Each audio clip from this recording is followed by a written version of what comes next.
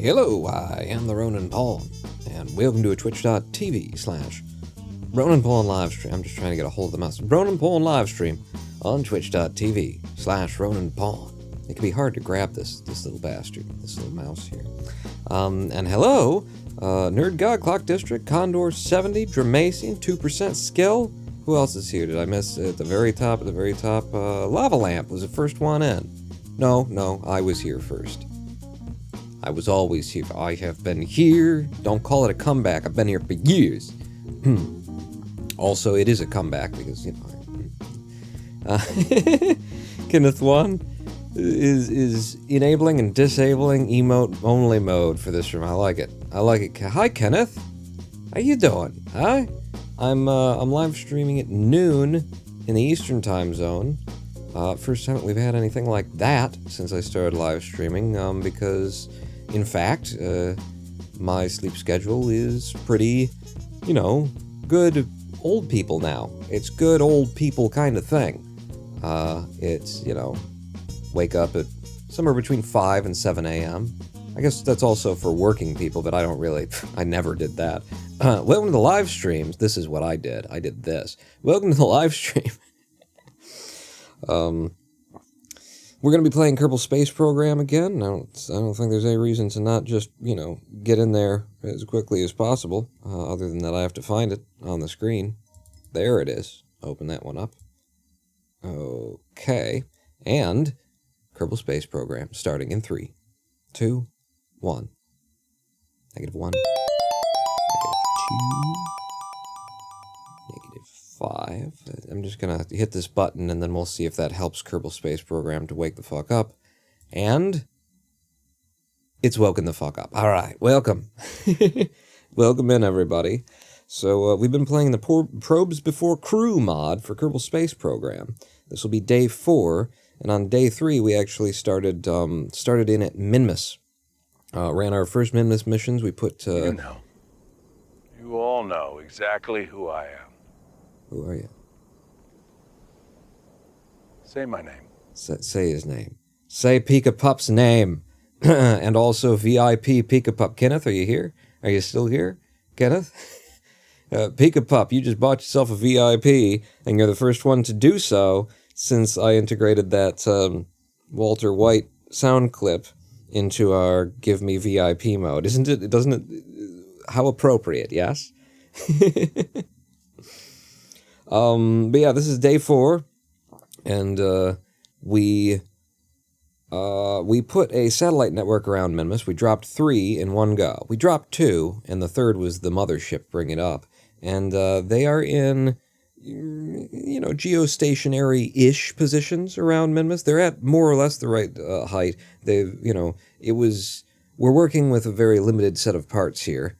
And so I got it as close as, I got it within like 4,000 meters 2,000 meters either side, a 4,000 meter gap of where it's supposed to be, which means there will be some drifting over time, but it will be over a long period of time on our satellite network. It should do us well. So we've got a network around Minmus. We did our first mission actually landing a probe on Minmus. Again, this is Probes Before Crew we're playing. And you might also notice that I have tamed down some of my settings for making Kerbal Space Program beautiful that we had last time. I have pulled back a bit on the peach hue.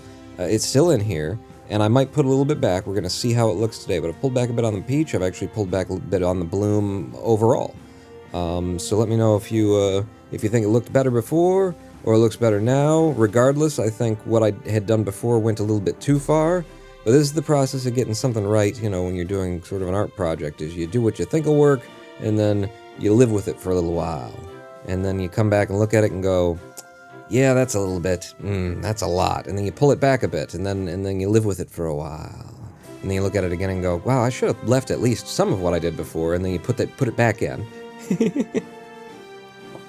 What? Already hitting Minmus? Spoilers! I'm sorry, Kenneth. You haven't caught up to day 3. I know you've seen day 2, at least a portion of it.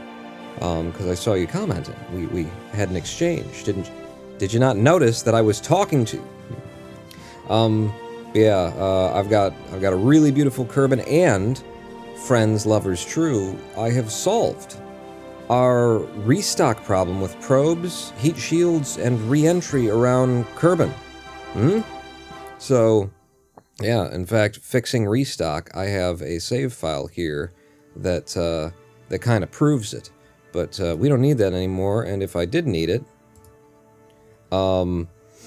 I've actually got it as a downloadable thing that's on GitHub that you can get now today. I have created a patch that fixes the restock mod for Kerbal Space Program so that your probes will behave the way that they're supposed to as regards the 0.625 meter heat shield and as regards re-entry. And it is downloadable on GitHub, which I will share with you in a bit here. I think first we get in and we have a look at some things, and I think we run that mission again for the third time. It'll be the third time on this stream that we've run the same mission with the same ship, trying to figure out what is going wrong with these heat shields and these probe cores. We were dropping a let's go ahead and get the ship out. We were dropping an OCTO probe core, right? One of these boys? One of these boys. And look at my pretty, shiny, sheeny. Yeah, the graphics are still... I like them. Yeah. Oh, did I leave? I didn't mean to leave. I meant to just throw that away. Contributing to the open source community is dope. Yes, especially when you're just modifying someone else's work and they could legally come after you. I put it under the same license, MIT license, same license as Porktober. Porktober is whatever the account, the GitHub account that holds restock. I think it's like Porktober Revolution, something like that. It's a good name. What I was gonna do was actually, yeah, let's just throw the thing out on the pod or on the pad, as though we haven't seen it before. And it is the Swings and Roundabouts Mark V. No, Horn, you mustn't I? You pop it up, load it up in the VAB first, and see if there's any, like, change that needs to be made with it. That's all I wanted to click in the first place, was new, not exit. Just to see if there's anything that needs to be fixed on it. This was the first ship that we ever took to orbit, and indeed, have a look there, you'll see, yeah, bit of a weird gap going on. But you'll also note that this heat shield is the restock heat shield. This is not the stock squad heat shield. Arm is colored with the Prime subscription. Thank you. 5 months of subscription. Welcome back to the Big Dick Club. And thank you so much for the Prime. I now have this is all restock parts again. I'm not whitelisting any of the old parts and bringing them in. This is restock, fully restocked. And I have fixed the problem with restock so that we can run it. But that's why I wanted to come in the VAB, was to see if that thing was floating, hovering weirdly, and now we've fixed it, and I'll tell you what, let's give this a Mark 6. Okay, I've done so much with this damn fixing of restock, I might as well, do something. And Lava Lamp with 3 years on a 3-year streak. Welcome back to the Big Dick Club. Can we get a hype train? I don't know. Could we do some dancing? Could we, hop aboard the train? It's a choo-choo ride it. Woot woot. I'm gonna put this out on the pad. Oh, the staging's probably wrong too. To hell with it. We'll figure it out. We're gonna launch this same ship, the first ship that we ever had to go orbital with the probe, which was just barely makes it too. It didn't really have the kind of delta V you'd like to have.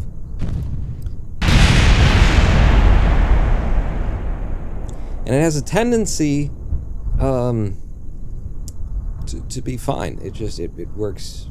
It works every time. Revert flight to launch. It does that. Just the first time you load it in, it just has a tendency to do that. Because of the probably messing around with the parts and configs and stuff like that. And now it's... Just skipping me entirely now, are we?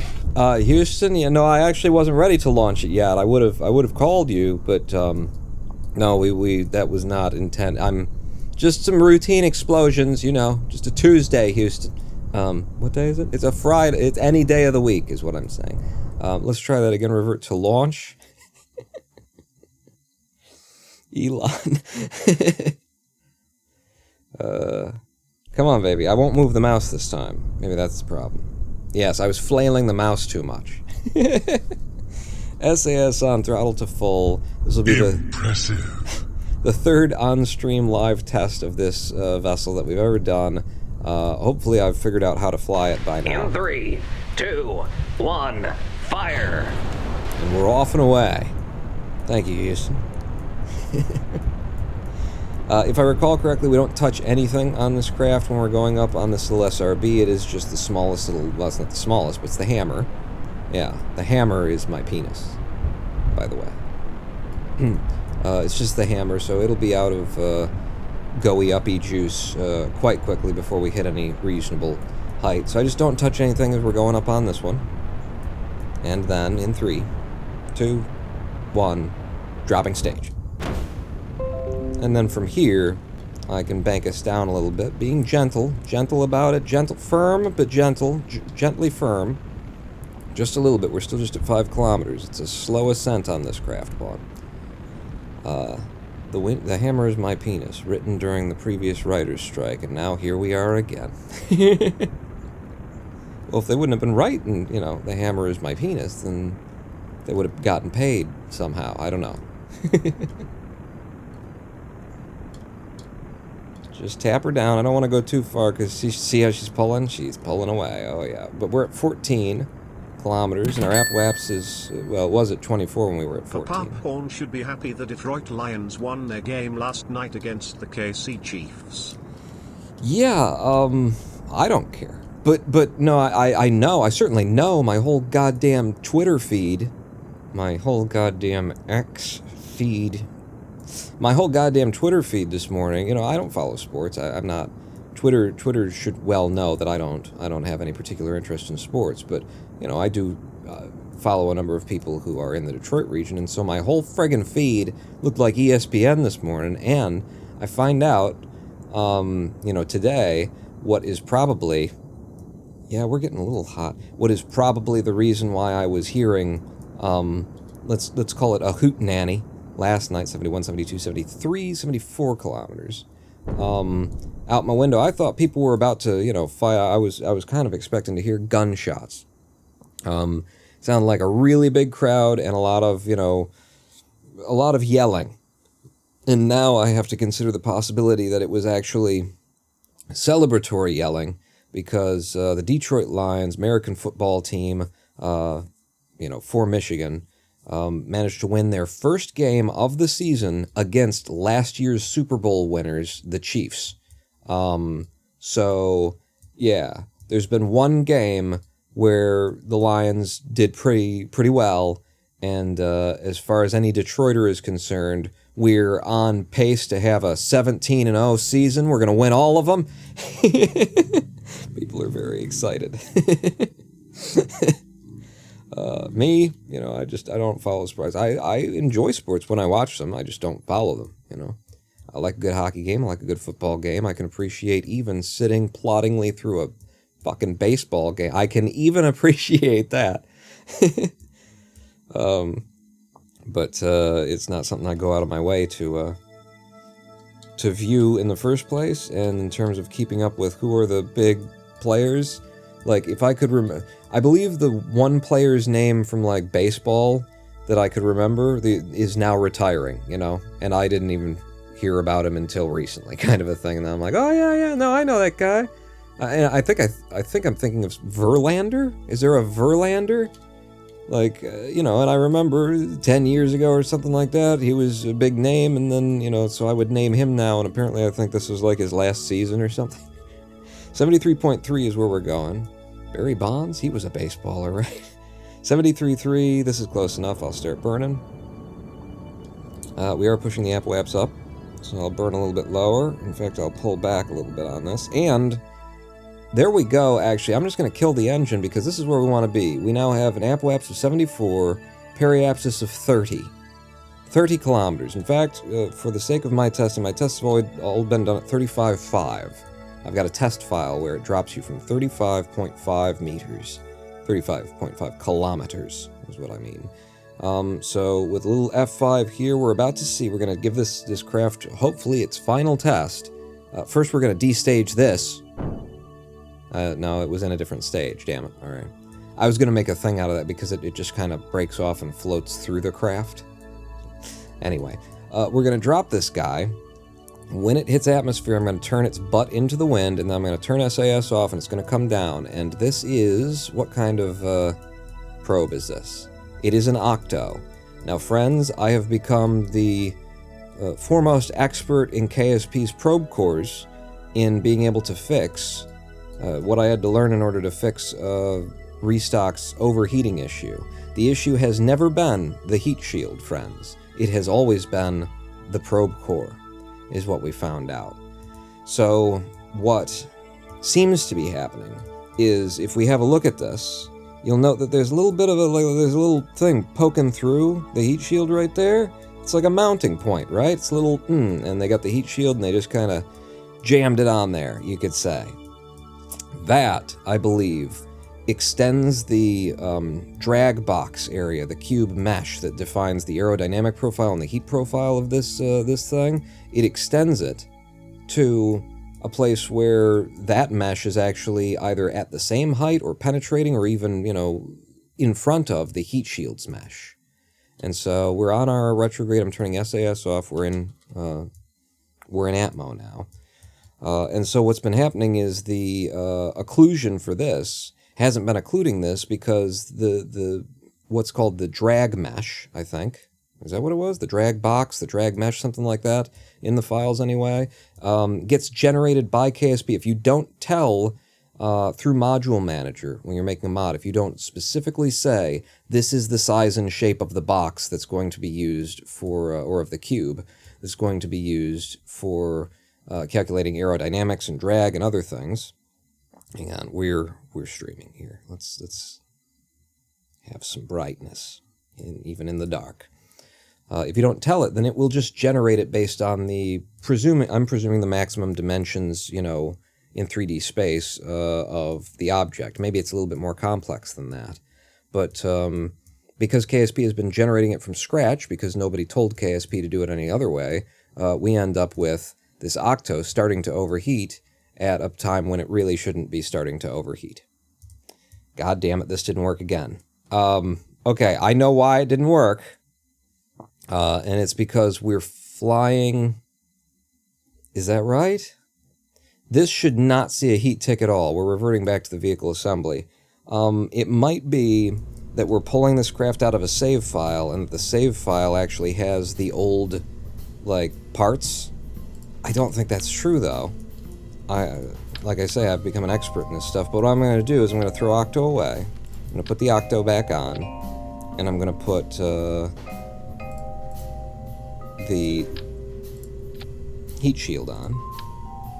And now we've got brand new copies of all that stuff, and just because it is fun. There we go. Swings and roundabouts, Mark 6, save it, launch it. Apparently I'm going to fly it up one more time. This is sort of the burning time part of the live stream, isn't it? It's good to... If that doesn't work, throw OCTO away, save, then put back on. We do like to do kick flips here. Did you hear the comms kick in and then go out? Did you hear that little that's Here we go again. That's a really nice touch from Scatterer, from the Scatterer mod, that if something explodes that Oh shit. that it'll fire off a little somebody tried to In get 3, 2, 1, fire. I hit the space bar, Houston. Nothing happened. But nice little touch from Chatterer that it will fire off somebody tried to get on the comms for a second and then didn't know what to say and got off. That's what I heard anyway. That's what I think I heard. Revert to launch again.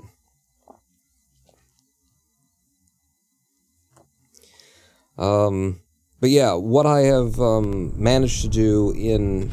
There it goes again. Look, wait, no. Don't move the mouse. Maybe it actually does have something to do with the mouse. What I've managed to do in editing the files is what I've done is I've given the configuration files for these parts, the stock, Jesus Christ, the stock cube mesh, thank you, Kerbal, from the stock parts. So I have overridden Kerbal Space Program's desire to generate a new mesh. Come on.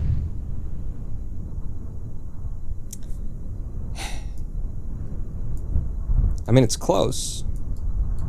It's close enough.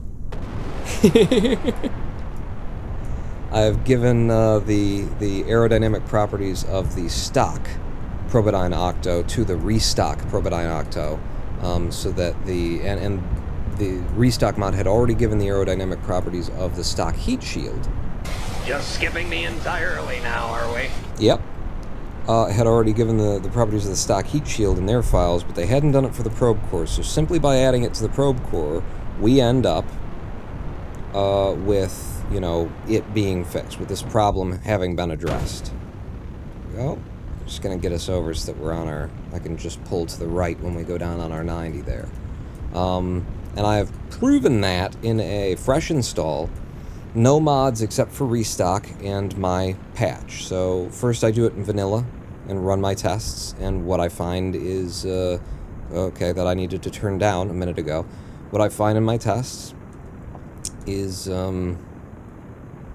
that with the stock parts, with the stock Heatshield and stock probe, without any ReStock involved in doing anything, the Octo can be dropped from low curb in orbit without even showing a heat tick. If it shows a heat tick at all, it'll be at like 38K, and it won't get any hotter than that, and it'll go away before, you know, we see any serious heating. But usually you don't see any heat tick at all. On the other two probe cores I did, it's the numbers are different, but the one we're going to focus on is the Octo, because it's the one where you really see a big difference. When you install ReStock without my patch that fixes it, oh, you're still like, wow, you blasted right up here in a hurry, didn't you? A little bit, 72, 73, we'll do 73 there. When you install ReStock, the Octo dropped from low curb in orbit will begin heating at 52 kilometers. You'll see a heat tick, rather, appear at 52 kilometers. And then when you install my mod for ReStock over top of ReStock, my little patch, it goes back to the default, like all of the test results go back to as though it was stock. So this should work. I'm a little bit kerfuddled for why it didn't work on the first one, because we did spawn a new ship out of the save files, and I had come to the belief while I've been doing this that if you have a ship already loaded in, then the properties of that ship are stored in the persistence file, and that includes like all of the old properties of an old part. It won't overwrite those properties that you had. But I had come to the opinion, I believed, that when you spawn in a ship that uses the old parts, it pulls the properties for those parts in as, you know, it spawns a new one into the world. That's what I had thought. But it seems like that's not what we just saw.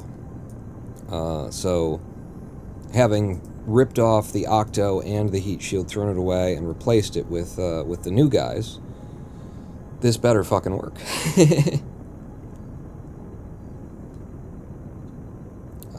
Periapsis of negative 300 kilometers and coming up. Definitely could have done this a lot more efficient than we did do it, than I did do it. But we're just trying to get to 30 kilometers with it. Or 35, in fact. I'll go to 35. Ooh, we had just enough to get to 34.1, and then when I released the ship... In 3, 2, 1, fire! When I released the ship, now we're at a periapsis of 36, a little bit higher than the 35.5 that I've been doing all my testing at. But what are you gonna do? You know, I say, what are you gonna do? Let's go ahead and rush her down to Atmo, and I will point it on our surface retrograde. More or less, you know, there we go. And then SAS off, and 4 times Fizz Warp. I will 4 times Fizz us down to about 58 kilometers, I suppose. Because that's the highest where you get heat ticks on any of these things in any state. So we'll begin the test at 58 kilometers. I will go down from 4 times Fizz Warp, and we'll just sit with it in natural normal Fizz, or natural normal, you know, speeds, in order to see what happens. because what should happen is nothing. We're going to sit here for a while watching just to make sure that nothing happens. we should not see a heat tick. If we do see a heat tick, it should be first appearing when we're down at like 38 kilometers, where it just really isn't going to make any difference anymore. But here we are at 58, and I'm going to come down to 1 times Fizz Warp. I'm going to hit the SAS a couple of times to make sure it's stabilized in Atmo. But, you know, as long as it keeps its butt into the wind, I really should not see that 52-kilometer heat tick that we saw last time. That's the old behavior without my mod installed. But I know my mod is installed here, so, you know, we're waiting anyway. I'm not sure if it's relevant, but when KSP made the small reaction small, it messed up all my ships in flight that relied on it not being small, says Kenneth Wan. So that, you know, gets me thinking of one of the things I want to say about this is that in alt fucking 54, this is not how this is supposed to go. This is not how it's been going in my testing. F11. You're confusing the fuck out of me, Kerbal Space Program. I have run these tests on this bed in my test file.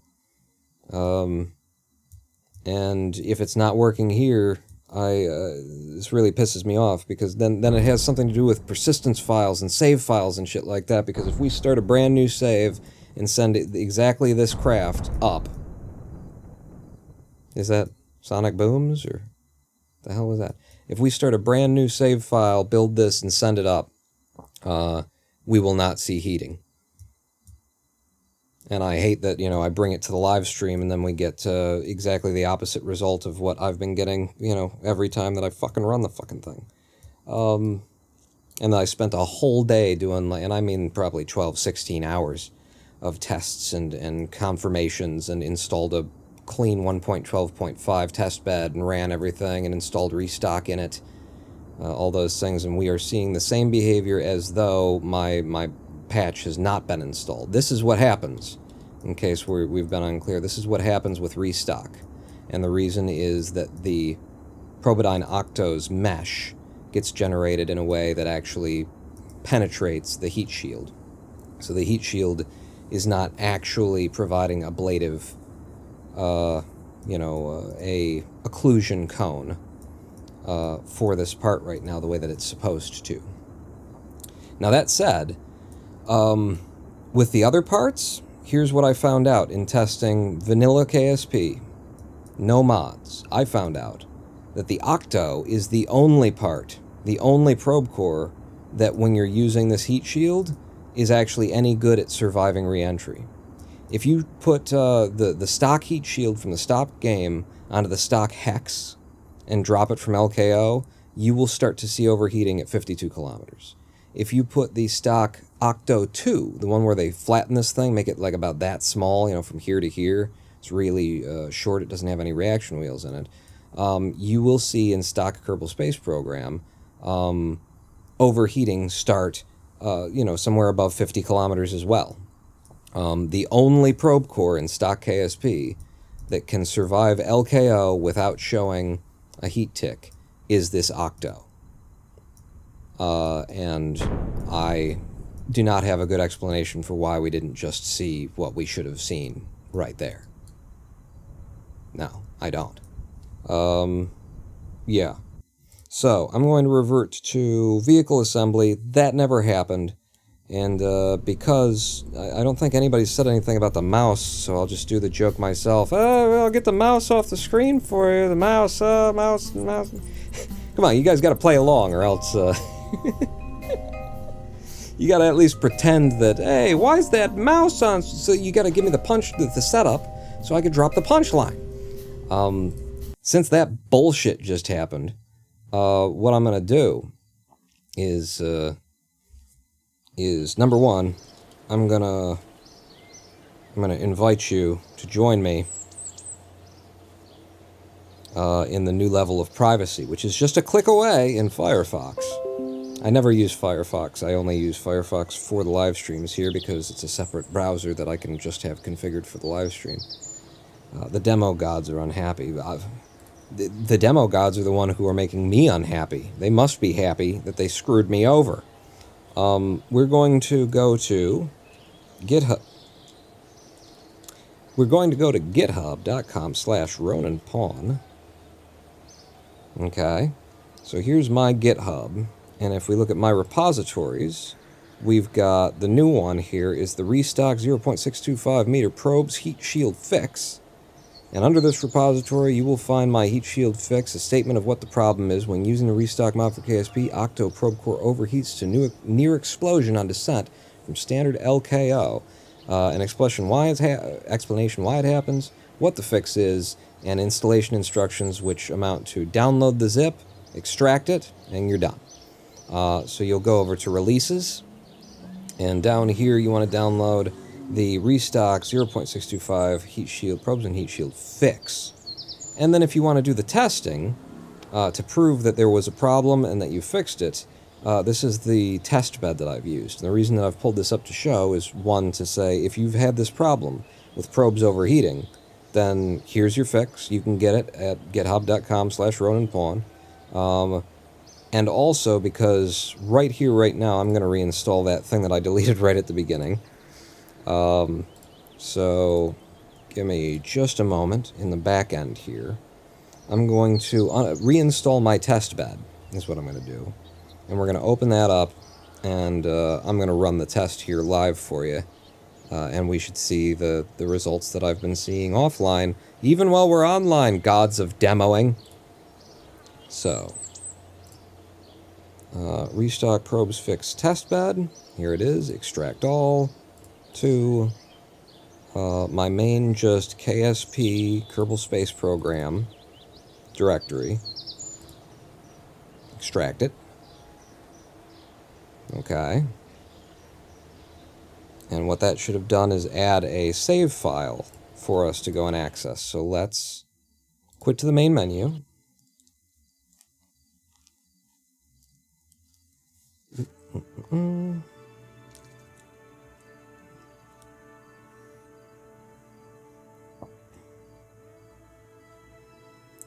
Presumably also need the ReStock mod, says Lava Lamp. Not for the test bed. The test bed is built to run on just stock 112.5, and so you can run it on 112.5 and see how each of these probes, behave. So now we've got this ReStock probes fix directory. So you can run it in vanilla, see how they're supposed to behave. Then you can install ReStock, run it again, see how they behave with ReStock installed. Then you can install my patch, and that should return it to the default behavior.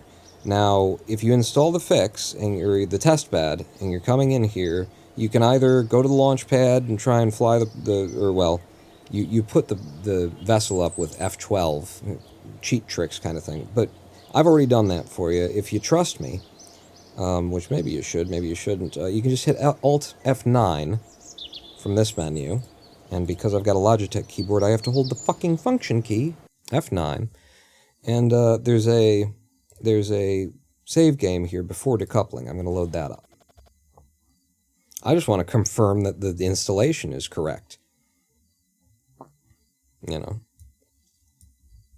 So, this is the vessel that I made that you can load out onto the pad. Excuse me. Sorry, the cough button was too far away. You can load this out on the pad, and then you can Alt F12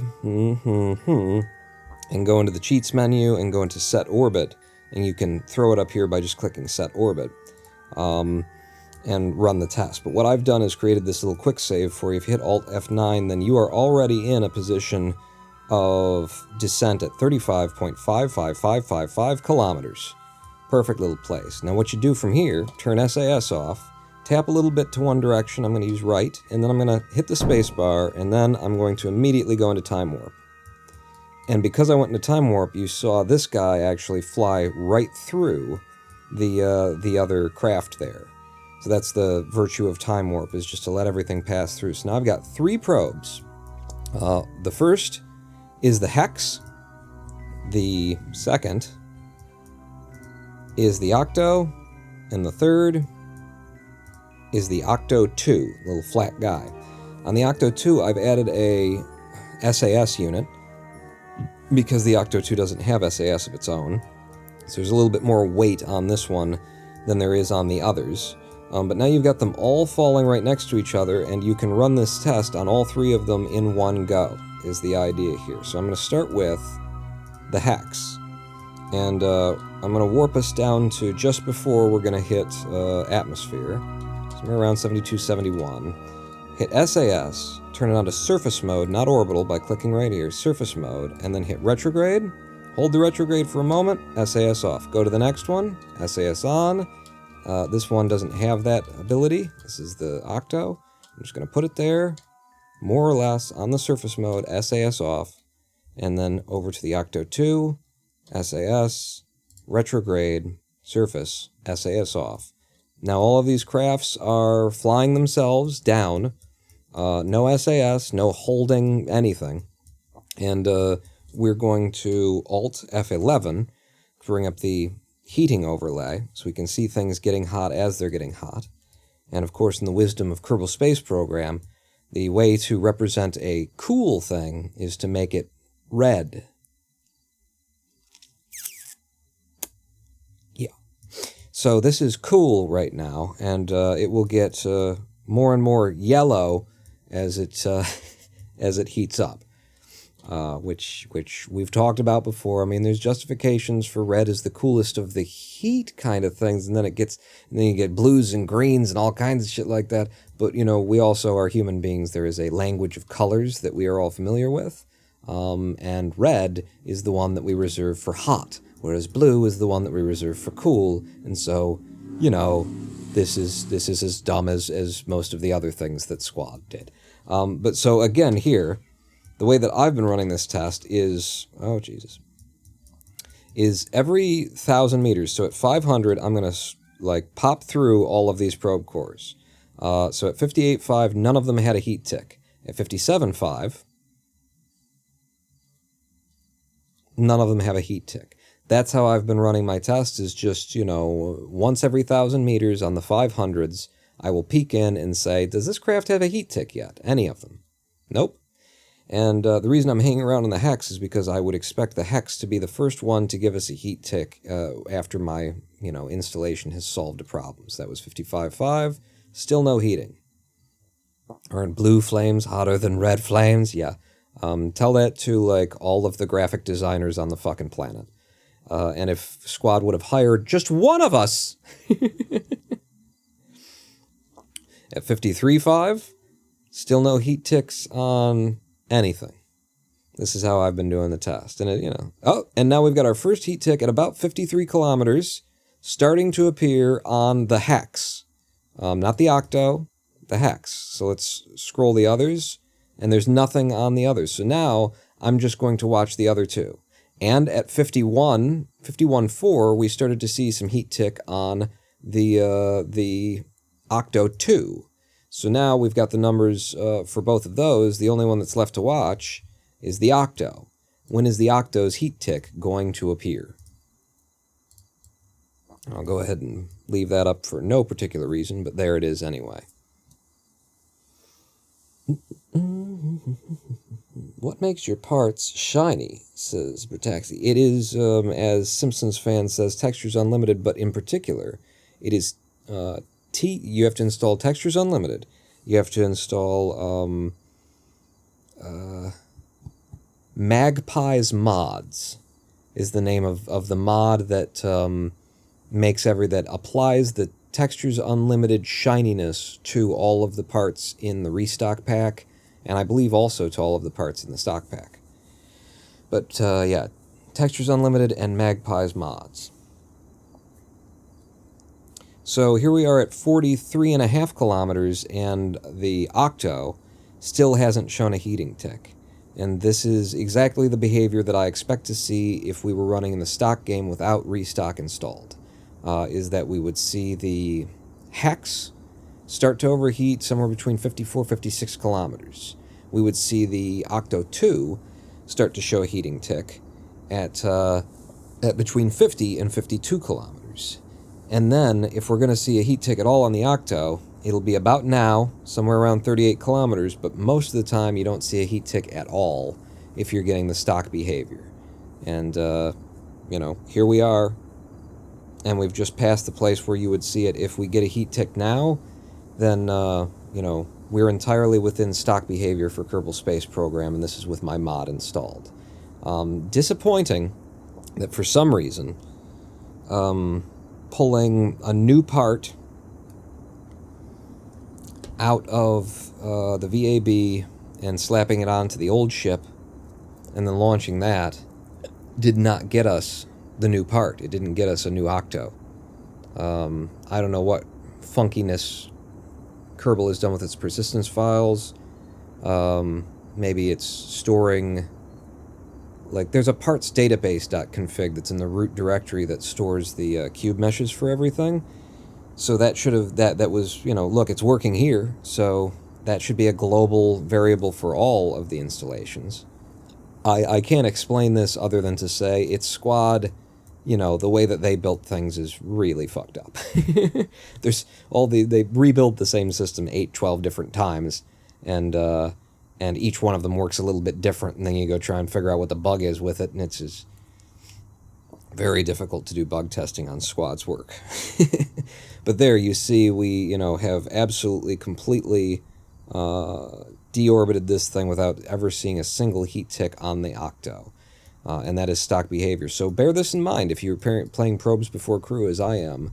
If you intend to return your probe core, you know, in a small package that's similar to this, use the Octo. Do not use either the Octo 2 or the Hex. Those will begin to overheat. You throw those back from the moon, I have no guarantees they'll survive. You throw the Octo, the stock Octo, back from the moon, you can throw it from, you know, Minmus. You can probably throw it from Elu, and it will survive in this configuration. That's what I've found. Delete the entire craft file for that craft, says Dramacian, and just rebuild it from scratch in our file. I think, you know, at the very least, we have proven it in the install, you know, that we've got here right now. And that's all I wanted to do. We will no doubt... Hey, we got the little in the thing. We will no doubt find out in time. You know, we'll have a mission where we want the probe to come back. In fact, maybe today. While we're playing today, we do have the mission where it's land on Minmus and come back with a probe, I believe. So we might be sending exactly that package toward Kerbin from scratch from Minmus today. Yeah, so hopefully that'll just kind of take care of itself. Back into probes before crew, and after 45 minutes of just showing off the fact that I've fixed a thing in a way that doesn't actually fix it in your persistence file, I don't know what the hell is going on with Kerbal Space Program. Now we can start to play the game. Let's have a break. No, where are we and what are we doing? Right now, we have been working on the Explore Minmus mission, which is a flyby, a landing, and a return. But actually what we've been working on is Minmus probes, which we got from Strategia.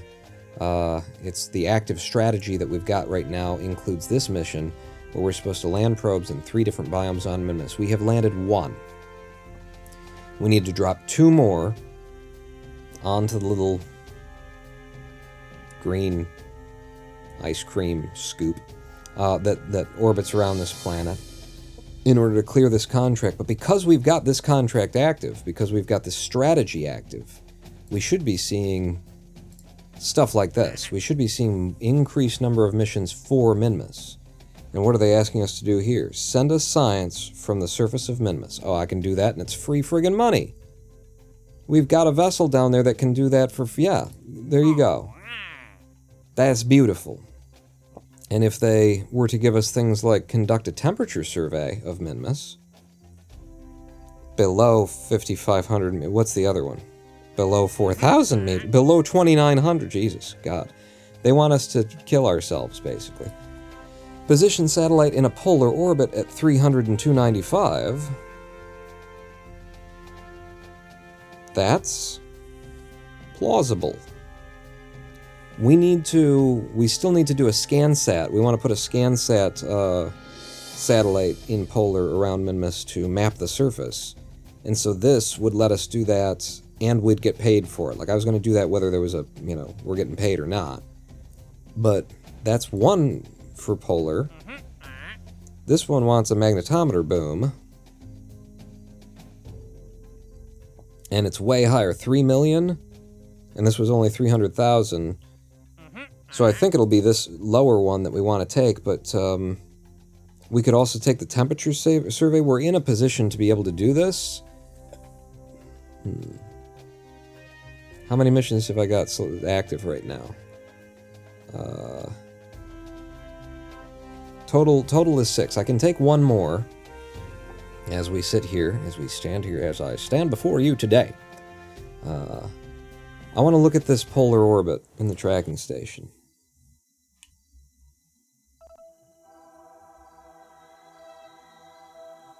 Have any procedural parts installed?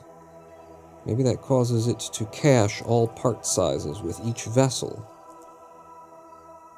I don't. I don't.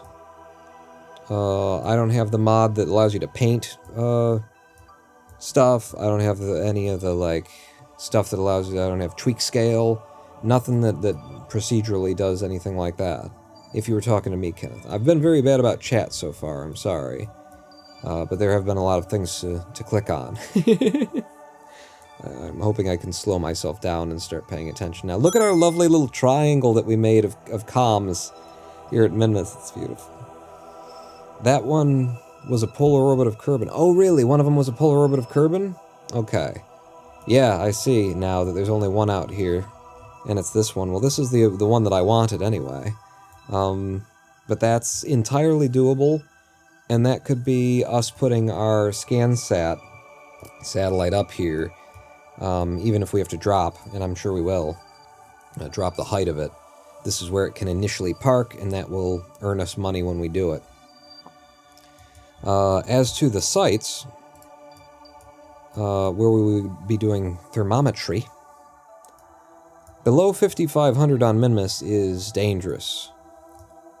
There are highlands on this rock, and at 5,500 you might just bump into them. But I would like to take it because we put this craft in orbit here. This circle that we've got right here is the Minmus Polar Probe Clock District, because we raffle off the names of things that are going to stick around. So this is Clock District's probe, and it's there just to do these temperature missions, so I want to do that too. I want to try and do the 5,500. So let's do some cash grabby missions before we move on to the sort of gameplay progression missions. Which at this point means I've just taken science data from the surface of Minmus. We'll do that. And I'm also going to take the temperature scans below 5,500. These are way more plausible than these are. Good God, 4,200 and 2,900? No. The lowest here is 55. Yeah, so I'm taking that. And I don't have any room for the polar satellite yet, but we're going to fix that right now. Because we're going to go out to the... we need a lander. Minmus Lander 1, the Mephistopheles Jr. And I'm going to transmit a little bit of data from the surface of Minmus, data that we already have, and that's going to give us an extra 100 grand, apparently. And this is, one of the major reasons why I pulled back on my bloom settings and stuff and just kind of, yanked it down a little bit, was because before Minmus was absolutely blinding. Now it's just a little bit blinding. It's much more natural now, I would say. Let's take thermometry. I think that's in fact, probably the smallest packet we could take is just a telemetry report. We'll grab that, and then we will transmit the data, which I could have done directly from the interface there. And because we have done that, we've just completed a contract. Where'd that contract? There she is. Science data from surface of Minmus. And that should have got me 100 grand, and also, you know, moved that contract out of our list, making room for the temperature scans that we want to do now. Highest point on Minmus is 5,725, so at 6 you're safe. 55 not so much. Well, that's good news, because the odds that, you know, the mission for 5,500 will go right past the highest point on Minmus are pretty low. Yeah, so that's thank you for sharing that information, because that makes me feel a little bit better about what we're about to do, which is not this. We're going to take position satellite in polar orbit of Minmus, 300-293, and now I've got all of the missions that I could possibly hold. The one that I didn't even look at that just came in was this guy. Temperature, measure temperatures on surface, which maybe we'll add that into our landing mission and try and make it happen. Probably not. But keep that in mind. Remind me of that if I start, you know, if I start going at that mission without actually enabling the contract. But we're going right back out to the clock district to see if we can't do these thermometry things with the Delta V we have left in this craft. Excuse me. We're on the wrong side of everything, so let's just warp until we're getting some sunlight again. Alright, that's not a lot of sunlight, but it's enough. So where are we supposed to be taking these readings? Here, here, and here. Alright. So they're all kind of right at this crown point, you know, across the surface, so I might even be able to get away with just having a periapse and not making it circular. So I'm going to go to the other side of Minmus, which should be around here, and we're going to get on our retrograde. We have 302 meters per second of Delta V left in this craft. And periapsis is right down here. We're at 18.6 right now. I want to drop that down to 5,500. We got to be lower than 5,500. Yeah. Which is the first one that we're going to come up on? It'll be this one, right? Minmus is spinning that way. So you are altitude below 5.8. So I actually can just go to 5,500 for this one. Let's burn a little bit.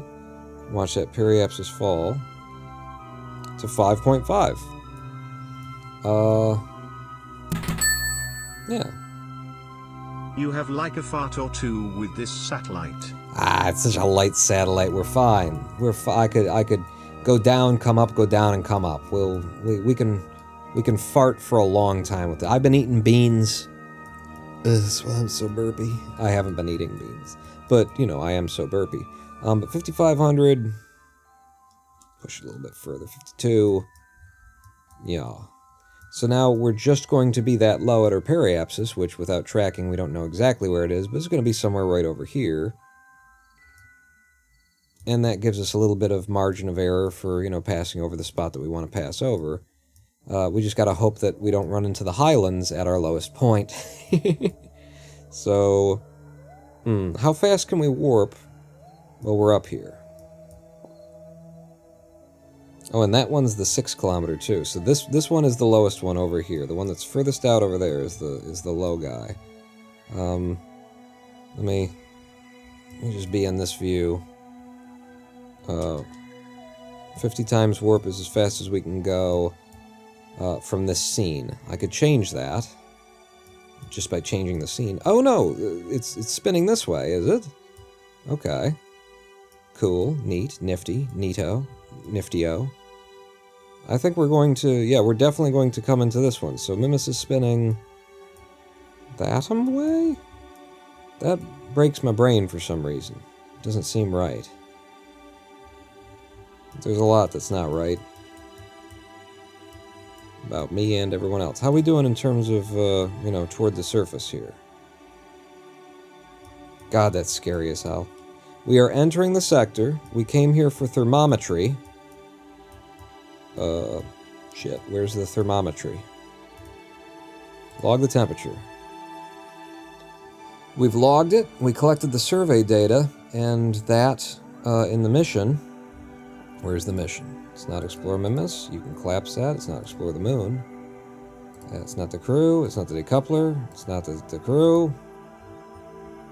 It's not Minmus. It was up here. It's right there. Measure the temperature. We've done 1 of 3. I don't even have to store it.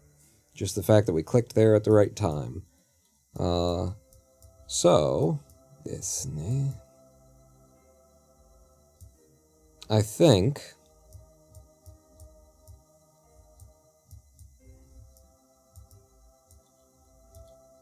Yeah, we're at 10 times when we're below 6K here. I think what we want to do...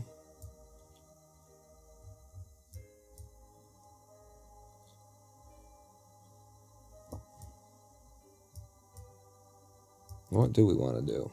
I think we might want to go back to the tracking station and pass time, is what I was going to say.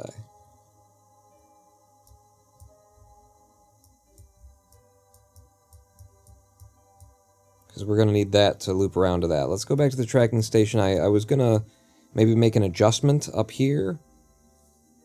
So this is a world record speedrun attempt. Yeah, I'm into day 4 of it.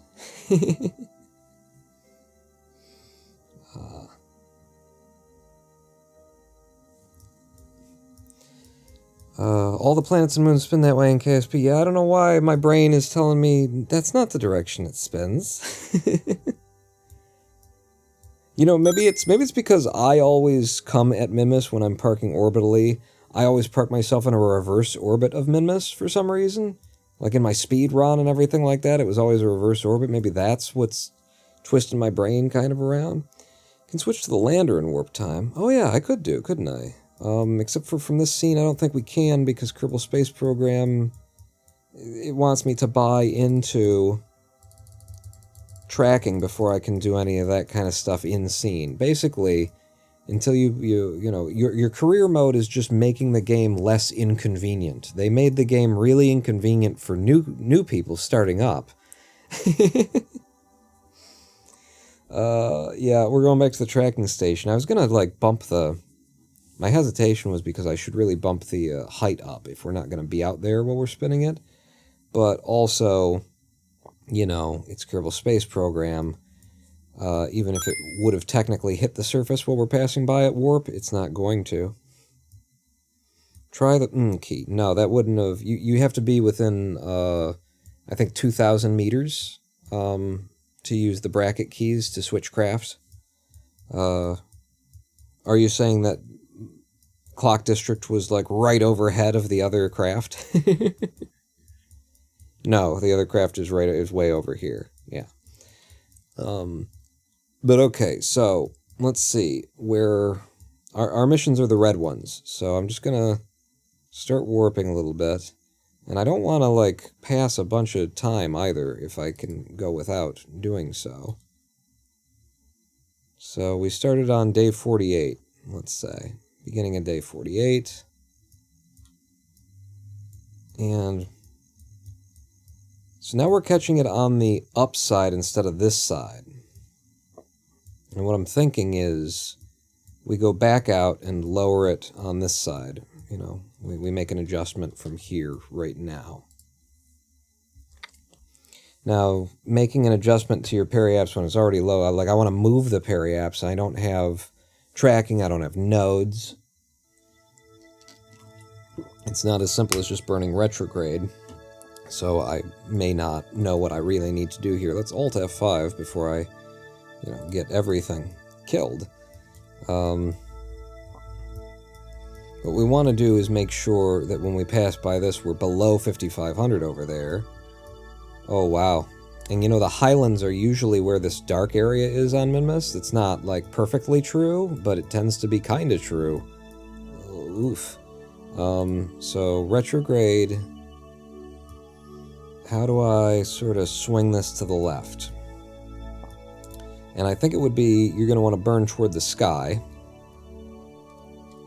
So we're going to start from our retrograde, and then I'm going to burn north a bit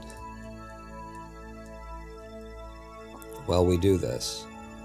And I'm going to see how the periapse gets affected. Well, it's getting pulled down real quick. Let me swing us harder over here. Periapse still getting lost quite a bit. Use normal burns to alter orbit plane. Normal would twist us, though. I don't want to twist. I want to... Isn't that right? Like, I want a radial burn if I want to pull the periapsis to this side of things. And I might be just burning on the wrong side. Maybe it's I have to burn toward the ground in order to get the effect that I'm looking for. This is the kind of thing where, you know, I would have to... I would want tracking for. I would want to be able to make a node.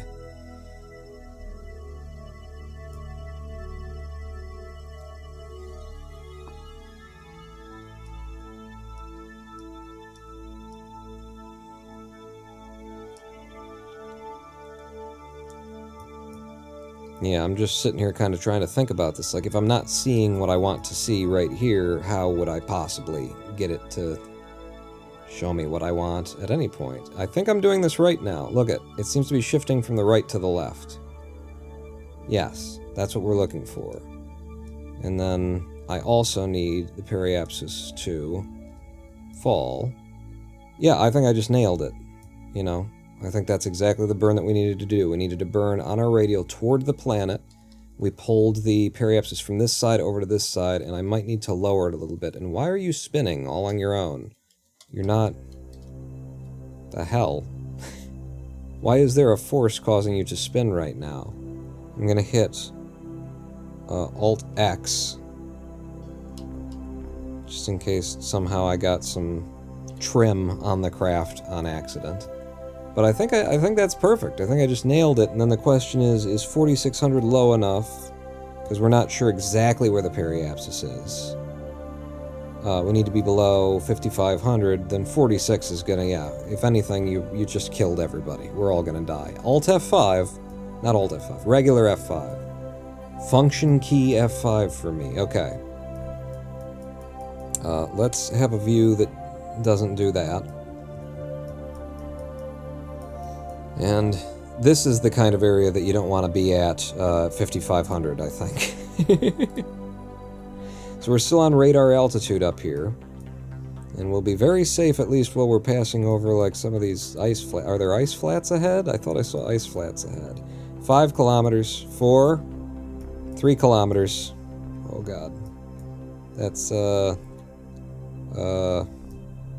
I think we'll clear it. If we're not, I'm going to put us in a place where I can see. Ground mission. Yeah. Yeah. This is the lowest one that we have to do, though, so if we can get away with this one, the next one's easier. Oh, Jesus. Oh, sweet Lord. Oh, baby. Let the good times roll. Come on, a baby. Let the good times roll. Holy shit. And where are we on the map? Yep, Highlands. I told you something about, I said something about Highlands, didn't I? I gotta burn a little bit. It was freaking me the fuck out. I think we just passed the crest, though. And our periapsis is not as good anymore. For being under 5,500 when we get there. Yeah, we've just lost 5,500. I'm gonna try and burn toward the ground.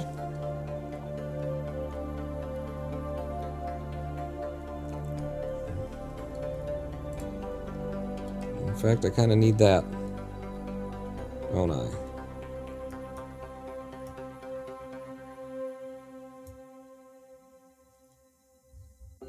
I would love to clear, like, this hill first. Okay, now if I could just flatten with this hill is my idea. Yep. Burn. Okay, periapsis is falling. Down to 5,000 now. It might not be directly ahead, though. It might not, you know... Are we gonna be there is the main question. Maverick, the pattern is full. Luke, why have you turned off your targeting computers?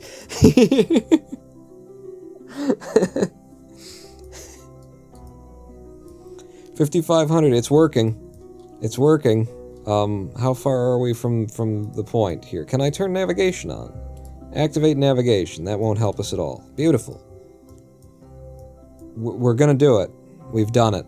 I'm just gonna call it now and say we're fine. I crushed it. Donate now at patreon.com/Ronin. Okay, we're in the sector, we're at the correct height, and we thermomed. Collecting survey data for sector L, 8D, O, whatever, we did it. We did it. We can see it flashing up here as well. Contract, we've got 2 out of 3 of them that are now done. And the last one is right here. It's a similar situation that we be facing. What I want to do is, you know, obviously raise this a little bit.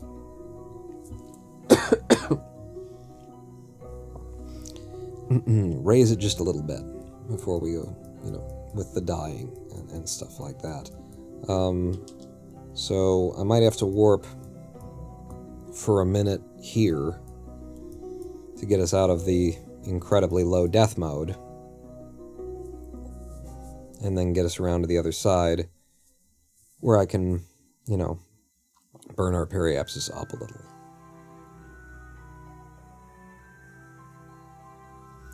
How many kicks does it take to get to the center of a Minmus pop?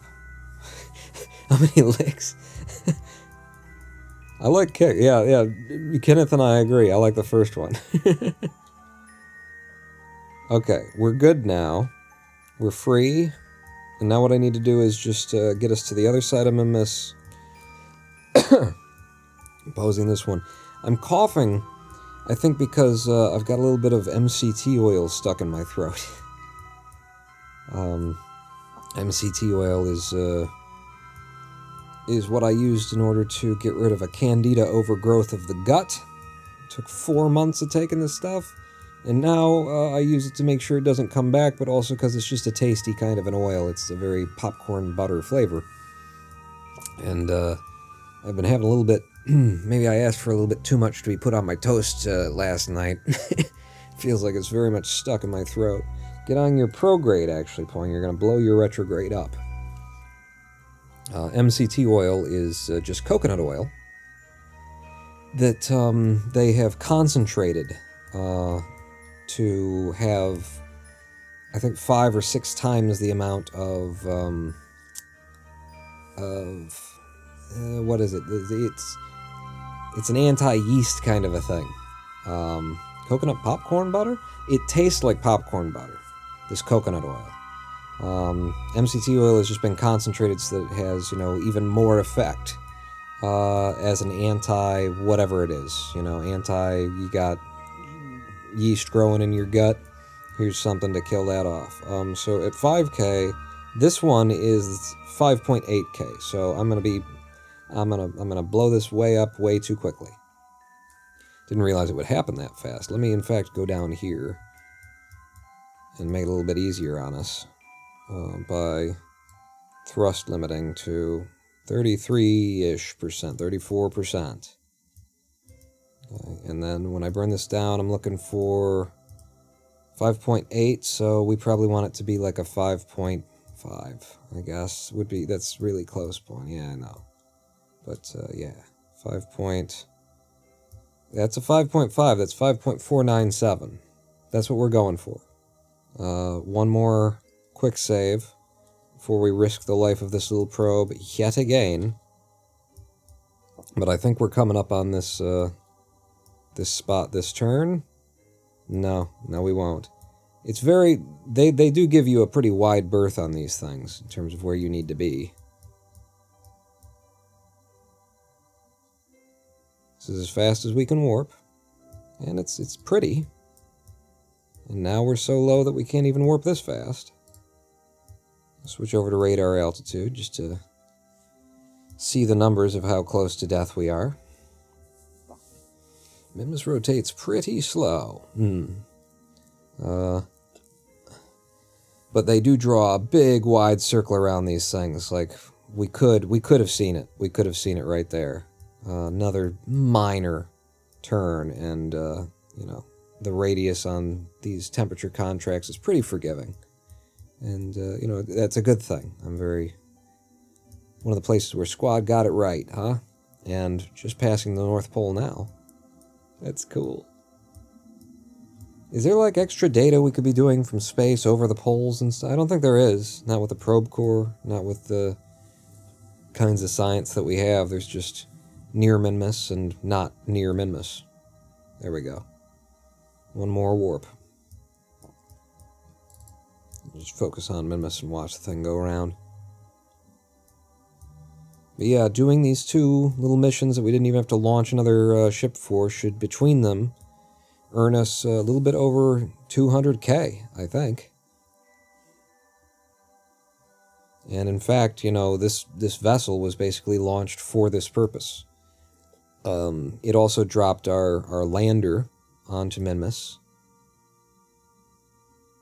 But I left it parked in this particular orbit just because I knew they would start asking about temperature scans and stuff like that. And it's also why we put all of this science on there, which was a bit of a struggle if you were around for the build. Trying to figure out how, with a 30 parts count limitation that we no longer have, friends, we bought into, you know, what we needed in order to not struggle against that anymore. So that's not going to be a problem. Please don't exit the zone. Log the temperature, and we have done it. We just completed that contract. That was the last zone that we needed to hit. Brilliant. And, lava lamp, what was the height, the highest height on Minmus again? Wasn't it you who dropped it in chat? Is it 5750? Because I will... 5725, okay. I will leave this thing pretty damn low. But I will leave it, like, I'll leave it at 6K if I can, and in fact... You're all clear, kid, now let's blow this thing and go home! In fact, I think I will drop the other side of this. Yeah, let's make it circular at about 6K. The Church of Super Sampling. Hello, welcome in. I love your graphics, and praise him.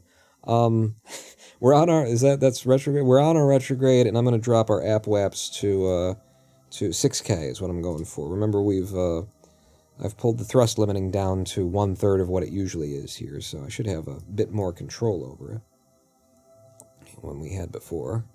8, 7, and 6 kilometers on the nose, 6.0. That would round up to 6.1. Shut up. We don't round, then we just don't do the rounding. It would round down to 6.05, which rounds to 6.1. Shut up.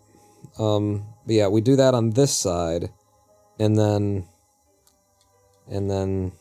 I would have to go back to the tracking station to not be sitting here at 10 kilometers the whole time. And that's what we're going to do. We're going back to the tracking station to get us to the other side of things, where I can then blow our periapps up to a nice safe 6K, and we'll just leave her there. So back out to you, Clock District. Focus on Minmus for me. And where you at? You here? I need you... I don't know, where you at? What the hell just happened there? It suddenly jumped back to something else. Where you at, boy? For real? For real? Yeah, so I need you to be here. Okay. Just watch that little white line.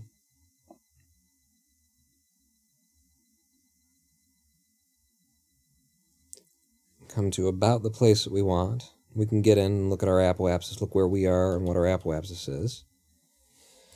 And get closer to the place that we want, but yeah, I'm going to leave this guy at 6 kilometers. That'll be good for any mission that asks us to do below temperatures at Minmus that is also safe. There are some that are not safe. I went to the wrong to the wrong vessel. Damn it. Back to the tracking station. That was the Mephistopheles Jr. on the surface. I meant to go to the clock district, which is you.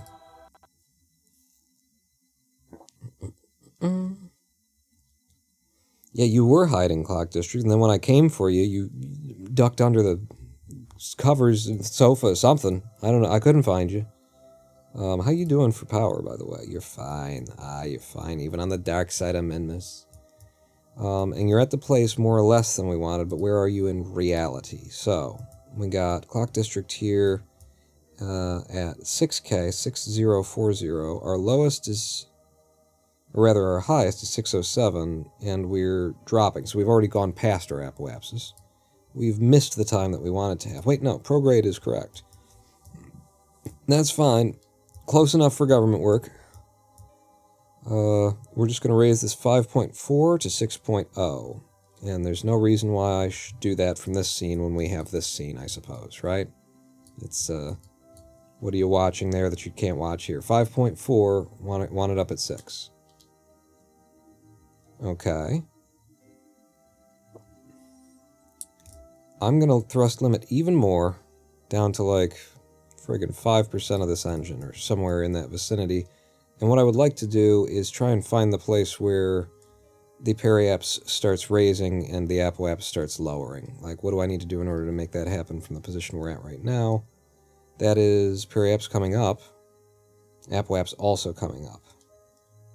Yeah, so that's not it. I think since we're close to the apoaps, we'd probably want to be burning toward the ground, but... Okay, apoaps is falling. Periaps is raising. Yeah, this is good, except for I want more loss of the apoapsis. I'm going to get right on this radial here.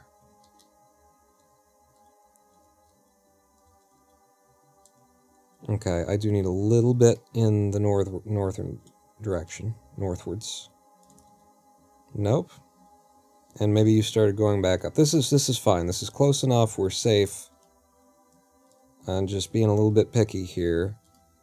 And I've lost the ability to raise the periapsis. It's just, why would that be a thing? Like, if I'm leaning in this direction.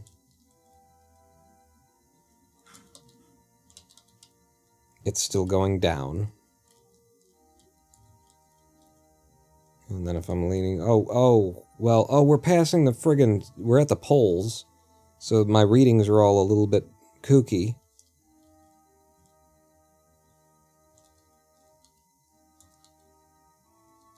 And I'm blowing up the apoapsis there.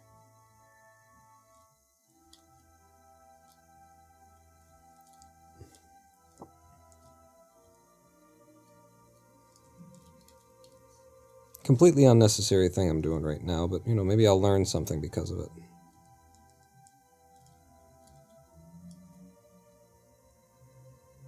I probably won't learn anything. Alright, apoapsis is coming down, periapsis is coming up.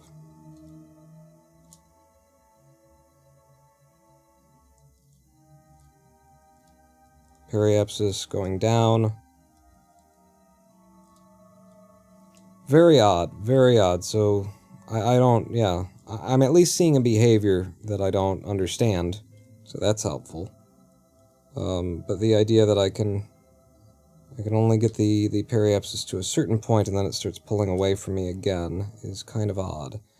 We are many, you are but one. I'm leaving it right here at 6.3 and 6.0 on the app and the peri. That's fine by me, and thank you so much for the follow, and hello, Alice. Are there vanilla graphics? Are these vanilla graphics? Not at all, no. In fact, this is my own little package of mods that I ripped apart. I ripped several different mod packs apart and put things together and created my own profiles. This has, like, post-processing, visual post-processing. In fact, like, here's what it would look like without the visual post-processing. So, This is the flight scene. If I go to default empty, then there's the scene with a whole bunch of other mods are active right now, making this look a lot better than it would in vanilla.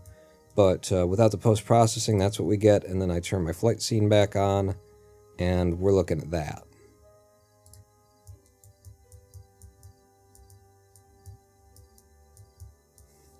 Many, many mods in here in order to create this.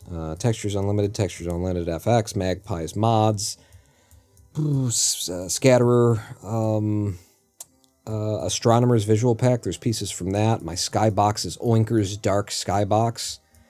We've got, what's it called? Distant Object Enhancement, which is handling, when we look up at the sky, we can see, as long as the scene is dark, then we can see the clouds. But as soon as we start to get the brightness of the planet in, or not the clouds, the stars, as soon as the brightness of the planet is even a little bit in the scene, we can't see the stars anymore. Because, you know, our eyes are adjusting to the brightness and the darkness and stuff like that. A bunch of mods in here. Very successful mission. Let's go back to the Space Center and see how much money these 2 missions that we just ran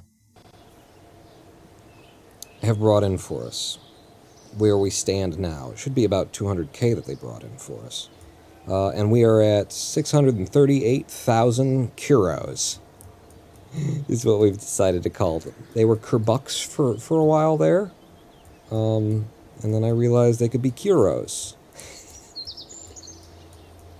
Counts didn't work at all, so, so those 2 missions right off the top, you know, got us a bunch of money. We're in a great position. We, at the end of the last live stream, we upgraded the VAB to level 2, so no more 30 parts count cap. We've already got the launch pad upgraded to level 2, so there's also no 18-ton weight cap or the height that we actually did run into. A certain ship we wanted to build very tall, and it was like, that's a bit too tall. What we would like to buy into is tracking, and we've got the money for it.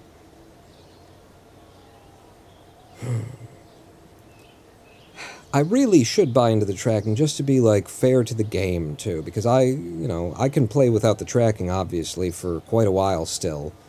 You know, probably until we go interplanetary, I would be fine. But, you know, we're supposed to buy into the tracking. I'll wait on it. I'll wait on it. So, having done those 2 missions, the mission that I'd like to tackle next would be, let's put a satellite in orbit of Minmus, polar, that can scan Minmus for the ScanSat. It can actually give us a picture of the surface of Minmus while we're doing the mission that we took, which is to put a, you know, polar mission around, or a polar satellite around Minmus at about 300k. Was the orbit that they want there. Now, the other thing that we should be doing is dropping probes on 2 more sites at Minmus. If I want to pack all this in, I've been trying to stop myself from packing everything into one damn mission. But what? I think this one makes sense. We've got no parts cap anymore. We can build basically whatever ship we want with the VAB and the launch pad the way that we have them now, which means I can make a vessel that takes up 3 separate probes, or rather that just takes up 2 probes, and the mothership that brought it there stays in orbit polar with a ScanSat unit on it. We can do that. Yeah. And that's what we're going to do after this live stream. After this live stream break. Because I need a little bit of catch my breath time. Pack away, my good man. That's what we're gonna do. Right after a 7-minute live stream break. I'm gonna catch my breath. I'm gonna grab something to drink. And when you meet me back here, we're gonna start the real day. You know, I feel like we haven't even really started the day of playing Kerbal Space Program, right? If you don't build a ship and launch it somewhere, then what are you doing, huh? Also, I think Spidey caught on to my my rooftop cam. Yeah. Let's drink until our hearts stop. Oh yeah, okay. Let's. Then we'll make it alcoholic. I can't anymore. Maybe I can. I'm gonna go find out, except for we don't have any. So no, I'm not. 7 minutes, everybody. I'll play a little music. I'll try and slip one of my, recordings in there. Meet me back here in 7. Don't go anywhere. Pawn not out.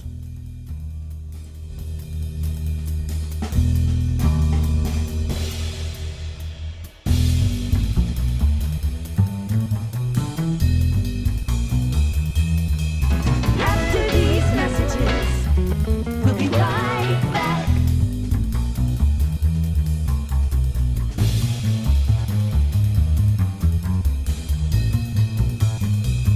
After these messages, we'll be right back.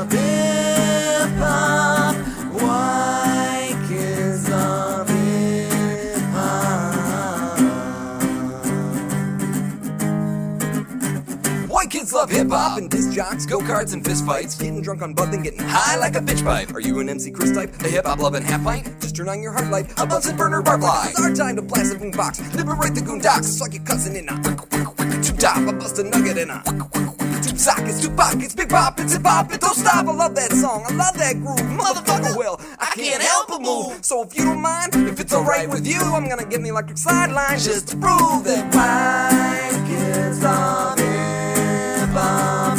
White kids love hip-hop. White kids love hip-hop.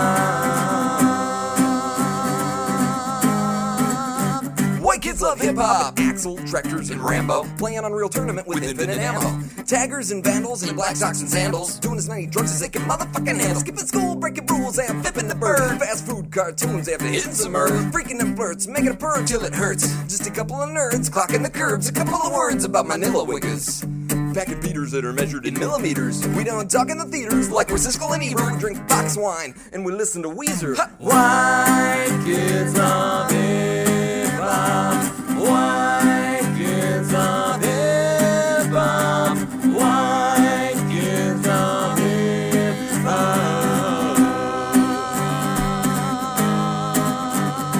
White kids of hip-hop. White kids of hip-hop. White kids of hip-hop.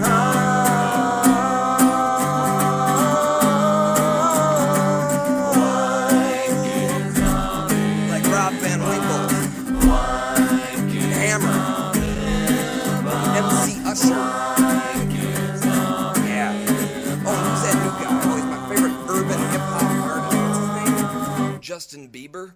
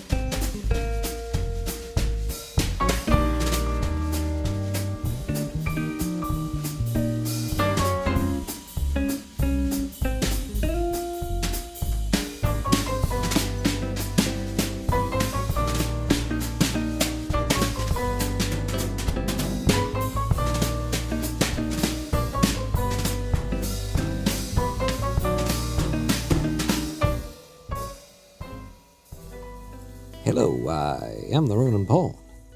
Yes, and welcome back to twitch.tv/Ronan Paul live stream on twitch.tv/Ronan Paul. Ooh, train going past. It's a train, right? We're seeing a train. That's why that's there, so I can monitor my illicit transit system for children. Child trafficking is what I'm into. On the side, you know. Don't tell SSDI. They won't give me the money that. If they know I'm doing child tracking, they'll be like, well, he's got a steady income. He doesn't need help. We're in Kerbal Space Program today, and oh god, I've just installed the Giant Kerbin Rats mod. For everybody knows that one. GRKR. GKR rather, sorry. Giant Kerbin Rats mod. Welcome back. We're doing a lot of Minmus things today. We've got all of our sites set on Minmus in a number of different ways. Right now, I would like to build a ship that should do several missions at once. I'm still torn about whether or not to be doing that sort of a thing, but I'm going to do that sort of a thing. It just seems appropriate here. Because 3 probes to Minmus is just not a problem at all, considering the position we're in, and considering we just recently did that thing. Right here? No, that was one probe. That was the lander. Okay. Well, what I meant was this one. Comms for Minmus Mark 1. Right? We've already done this kind of a thing where we sent 3 units to Minmus. And now we don't have the limitation of parts count that we were working with before. So the idea here is pretty much just to do it again. But as we are going to do it again, I should start with the Bound for Minmus Mark 3 because this has our lander on it. This is the lander that we came up with, and it seemed to work just fine. It's got all of the science that we have to be sciencing with on it right now. And you know what? As I'm saying that, oh Jesus, I'm sorry. I bumped the microphone. As I'm saying that, I'm realizing we could go and buy more science. We could go and buy a tier of parts that has some extra science in it. So let's do that. Let's at least go head out to the R&D and see what's available to us.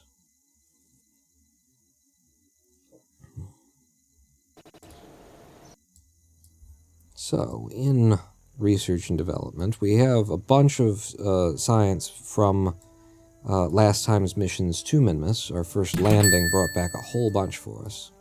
Cheer 100 the Ronin Pawn Challenge, 20 probes to Minmus in one shot. I was going to say like 50, but that's a bit insane. 20 is doable. I could do 20. I'm going to look exclusively for science here, and try not and think about all of the other things that would be cool. Oh yeah, no, we could do this, that kind of a thing. Oh, we could be using the cube instead of, I'm gonna not do that. And I don't want to end up rushing ahead either. I don't want to get, like, out of sequence with the way that Probes Before Crew, is balanced. Because I think it's balanced brilliantly. And, I don't want to accidentally start speedrunning here and throw it off. We could have the seismic accelerometer, which is exactly what you want for landings. Yes, it's also a ridiculously expensive part. I think they might be the most expensive thing in the game. They're certainly the most expensive small thing in the game, or maybe not certainly, but they're expensive, is the thing. I think that's exactly where we're going then, and what is that under? That's under landing? Oh, of course it is. It almost makes sense. See, I don't look for the game to make sense because I'm used to, Squad's version of the game, and so landing, and it's got the thing that you would use for landing. What? I'm sorry, who's in charge around here? Something must have changed. There's been a change of management, hasn't there? And there has. It's Z who made the probes before Ma. I think it's Z, isn't it? I don't know, but yeah, we're taking that. Gimme. Gimme is what I'm saying. I think that's what I'm saying. I will need like 600 units of power to transmit the gravimeter data. Okay, thanks for letting me know that. So we'll want to, drastically increase the electric resources that we're sending every probe with. Okay, that shouldn't be too hard. I can also always just open up, transmit in part, and that will suck. But it does get her done. We've still got another tier's worth of science we could spend here if we knew what we wanted, but I don't like to just spend it on... Basically, I like to run into, I need something, and then I go, okay, I've got science in my pockets, let's go get it. And where you're saying that I need electricity, okay, electrics... We could buy into the deployable panels, which that's the other thing that we needed. We needed power generation. Okay, these are the two things that we needed for this mission. Jermason, you were pointing at, you stopped me before I was about to leave. And you did a good. We needed generation that could actually sustain the ScanSat dish, which takes 1 unit of electricity per second. And that means having some real panels here. And apparently if I want to transmit from the surface with the gravimetrotron, then I'm going to need more battery anyway, so that's the other thing that we're buying into. And now we, for lack of 5.8 science, we can't buy anything else. That's fine.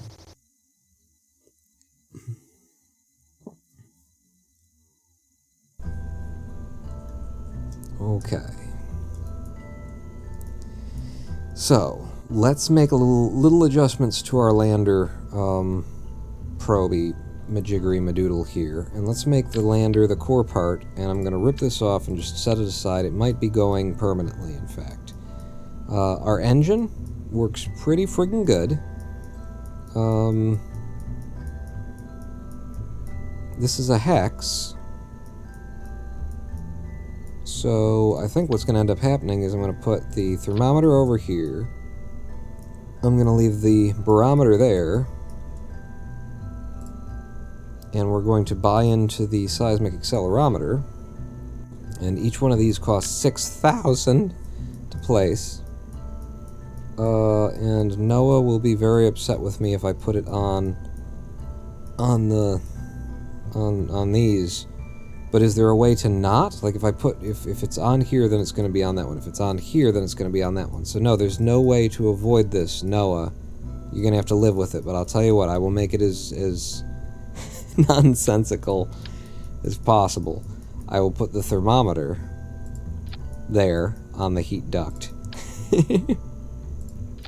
I mean, it's at least not blocking, you know, much of the heat. Alright, I'll make it make even worse. I'll put the barometer over here.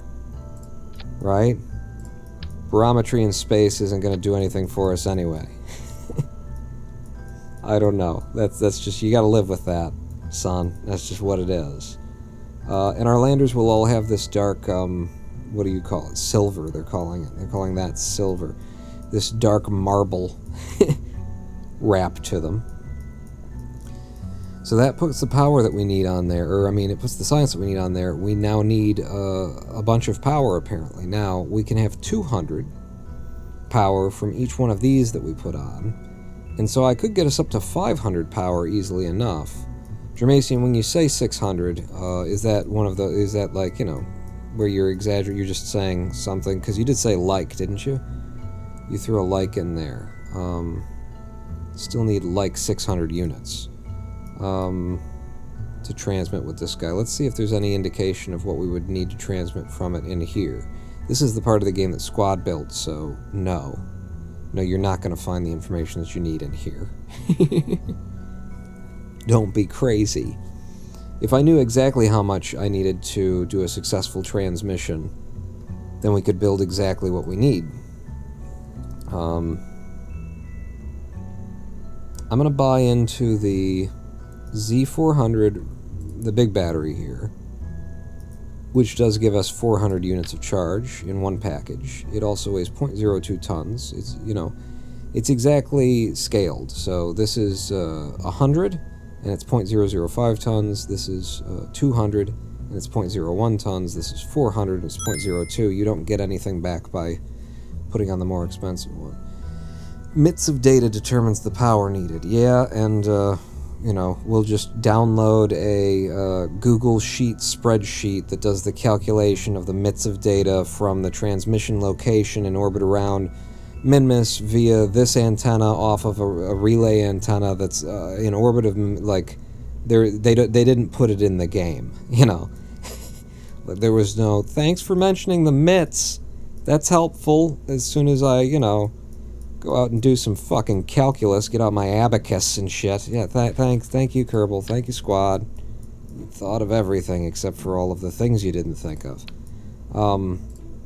I think I'll put this on here.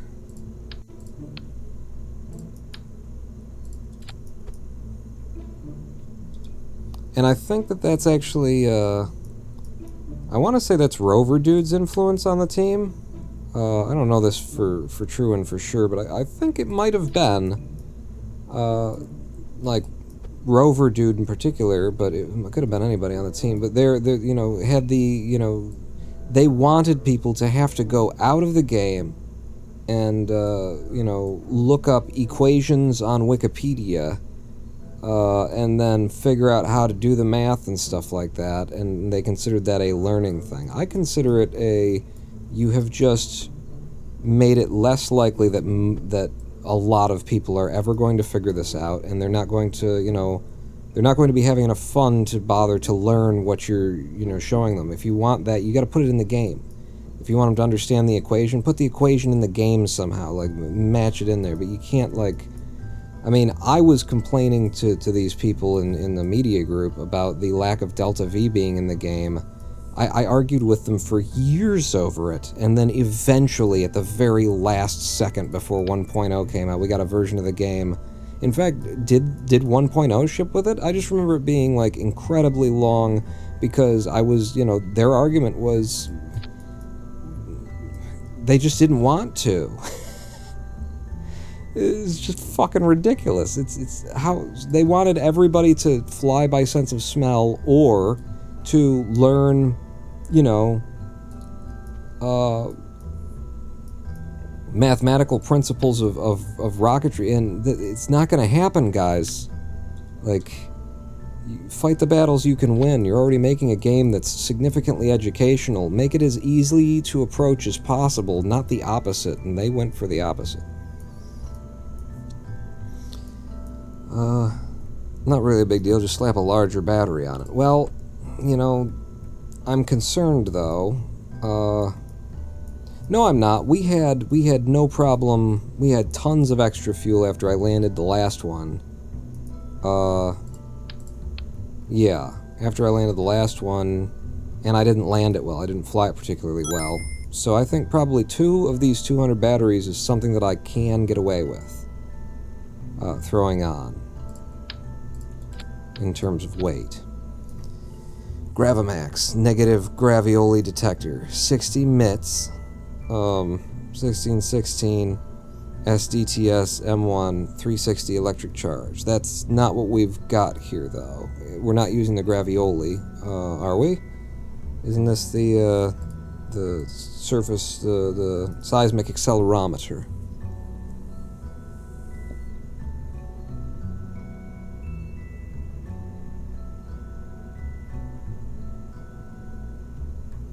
Yeah, and where you're saying the MITs, doesn't look like the part itself has MITs, you know, specifies MITs transmission for the part. Like, is there a variable even in the game where it's showing you, like, here's how much it's going to need for transmission?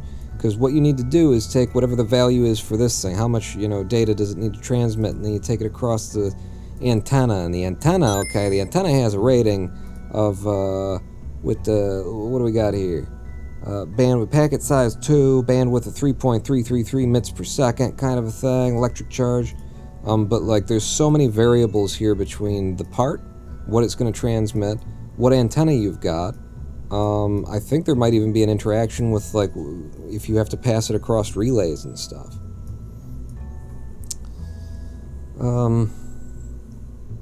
Did I miss anything important, says Mephistopheles. We made 200 grand without having to launch a single ship. That was not important, but it was cool, and hello and welcome in Mephistopheles. But Jermaine, you're saying it'll cost about 300 electric charge to be able to transmit from this guy? As of now, if I leave both of these electric units on here, we have 500. 200, 200, 100. We got 500 units of electric charge on this guy.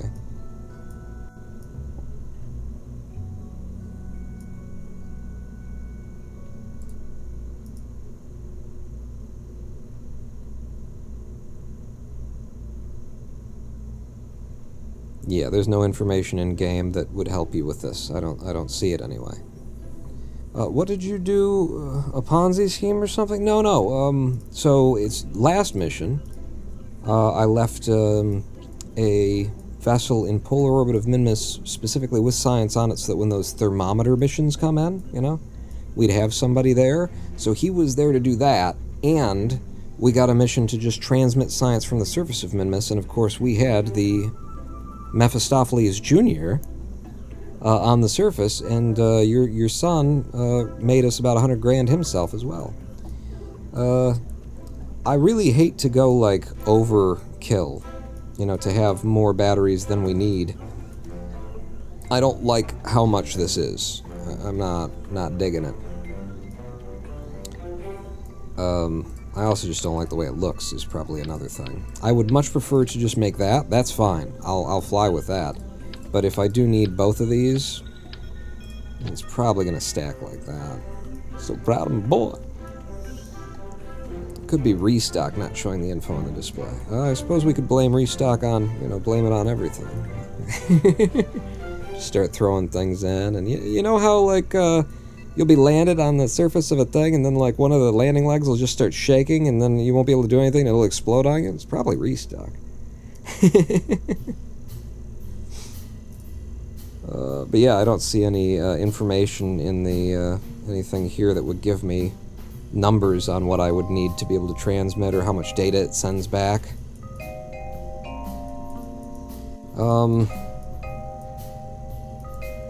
Well, to hell with it. Let's just try and look it up here on the thing. I was going to just wait for an answer, a real answer, hard answer kind of thing. But let's just try looking it up. So we're talking about the seismic accelerometer. Seismic accelerometer, electric charge needed for transmission. I don't know if that's a reasonable question to ask.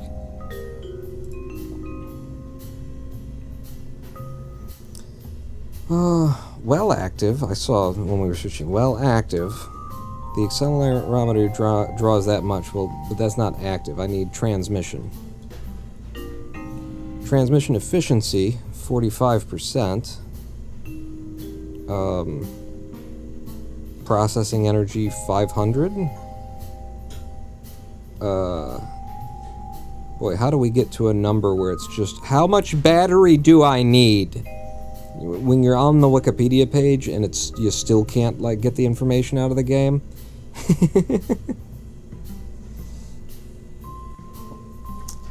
Somebody in the forums, Jermacian's linking a forum thing. Let me try and copy that. And we'll go in here. Yeah, somebody went in and did the calculus and had to post it because, they forgot to design the game. Just a double C seismic accelerometer, 50 MITs. Depends on what what do you got here? So 300, if you're on the 16 or the 16S antenna transmitting, we need 300. The RA100 relay makes it 312. HG, that's a relay as well. This is weird. Is this saying that there's greater efficiency with the antenna than there is with the relays? I mean, I guess that's fair enough, but it's like, you would think, like, by the time you've got a giant fucking satellite dish attached to the craft, I would think that that would help you, that would reduce the amount of electricity you need. You've got a huge thing that's receiving and sending waves. This is curious to me, anyway.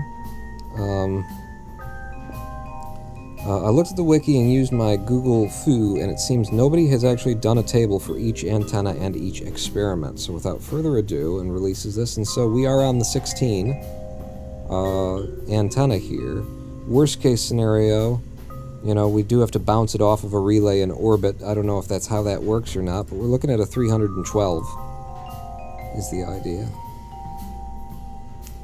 All right, that'll do me. That'll do me then.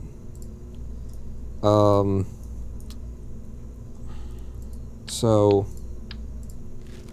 this is 300. Between what this guy's got, he's got 100. This has got 200. If I could put another little guy on there, that would probably make me happiest. As opposed to putting another, big tall thing on there. So that's worth 0.005. And now we're on, I would have to split these things up on kind of a four-sided symmetry deal. I'll tell you what, we can put the experiments onto the battery. We can put a couple of the experiments onto the battery anyway. I don't want you under shit. So put that there. Put this. It's covering over some of the area. It doesn't hurt anything to twist it, does it? No. So just gonna spin you like that.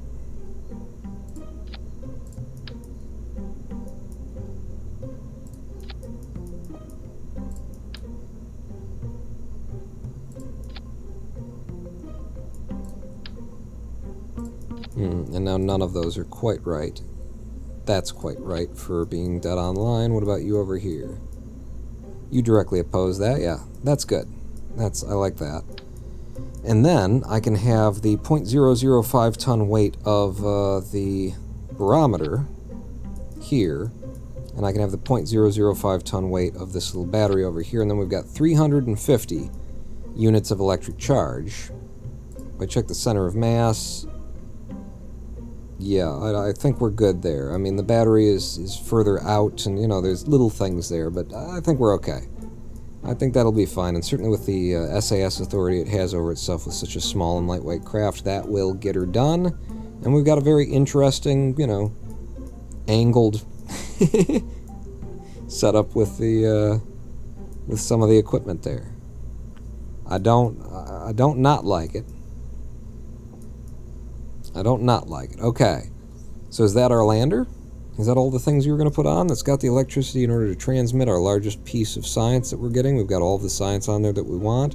We have a reasonable belief that this will be more than enough monoprop to land one from parked in Minmus orbit, which is where we're going to be. Probably even from 300K if we wanted to leave our satellite or our mothership there, which I'm pretty sure we're not going to. This seems good. I'm going to put a decoupler back on it and, you know, start building the ship underneath it that's going to go up there. Now duplicate. I am the duplicator. I think I want to throw all of that away.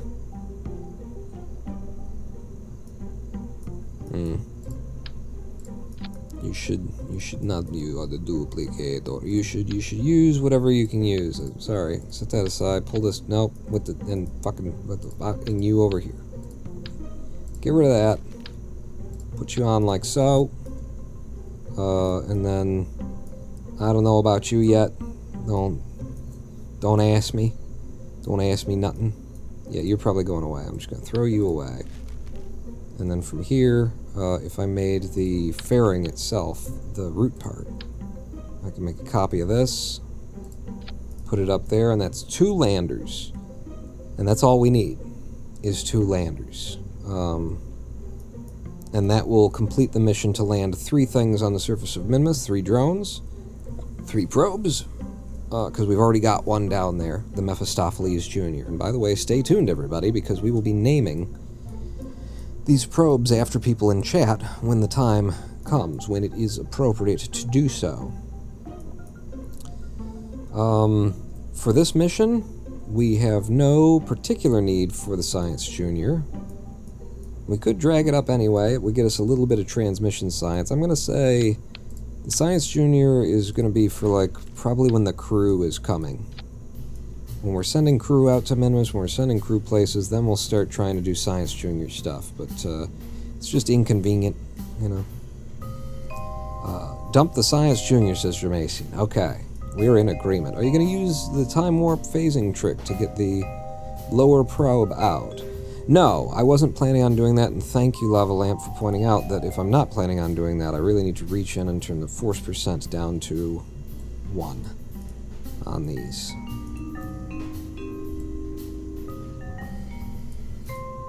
Yeah. We will need the mothership to have its own brain. And it's not coming back. We want the hex. And since this is not one of the landers, I kind of like this. I like ending up with a mothership that's in orbit that's got a big gap where there used to be stuff, and then at the top of it is, you know, is the brain for the ship, instead of doing it the way that it would normally be, which is this should be at the bottom, and then these should be in a place where they can pop off and go where they're going without having to bump into, you know, a fairing above them kind of a thing. I like doing it reverse, opposite, backwards, and stupid. And you all seem to like it too, so we're going to keep doing it, is what I'm saying. Radar antenna? What's this? Oh, geez. Sorry, guys. Well, we're building. I want it over there. If we're ever in the VAB and I haven't switched it over there, you know, let me know in chat. I should come up with a thing for that. We could either, you know, have it be a a potatoes by audio cue, or it could be an emote even. Something that symbolizes, move the goddamn chat window. The entry-level L-band radar altimeter collects low-resolution elevation data at a medium swath from lower orbits, uses a moderate amount of power, and functions in lit and unlit situations. So this gets us the height of things. This collection of basic elevation data. They both do the same thing, but this one's better, is the idea? This one says it functions best at 70 kilometers. This one says it functions best at 100 kilometers. The minimum here is 5, and at max 250, the minimum here is 50 and max 500. Honestly, from the 300 kilometer place that they want us to park, we would put this one on there. It sounds like they both do the same thing, right? Yeah, they both generate low-res altimetry data. Like it says there, scan types, altimetry low-res for both of them. I'm going to buy into it anyway and see what the hell we're dealing with here. There's also a difference in price. This one's $3,300, this one's $5,500. Okay. I presume there's an extend?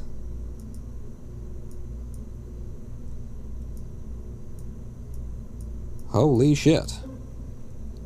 The difference in weight? It's double the weight.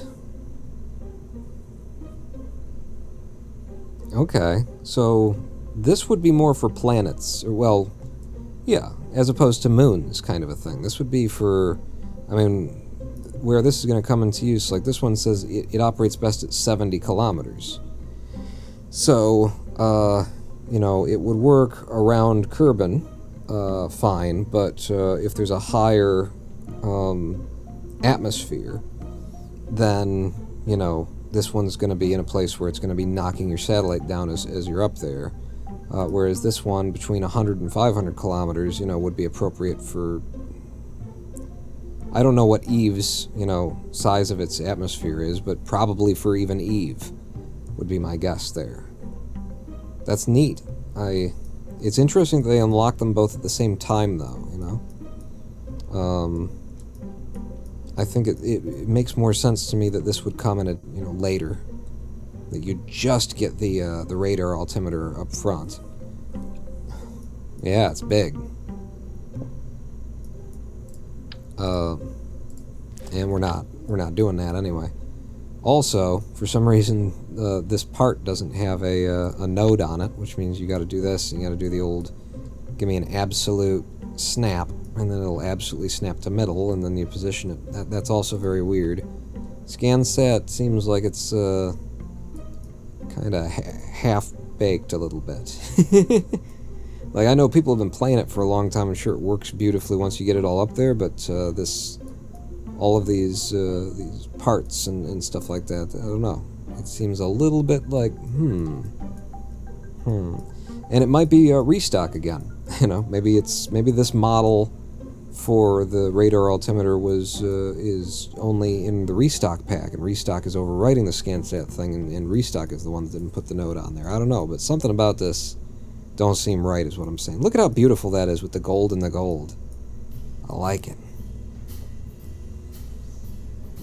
Eve is like 90 kilometer atmosphere limit. Really? See that, again, that's making me feel like this is a little half-baked. Needed a couple of more minutes in the oven, because if this is, like, if this one works to 250 kilometers and works best at 70, and then this is 100, like, there needs to be a wider difference in where they would be useful, I would think, to have both of them in the game. Very odd. I find it odd anyway. But that gets us our ScanSat thing. And in order to support our ScanSat thing, we're going to need some deployable photovoltaic panels. Some fold-out bitches. I like throwing in at least one bitches per live stream, apparently. If we were doing the 3x2s, what would that end up looking like? It looks like it's going to penetrate pawn. That's what it ends up looking like. Okay, well, in any event. Yeah.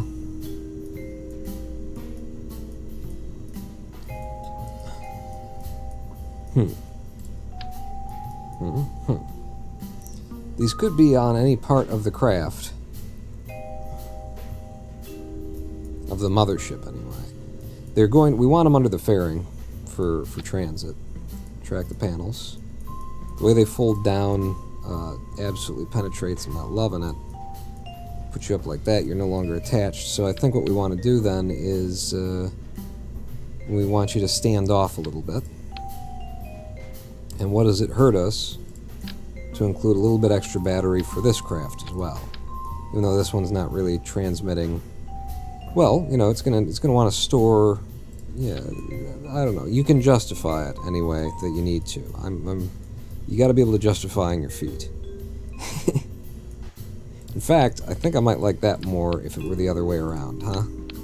Put the probe there, battery here to help that stand off, and then again there's no node.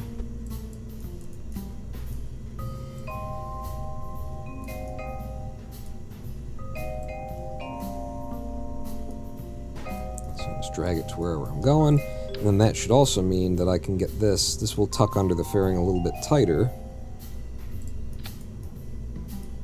Both of them, please. Yeah, that's like a perfect tuck now.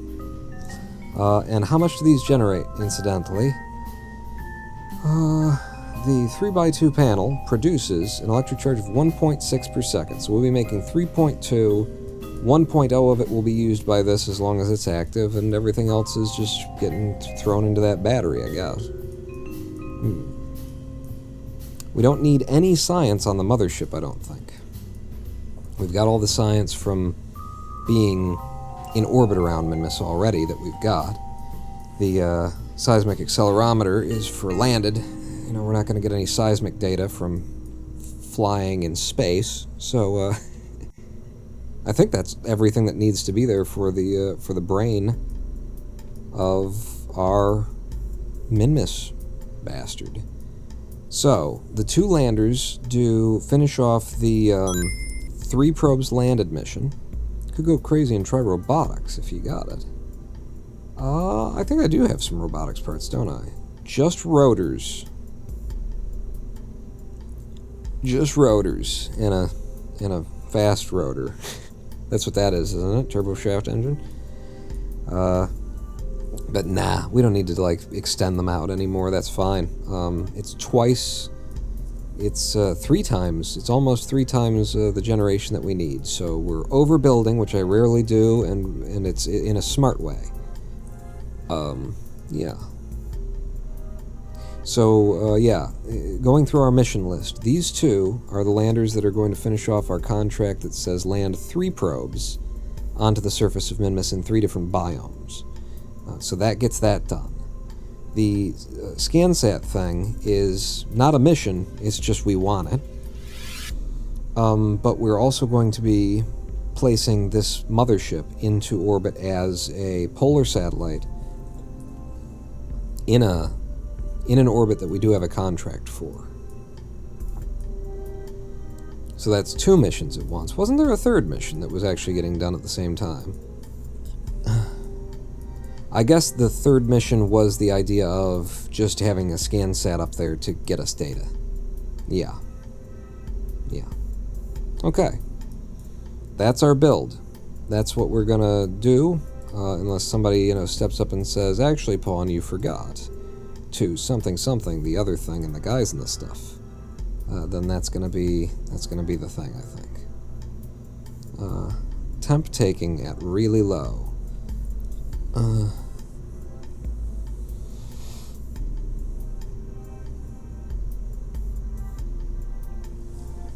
I don't understand what you're saying, Jermaine. I think I have an idea, but I don't know.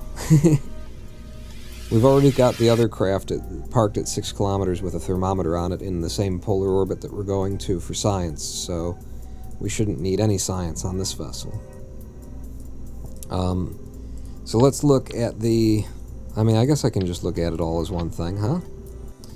Oh, you forgot to something in the guys and the stuff. Damn it, I did that again? I forgot. You forgot to something... Oh, God, you're both... You both dropped into chat with that at just almost the exact same time. There was 362 milliseconds between both of you doing the same joke. Oh, it's so good to see we're over 30 parts count, and there's no, you can't do that, colors. Let me do some simple staging so that we can get an idea of what we've already got here. So, SRBs go, throw them away as we fire up the liquid fuel stage, get rid of the fairing, fire you up as we drop the liquid fuel lifter, and then these two are for releasing our probes. Okay. And in fact, just for sake of completion, we're not going to have those staged. I will right-click to release them. There you go. No staging on those guys, huh? I forgot the Johnson rod and the Don cap. Your crankshaft is going to need a new rainbow compressor. That needs shipped from Krypton, so that involves Superman. That's going to cost a pretty penny.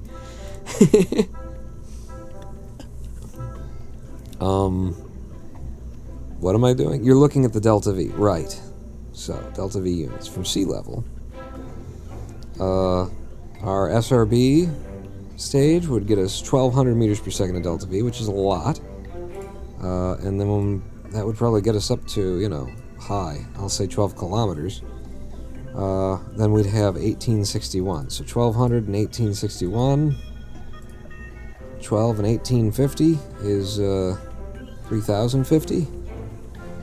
Close to orbit.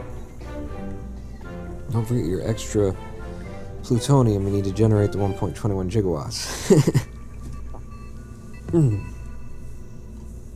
Grab something to drink.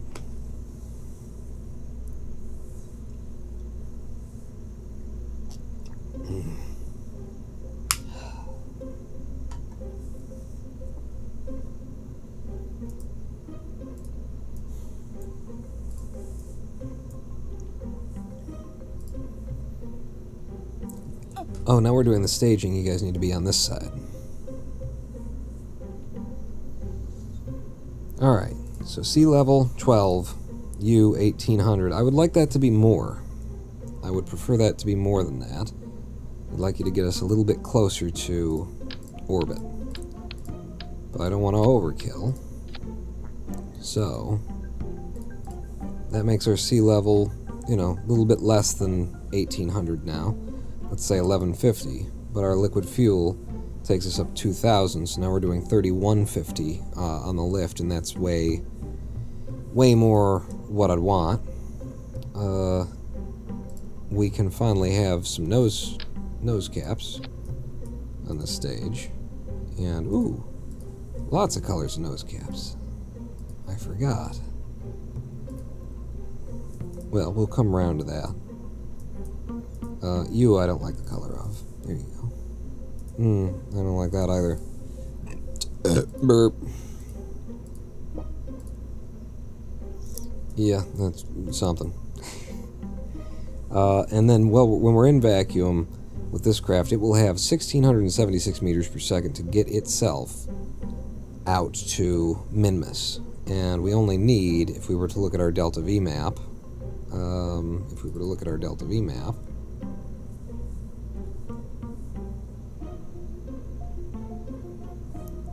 for Minmus, we only need basically 1,100 in order to park in an orbit from LKO. Yeah, so we're good on that. Yeah, I did the transition effect right this time. So with the 1100, if you're at 1676, we're talking, you know, we'll have 400 meters per second of delta V once we get there to play around with orbits and parking and moving ourselves up and down, and we're going to get a bunch of delta V back when we start dropping probes as well. So I think that actually is enough fuel. That is actually a bit overkill on how much fuel we would need, and just for the sake of seeing what it would be to go back, you know, go down by 1.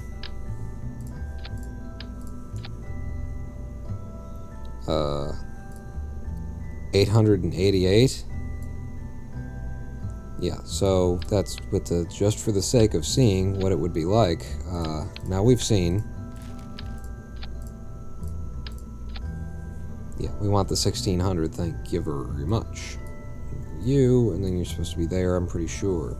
Okay, one more check. Or starting from the bottom again. SRBs. Break them off. Fire up the liquid fuel, throw away the fairing, and then throw away the liquid fuel, and we're on to our transfer stage. Good. Now in terms of thrust-to-weight ratios and things, I want more control over this than we had on, you know, our previous flights and stuff. This actually flew fine as we were going up, so I can do that. I would like to add a little bit of stability extra. We now have parts count, we can. So show me by mass. And I'm thinking... What are you thinking? I'm thinking... I'm just having a pair of winglets. Purely vertical. You know what? Balls to that. Give me the, I am in mass, right? You are, sorted by mass. Where's the little guys? Are we... Where are the time? There they are. They're too shiny. Everything's too shiny in the thumbnail view now. Because of the TU, because of the Magpies mod stuff. Give me 4 of these. On the back like that. The liquid fuel stage, that'll add a little bit of stability to her. Without adding too much weight. And these will help us, you know, go as we go. As we are. As we were. As you want us to be. Excellent. And so the bound for Minmus Mark III, we go on to 12. And this is going to be what? This is going to be scan sat landed. That's kind of, you know, that's, why would you land a scan set? But it's doing both of them. It's 2 landers, a polar probe, and a partridge in a pear tree. Is that how you spell partridge? It's close enough. Save that. That is the 12th ship, isn't it? I didn't just throw us out of whack. Yes, that is the 12th ship. I think we've got one. I think she's ready to fly, even. Struts, says Jermasian. I was looking at it and thinking that. Oh, I didn't think that we'd bought in. I will put one on. That's the only reason why I thought about, you know, putting one strut here. That's all I was thinking. But then I was like, we probably don't have struts yet. It didn't need it last time. That kind of, I was making those kinds of noises with my mouth hole. No, put it here, just one of them, from here to here. There you go. That'll help hold those two, you know, more or less where they need to be.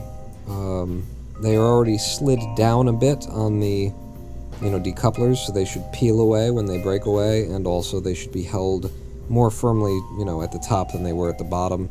That should make it nice and structurally sound. The ScanSat landed Mark I is configured and ready to go. It looks like candy corn? Okay, we'll rename it. Yeah, sorta. Yeah, I guess I'm just putting it out on the pad and going. Thrust metering? Oh, right, the TWR. I forgot to put in the thing. Thank you. So, from sea level... Holy, from sea level, we've only got 1.3 off the pad. I want the 1.4. In fact, it might have been like 1.3 was how it came up last time. Because it was, you know, it worked well there. Damn you, game? How about 68.5? What do you think of that? That's a 1.4 for us. Okay. That's our TWR there. When we get to altitude, which I think will be higher than what I've set, we'll be at a 2.28. That's reasonable, and then don't care what it is in vacuum. We're just pushing probes. Beautiful. Save that craft and put her out on the pad. Those little audio glitches are, they're almost growing on me, as, you know, they're cute. I like them.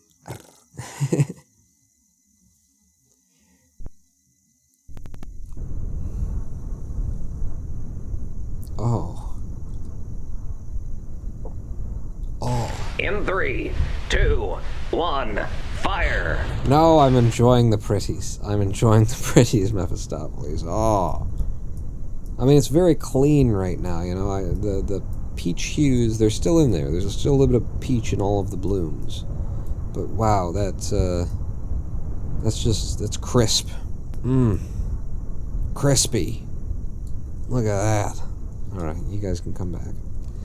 I like it. SAS on throttle to full. Just skipping me entirely now, are we? No, I was just enjoying. It's a beautiful day out, Houston. Look out your window. It's lovely. Why would we don't need to rush this launch.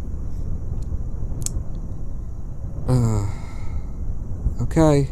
Any time now, Houston. Can we rush this launch a little bit? I got places to be. What are you, staring out the fucking window?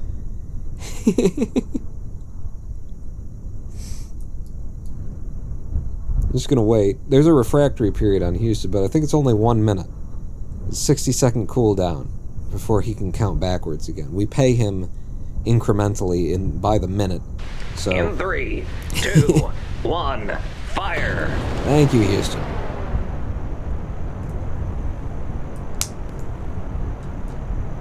Oh yeah. Oh yeah. Miraki. Okay.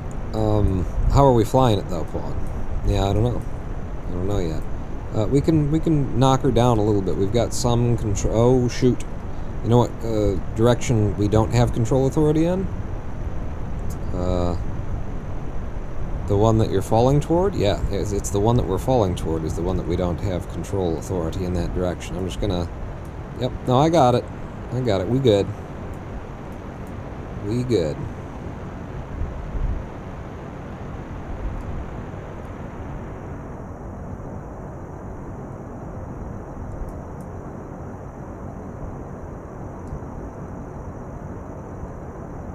Okay, coming to the bottom of the solid fuel now. I need to stop pulling on it. Get on our prograde. So we don't get pulled over. Yeah, it didn't fly that great. We could have made this a lot, like... We could have made it fly a lot better.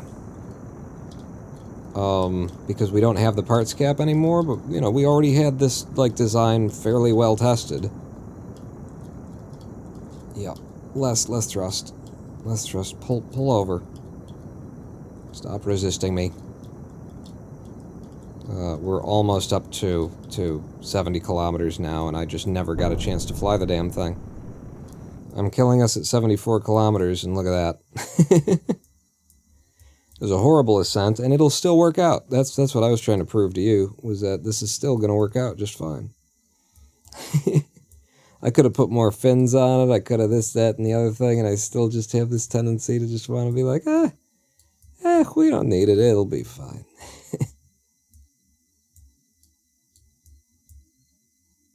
And maybe even adding those 4 fins there actually made it harder for me to try and pull this thing back onto the line that I want to. Get rid of the fairing. Ooh! I didn't know that we had done the clamshell on that. I had forgotten about that. You're on the prograde, you're definitely not super equatorial, but it doesn't matter, we're going to Minmus, so I've actually done this perfectly. You'll find out eventually that I knew what I was doing instead of what you're thinking. Okay, we're losing the APWAPs now, so start burning, Pawn. Oh, and look, there's a little piece going away. Goodbye! Goodbye, both of those pieces are going away. Yeah, we're falling. I'll pull up a little, but I'm not too worried about it from 74 kilometers.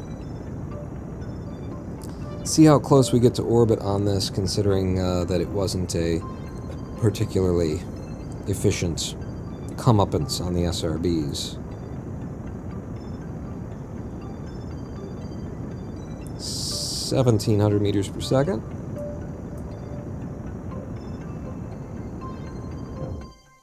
And we're out at 1,900 meters per second with a periapsis of negative 200. I'm carrying on.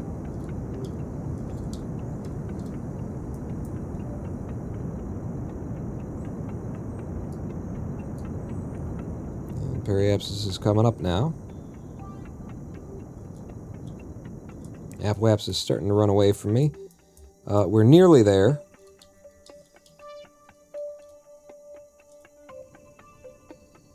Yeah, I just don't want the app coming up that much. Is this the time where if I wanted to just raise the periapsis and not mess with the apoapsis, I would burn here? Like, and it doesn't make any sense to me, but that's the way that it's supposed to be. No, that lowers the periapsis. Like, I was thinking toward the sky, but I feel like then now I'm gonna look like burn toward the sky, and it's also not going to work. I feel like we've done this. We've been through this dance before. Okay, apoapsis is coming down, periapsis is coming up, technically. Where are we going? Are we there yet? I have dropped the apoapsis and raised the periapsis a bit. This is just intro. I'm playing, okay? This is I'm having fun. I do like that. The apoapsis continues to fall. Okay, no, this is good. I have actually learned something this time, so long as it holds true next time. So there we go. That's good. I pull up a little bit more. Apoapsis should stop running away so much. It continues running away. I don't know. Very, very weird, some of the orbital mechanics here. I just don't get it. Yeah, we're still... And now I'm dropping the periapsis as well as I'm doing that. It's so much easier when you've got... Oh, did we buy into tracking? We didn't buy into tracking. So much easier to do a nice one when you're, you've got the tracking station. But I've just been using it as an opportunity to play with the ball and try and learn more about where I need to burn when I need to burn there. We are at the periapsis pawn. That's the issue. You're thinking that the periapsis is on the other side of the planet and you're making your maneuvers for that. But we fell back into atmosphere and we're, at the bottom of it right now, you silly boy. That's the reason why I was so confused. Little Magnets with the subscription, 43 months on a 40-month streak as well, and a Tier 2 sub nonetheless. Welcome back to the Big Dick Club, and a 200-bit cheer. Where are we going? Are we there yet? Thank you so much, Little Magnets, for the support via subscription and via cheering. We're going to Minmus, and no, we're not there yet. Just settle down, kids, the back of the car, and I will turn this thing around and go home. There will be no cartoon moose for you. What are we? All right, there we go. Let's go to our apoapsis. We don't need a circularization point. Oh, right. We're also very, a lot lower on delta V than I had planned, but we will make the transfer to Minmus, and we'll still have like 150 meters per second of delta V left, and then we're dropping probes and making ourselves lighter and getting a whole bunch of DV back. So, Minmus is right there. It's about to come over the horizon from where we are. In fact, we're at the right place right now. Burn prograde. I'm going to run this mission. Oh, God. That's the inclination. We're going up when Minmus is going down. It's fine. It won't cost us anything to change that on the way out there. That's why we came up with 1,670 meters per second of DV in the transfer stage when we only needed 1,300, is because I planned to leave 400 of our delta V between bodies. What are we at here on the apoapsis? 40, and we're going to like 40. What is it? 46 for Minmus? For Minmus encounter, something like that. 45, 46, kind of a deal. Yeah. And we're not that far off the inclination, either. we're off of it, but we're not far off of it. Oh, geez, I could have taken seismic data from the pad. You guys were so in a hurry. I mean, Houston was so in a hurry. Send me going. All right, before we go anywhere, let's open some of these panels here. Okay, well, you just folded through a thing. Maybe wanted to test that before. Oh, it's gonna penetrate. Ugh, I didn't realize it was gonna do that. I could have just like scooched it down a little bit. I could have put it down here upside down so it was out. Oh, I don't like that. We're already here. We live with it. We gotta live with it.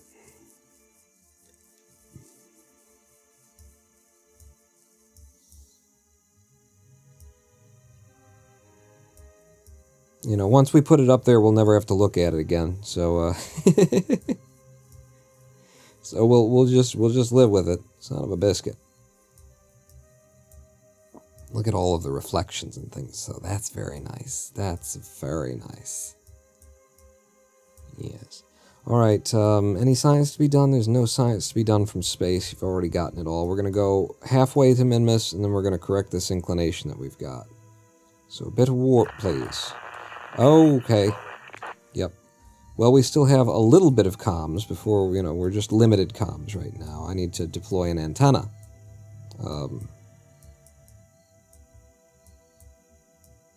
Did we put an antenna on here?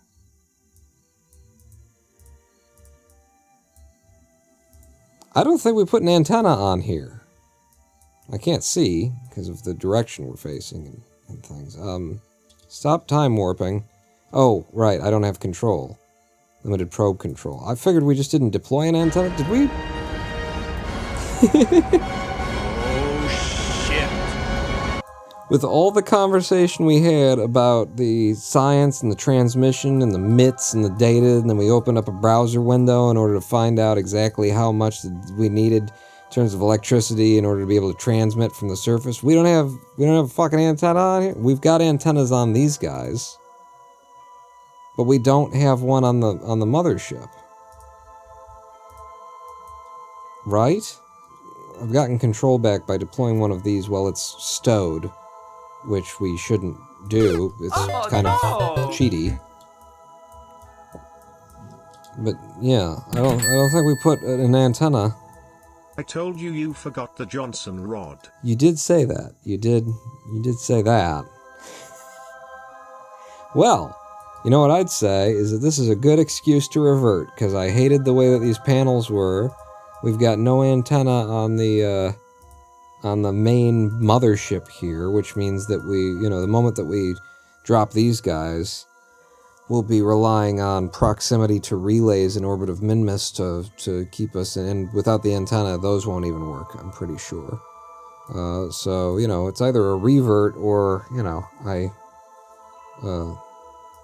throw this thing back at the planet, just let it dive back down and kill itself.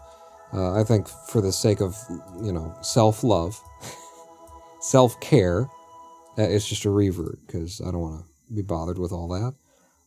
Revert to the vehicle assembly. That was a good simulation launch. I think we learned a lot by running those figures in the computer. Let's make some changes and then do it for real this time, guys.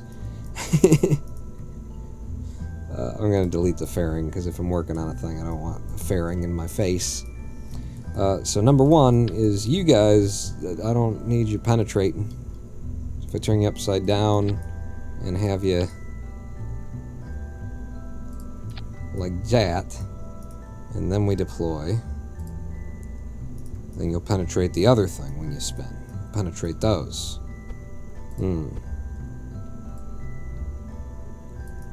What I'm going to do is I'm going to put you upright and extended, and then, I don't know, you know, then it's like a matter of the fuck you do with that? What the fuck do you want me to do with that? You got the panels for the 3x1s. I guess, yeah, that's the simple solution. That's the simplest solution, so that's the right solution. Thank you, Dear Macy. These guys will be able to rotate freely within here without doing a bunch of crazy penetration stuff. extend, rotate, and then we can just see that they have clearance, they have clearance. And I can even put you like there, maybe. I mean, it depends. What does it depend on? It depends on when I put the rotation back to where it's supposed to be. And I collapse you back in. Yeah, no, you're hitting that. You're hitting that if I put you all the way down A. I think probably the best way to go, it means the fairing has to be a little bit out. Yeah, it means the fairing has to be a little bit out, so don't. No. Put them here, where it's just perfectly tucked. It's just such a perfect little tuck. And then one more time, extend the panels, rotate them, make sure they're not penetrating the thing there. Nothing's penetrating anything. I like your tuck. So Control Z, right back into that spot. That's a beautiful little tuck we got going on. I don't have to do anything weird with the fairing. That problem has been solved. Now the whole, we forgot to put communication on the damn thing.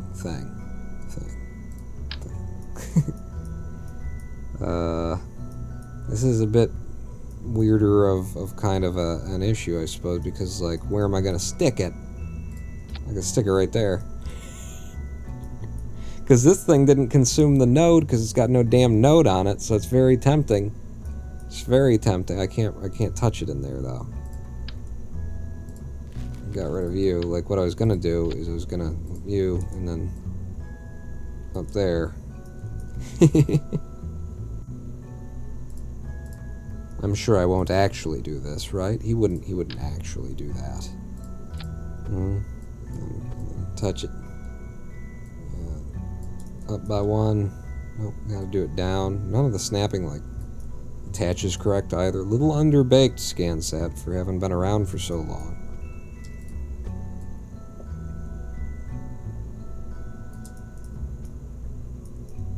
Huh? Huh? That completely... Huh?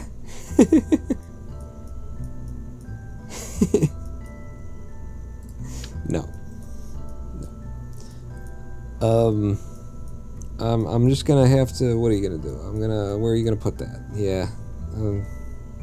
Looks wonky. Of course it looks wonky. The best kind, and hello disaster.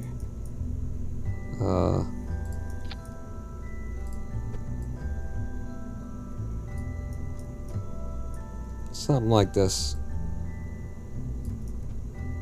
Is that like that? Collapse is nice. Now this adds 0.005 tons to one side of the craft, so I don't know if we're gonna make it. Yeah, that's fine. We still have clearance there, and that will tuck under the fairing there. It does add 0.005. I could counterbalance it with one extra battery in a weird place. I don't want to. That's fine. I've put the weight on the right side. It'll pull us down as we're turning over. The other thing that we could concern ourselves, if we wanted to concern ourselves with it, is the flight profile of the craft. I could make an effort to actually make it, you know, good. As opposed to what I did last time, which was not. You know, I was happy to, I didn't want to mess with our weight and everything like that.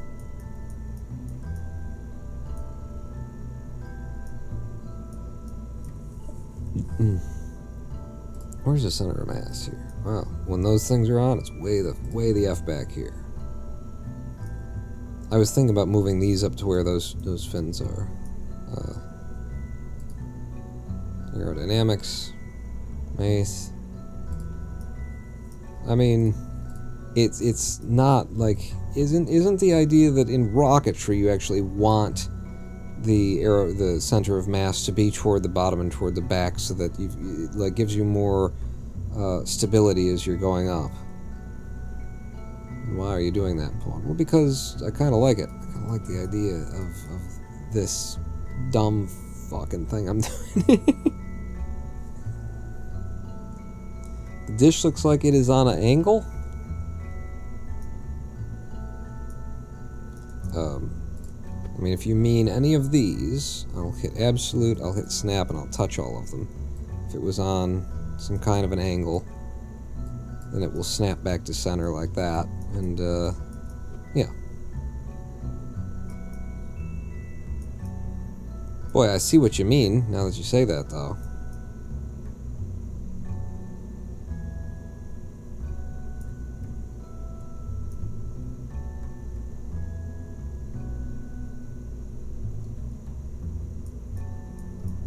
But I mean, we know that it isn't. If I switch back and forth from local to absolute, it is perfectly rotated with an absolute kind of a thing, but I do see what you mean.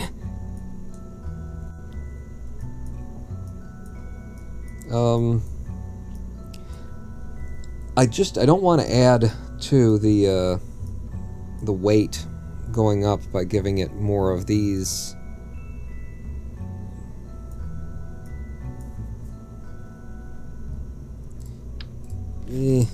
Pawn. What? Be a smarty. Smarty? I've never done that. And that is, yes, this is the lowest weight kind of a thing. Put 4 of them on here. Do it the way that, like, you know, if you want control and atmosphere as you're going up on a craft that's got, you know, these things jutting out the way that you've got them jutting out, then that's what you do. You just do that. And you can make them not quite as ugly. Do like that.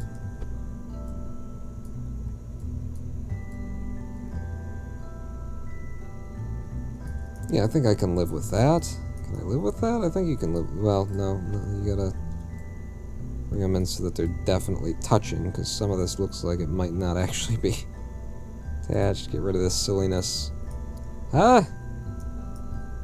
Ah! Why not? Why not, huh? And then, you know, whatever we have lost in DV is whatever we have lost in DV. I'm not... We should have no problem getting the Minmus on that anyway. Alright. Save. Anything changed down here? Doesn't look like it. Put it back out on the pad.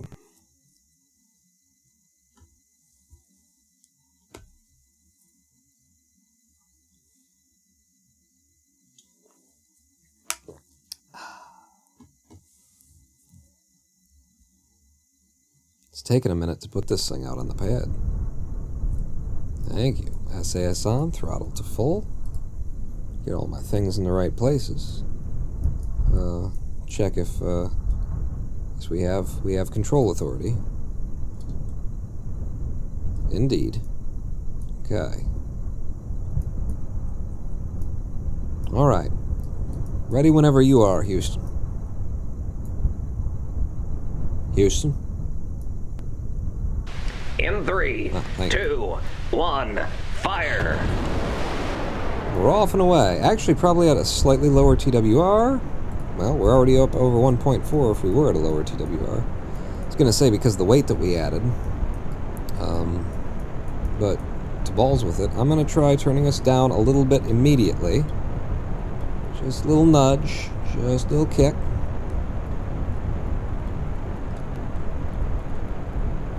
There you go. Yes, lots and lots of stability now.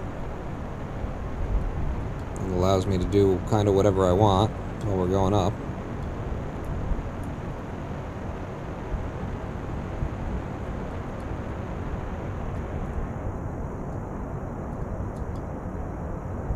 Still can't quite keep it on the 90 for some reason with this craft.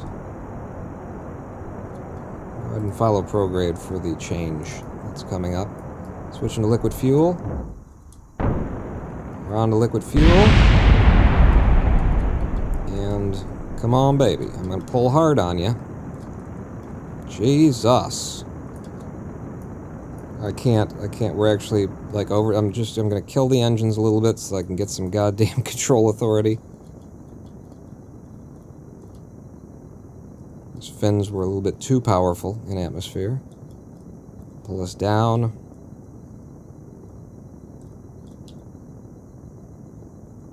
And the SAS doesn't really want to hold us. There we go. Alright. Hold there. 58 kilometers on the AP. Rolling down. I want this burn to last for a while. We're at 60, and you see I'm off of 90 here because I'm pulling our prograde bubble back over to the 90. Once it gets there, I'll lean back more toward the 90, where we want to actually be.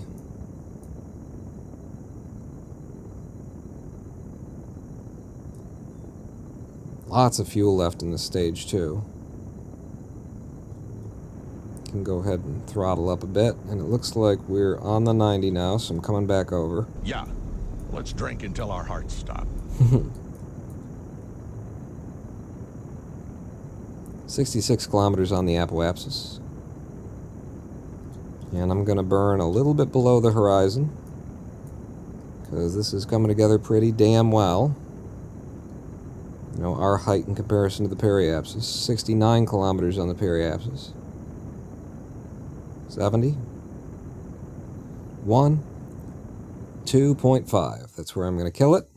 And we're going to get to prograde. And at 2,057 meters per second, we will be ditching this stage.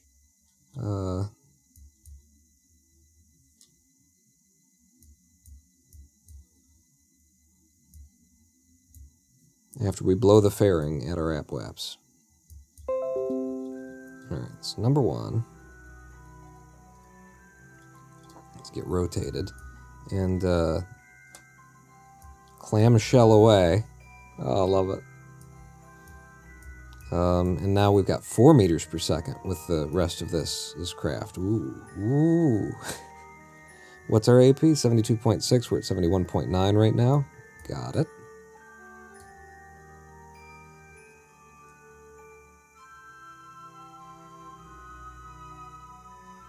Go ahead and burn that out. Throw it off and start going. Pushing the app up. Pushing the app up on me. Okay, 73.1 on the apoaps, 36.8 on our periaps right now. I'm just going to go up to that 73.1 and finish this off so that we don't blow the apoaps, you know, way out. So 71.138.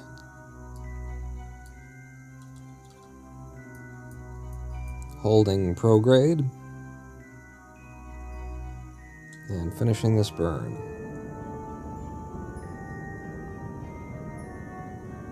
Periapsis at 73. We've got a circularization with just 200 kilometers difference between our AP and our PE, and we did that without tracking. That's what I've been, you know, that's why I keep tinkering, is trying to get better and better at doing this without tracking, and managed to finally get one that got us up here and really, really nicely circular. Huh? Yeah, you keep making the effort, it comes around for you. And Zavize to the later. Hi, I'm not sure if I saw that you were in chat until you just filled my hard drive up.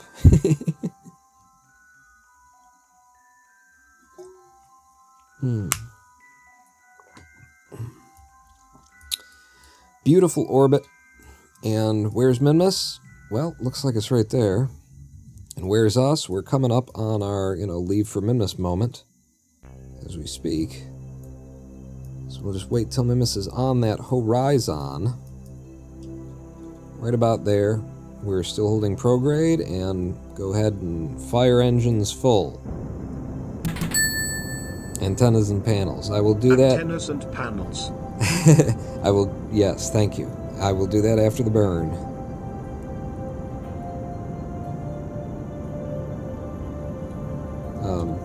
Map mode.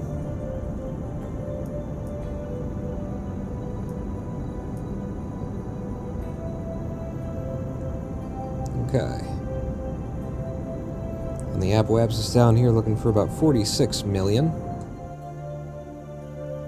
Just kill the engines and sneak it out there.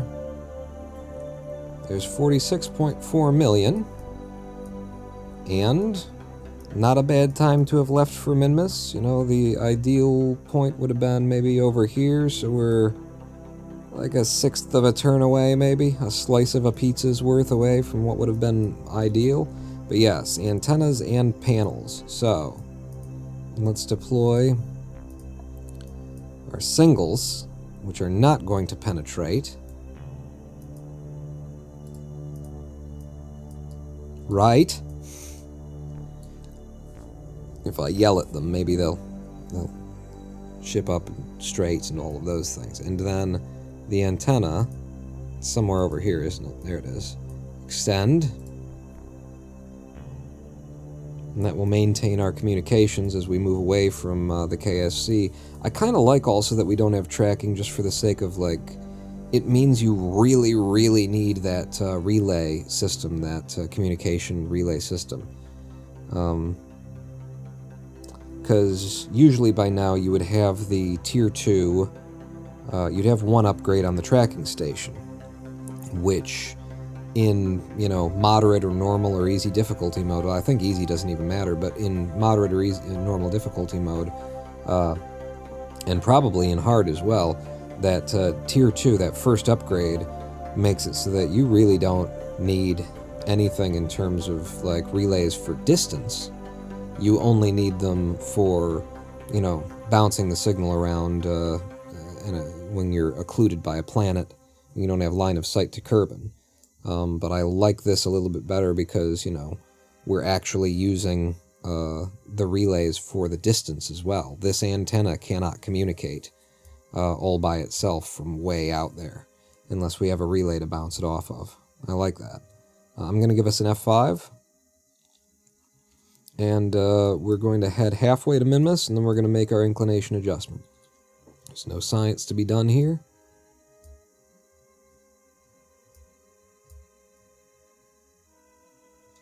So let's say that's about halfway to Minmus. And don't actually need to be prograde here. What do we actually need? We need to come up. So we want to do a normal burn. And so I just have to find out where the normal is. And that's the anti-normal, so we're going to the other side of the ball. I'll just let it do that without, you know,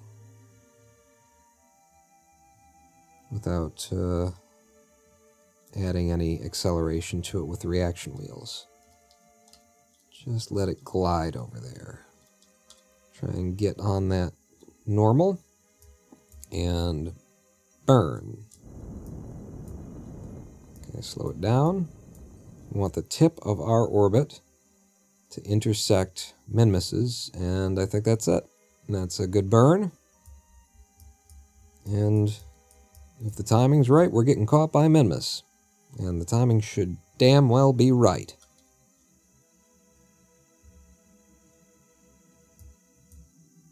Here comes Minmus, here comes us. Something, something, something trail. Oh! You see? That's what I like. We are completely out of contact with Kerbin right now. Limited probe control. Okay, so not completely, but we're almost completely out of contact because this is just a huge span and we just put a little antenna on there. Huge distance to rely on one little antenna for.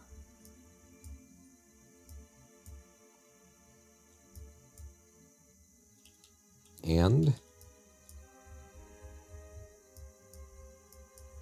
are you gonna project us, you know, something that has relation to Minmus now that you see the places and stuff like that? Silly game. Tricks are for kids. Do I have an orbital path? Game. Hey, game. Oh, there it is. Holy shit. Holy shit. Okay. Holy shit. It's really close. Holy shit. We want to be going in this direction.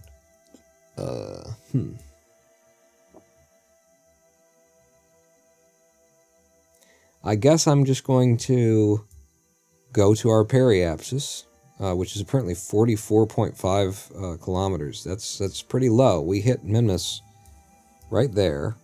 I'm just going to go there, and then I'm going to burn our apoapsis down to somewhere between these two. Maybe I'll hold those two up so that I can... to around 300, basically, is what we're talking about. Yeah, just aim for 300 pawn. Okay. let's give us another F5 before I move.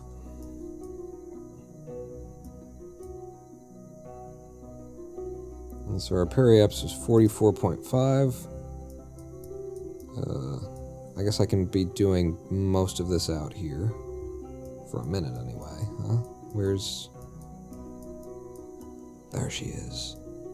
44.5 is where we're going.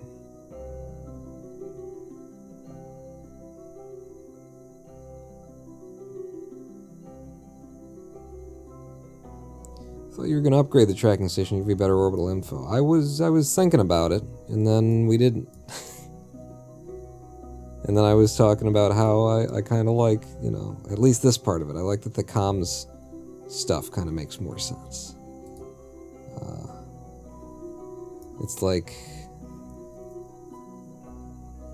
Tier 2 should have been balanced so that you can just reach Minmus or something, because most players have already bought the Tier 2 before they're even going to Minmus, kind of a thing in career mode. I don't know. Or maybe you just should have made it so that it's harder to get to Tier 2. Something's wrong there is what I'm going to say. In the balancing of the game. Okay, we're more or less there. And I said a thing about the apoapsis and whatnot, so we're going for 300k on the apoapsis. Burn full.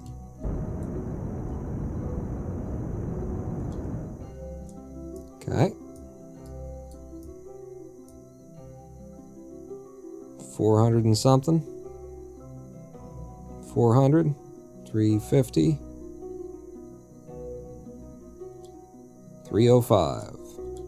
294. Damn it.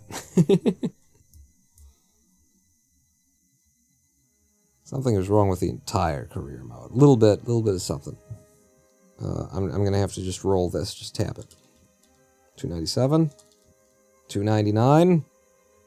If I do it again, we're going to lose 290. We'll be at 312. We'll take 299 for now.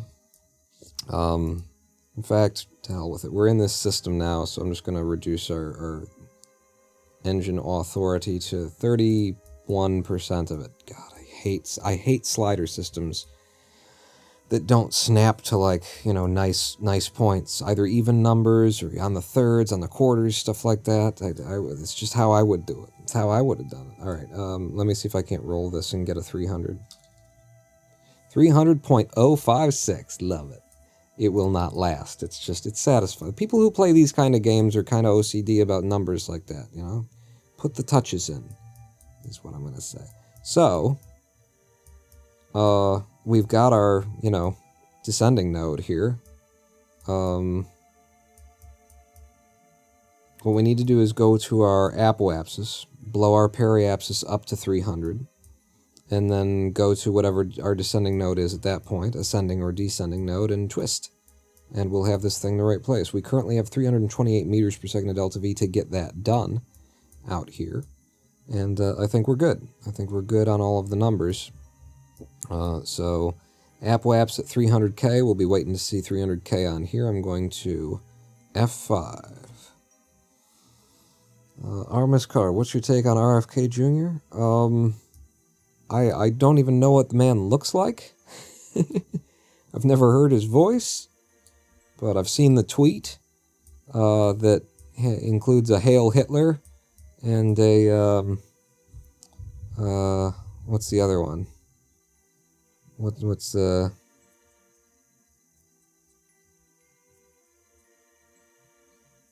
What's that includes a number of, you know, racist cryptography kind of things in there, and that doesn't make any sense if you actually, like, try and make it make sense. So, I don't know the guy from anybody. All I know is he's another Republican who is, at the very least, appealing to Klansmen. He's looking for votes with Klansmen. And does that mean that that's his beliefs or not? Don't care. Anyone who trades, you know, their mortal soul in seeking the affinity of racists not only deserves not to hold office, but not to be, allowed near food that other people eat. We need to put this man in a padded room, not for his safety, but for ours. I thought he was a registered Democrat. Is he? It sounded... I know nothing of the man. Like I say, I know nothing of the man. I've seen the code in there. His Dem and uncle were the good ones that got it. He's running as a Democrat. Well, he is... he's appealing to racists. He's appealing to Klansmen. And I would assume, knowing none of his politics, having heard nothing out of his mouth, that he is in no way an actual Democrat, and the party, if he is a Democrat, the party should kick him the fuck out. Right now.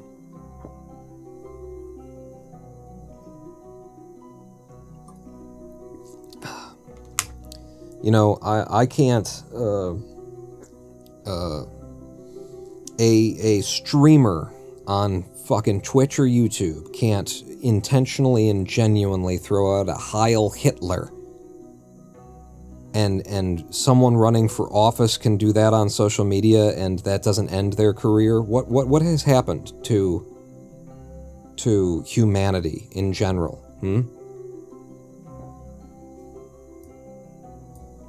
You might say, he didn't say Heil Hitler. No, he just put in a bunch of 1488s, and we know what these fucking numbers mean. Okay? My dad, I want to tell you guys a story, actually, because this relates. My dad was in Trump country recently.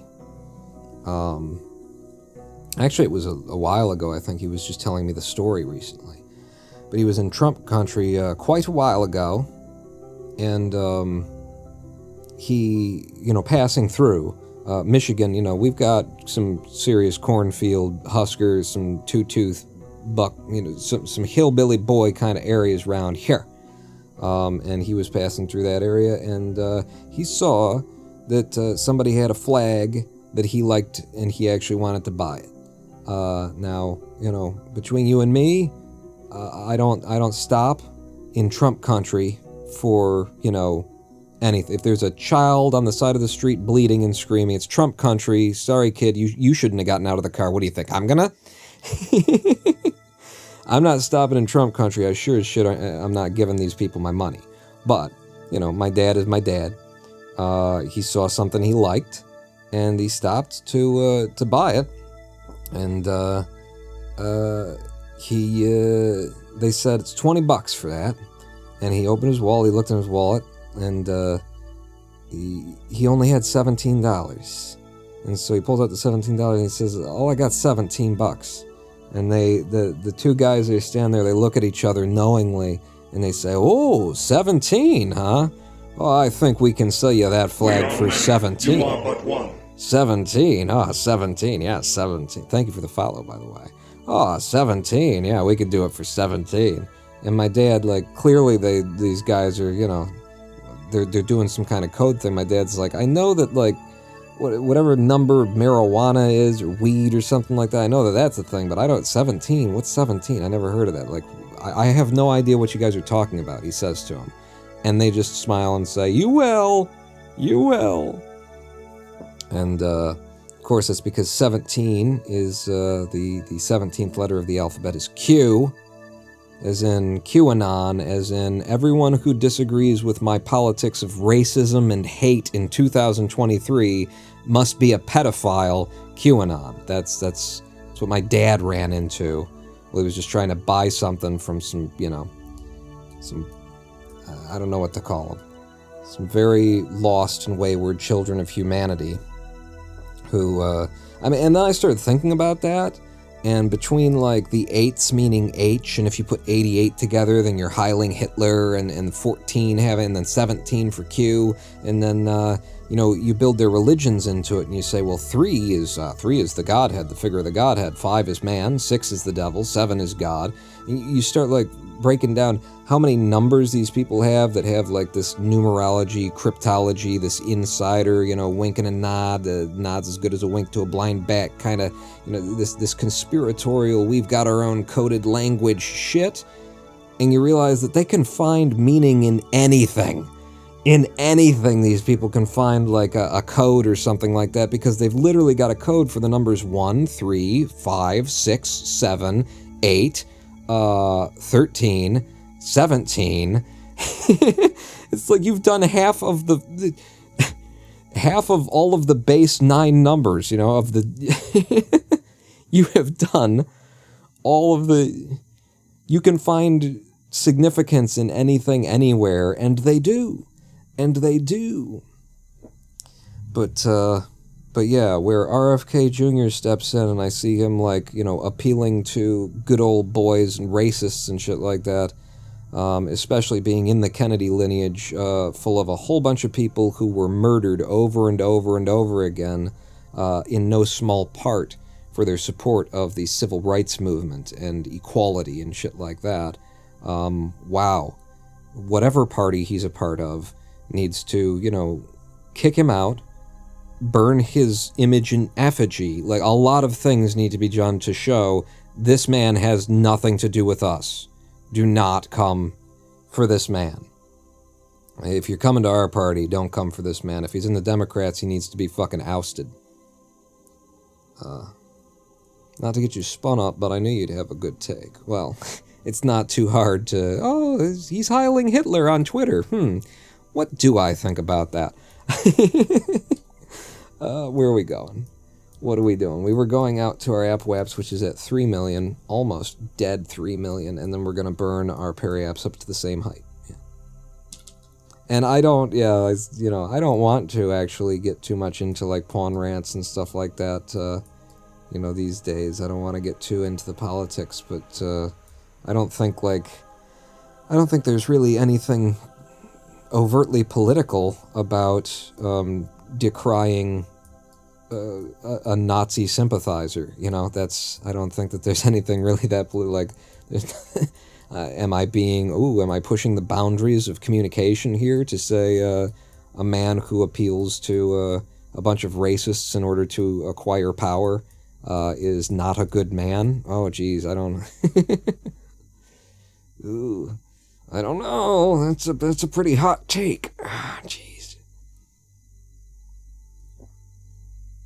Yeah, I just assumed that this fella, you know, knowing nothing about him, had to be a Republican because that's what they do. That's what, you know, their whole party seems to be about these days. They got so many different people in there that are their main goal in life seems to be to resurrect cross burning as a you know, family activity. Let's all go down to the black people's houses and burn some crosses in their yard this weekend, Debbie. That's what we see now. This is where I didn't want to actually start going. In my political stuff. But it's absolutely at that place. What the hell happened to the Republican Party? They used to at least stand for something. Now they're just like whoever and wherever, whatever we have to appeal to in order to get power, that's what we're going to do. And I'm giving them a lot of credit to say that that's what's going on there. I'm you know,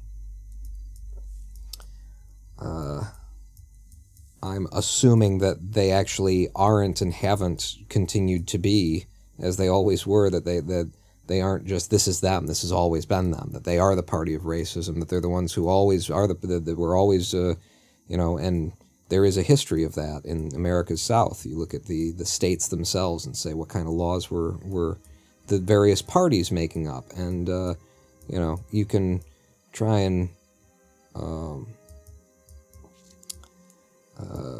split hairs about the idea that, well, actually the Democrats were the ones but that's because of the political realignment. Like, what you want to look at there is it the same people? Is it the conservative valued people who always seem to land on, let's make everybody else behave the way that we like them to behave, and let's suppress this disenfranchised minority. Let's disenfranchise and make a minority today, basically. Is it always the conservative policies that result in that? And if the answer is yes, which it is, what's wrong with conservatism? Everything, perhaps? We're heading up to this descending node, and then we're going to twist.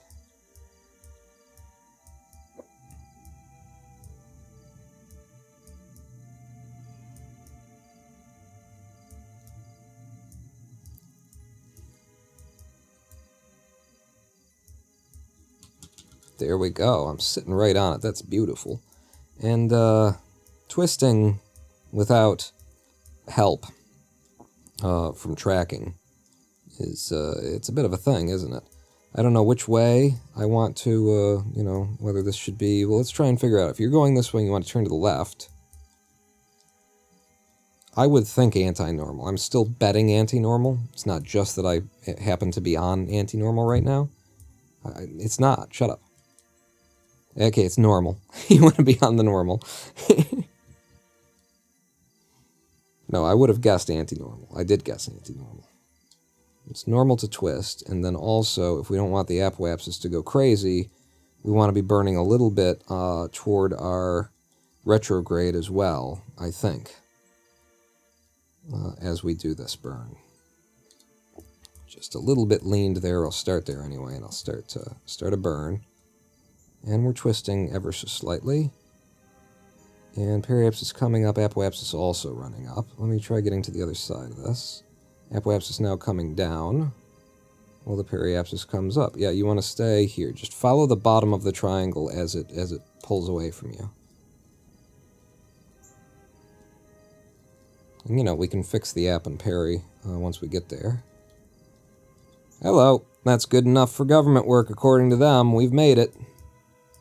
I really like that phrase, don't I? Good enough for government work. And... position satellite in the polar orbit of Minmus. We have maintained our stability for 10 seconds, which was as long as I anticipated going without a pawn rant and losing my stability again. We're there. And now I would like to... what? Yes, what? I would love it if this were at a 90 when we leave it in orbit of Minmus. If it were at a 90 to the other one, that would be nice, huh? That would be real nice. So, what we're going to do is we want to drop this thing down to 70 kilometers, actually, is where the ScanSat unit that we've got on the top of this will work best.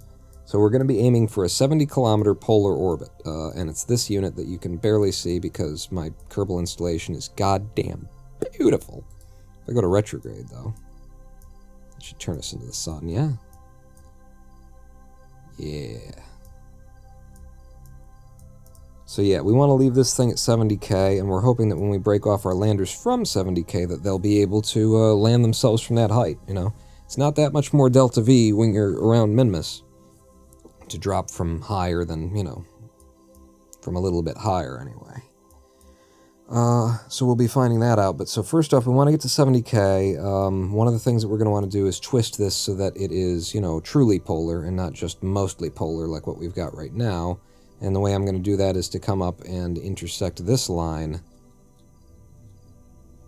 and then twist from there.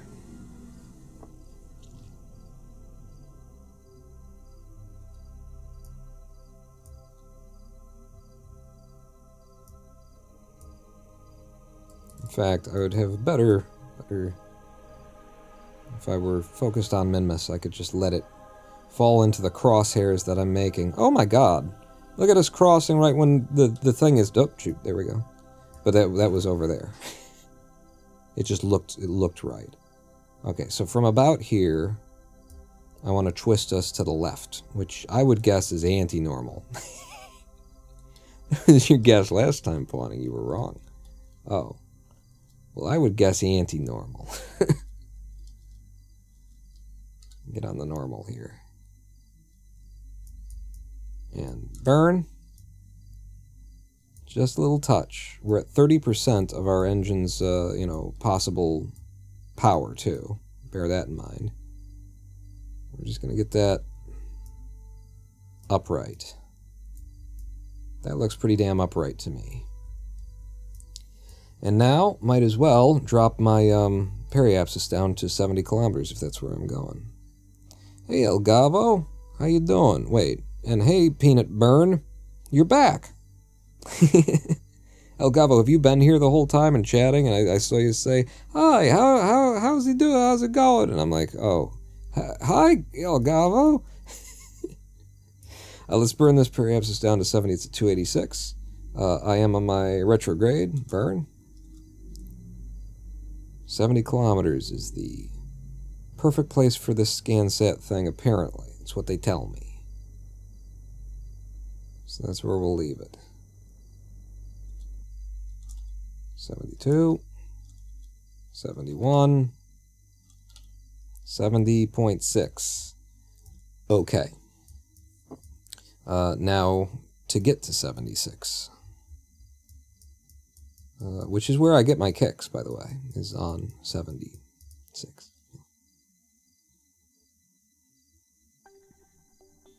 This mission has so far taken 10 days. Slow down the time warp because it's going to pick up speed as we get closer to our periapsis.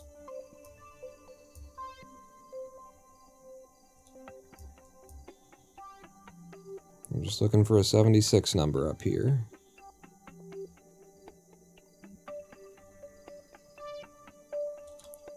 There you go. Find your retro.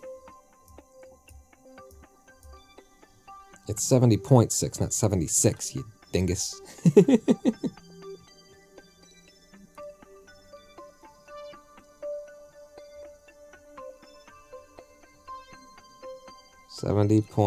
.7, good. Now retrograde. And it's 6.1 too, it's a low 6. So a little bit more warp. Okay, very close to it now. And watching the periapsis there, I'm going to want 70.6 on that side also, if I can get it. Oop.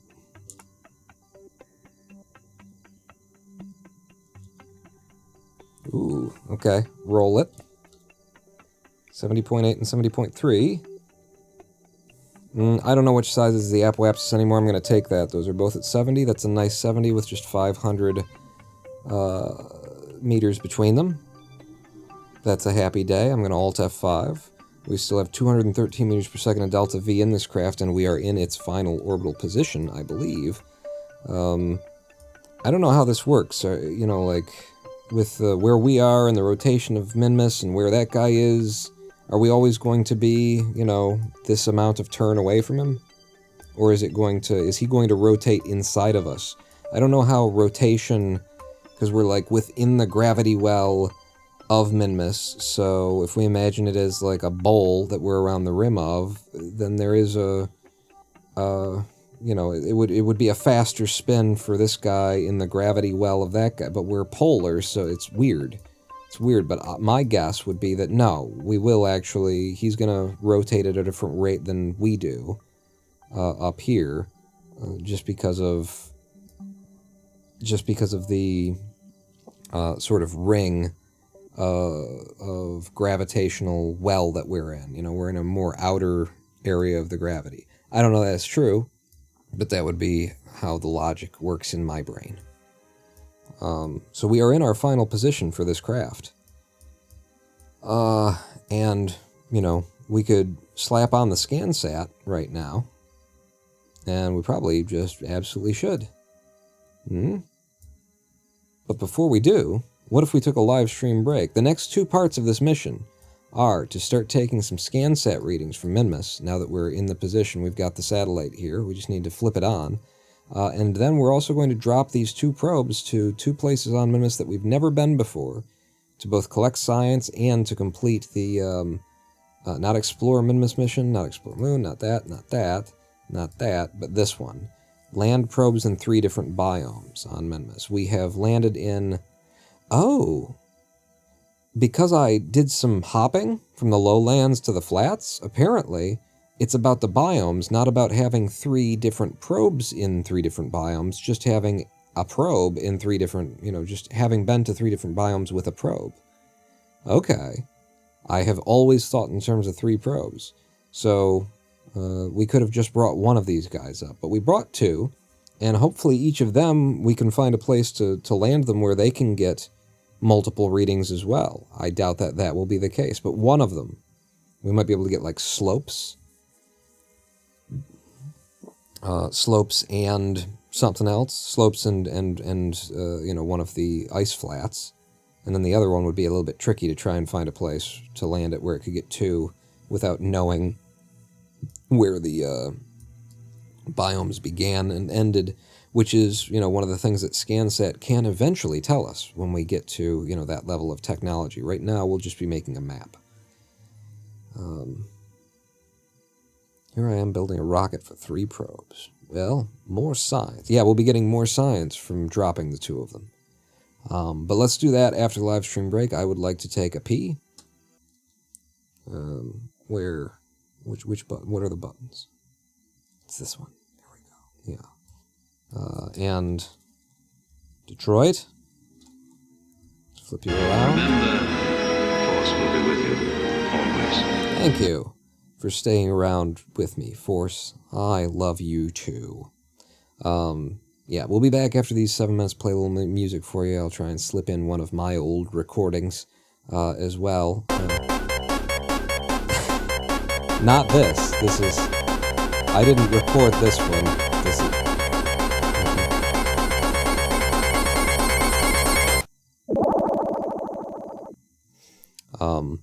But don't worry, you'll already be away when that plays, so you won't have to cringe while you're listening to that. Back in 7 minutes, don't go anywhere, pawn. Not out.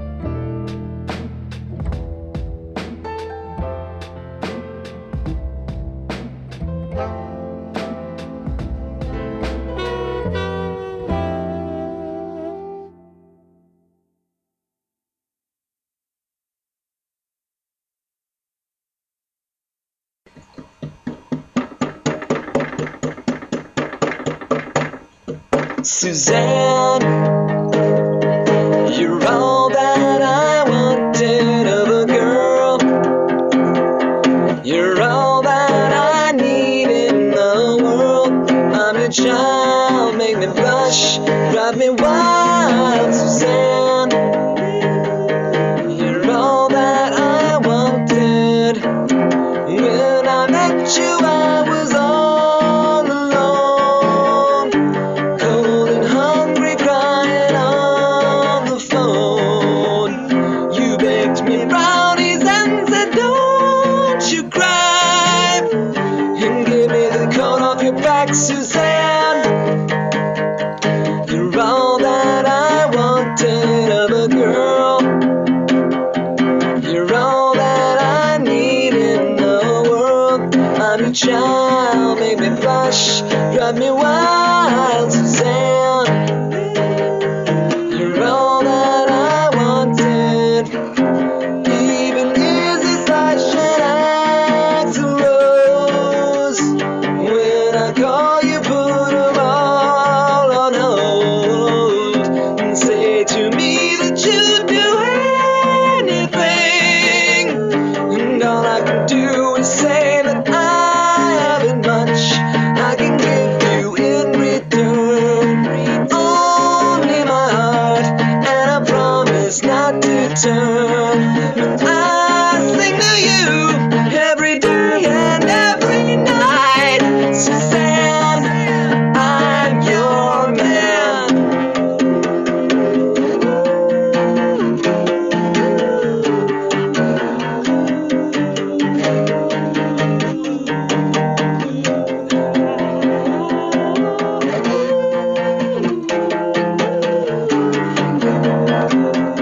Suzanne, you're all that I wanted of a girl. You're all that I need in the world. I'm your child, make me blush, drive me wild, Suzanne. You're all that I wanted of a girl. Suzanne.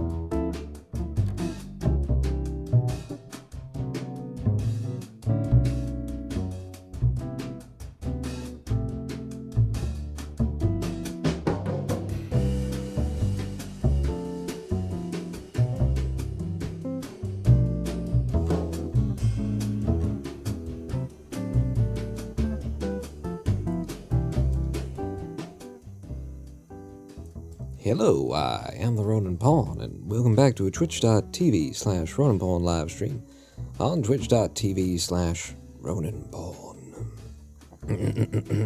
We're in Kerbal Space Program today, and we're dancing around Minmus again. I love Minmus. Minmus is my favorite. Out of all, that's the wrong button. Minmus is my favorite. Out of all the women in my stables, Out of all the women in my stables, all of the women in my stable... You didn't need to say that the first time. You've managed to say it 3 times now. Welcome back to Minmus. We are on on 3 different missions. 2 of them are real missions. 1 of them only exists in my head. And by the way, Kenneth, that I had never seen that line up so well with the sunglasses and stuff. What was I saying? 3 missions, 2 of them are real, and 1 of them exists in my head. The one that exists in my head is ScanSat. We're going to, you know, point it at Minmus and turn it on and start generating a map that can actually give us some pretty useful information. You know, in my speed run and generally whenever I'm playing Kerbal, you get to Minmus, and I'm looking for where the hell are the Highlands and which are the Midlands and stuff like that. And by having, you know, at least the telemetry, the altimetry, a map of the heights of the terrain, I should have some idea of, oh, well, that's definitely got to be Highlands. No, those are lowlands, that kind of a thing. Whether we have the biomes or not, just having the heights will be an interesting thing. And of course, eventually we can get the biomes out of ScanSat, I believe is how that works. But so that's mission 1, playing with our first ScanSat device, and that only exists in my head. We don't get paid for that one. Mission 2 was putting this craft into orbit around Minmus Polar at 300 kilometers, which we already did, and then parked ourselves down here at 70 kilometers because that's the perfect height for ScanSat to operate for this particular dish to do its thing. And then the 3rd mission is going to be dropping these 2 drones down onto 2 different positions, 2 different locations on Minmus, and sending us back some lovely scientific data, which will complete an actual high-value, good mission that we've got. And I really love the fact that in Kerbal Space Program, you know, these things continuously close up on their own. You can't hold the one open that you, like, the way that you left it, you would expect that's how it would be when you come back to it. No, what are you, crazy?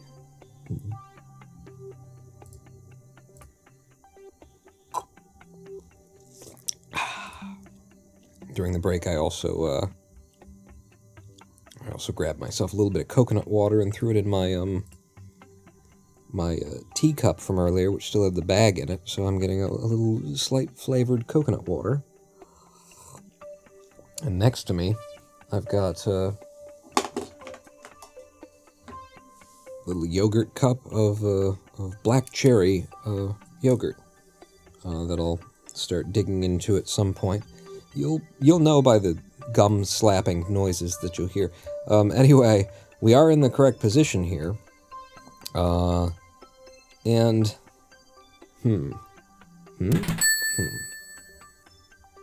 Game design. We don't do game design. We're advertisers. So, how do I want to do this? I'm thinking... What are you thinking, Pawn? I'm thinking... So, number 1, let's point the craft at the surface. And are we going to turn ScanSat on first? I would actually like to wait on the ScanSat thing. Are you fighting me? Don't fight me, SAS. I would actually kind of like to wait for the ScanSat thing, because I feel like it's something that I want to sit and stare at, and, you know, that kind of a deal. So I think we're going straight into our landings, dropping our drones and whatnot. So where are we right now? We are here. We have already dropped a little probe over there. This is the Mephistopheles Jr. landed. And I'll tell you what, I don't really know where this guy's going, but we're going to break him out on his own right now. Okay, so Alt F5 in case everything goes really bad here. Decouple.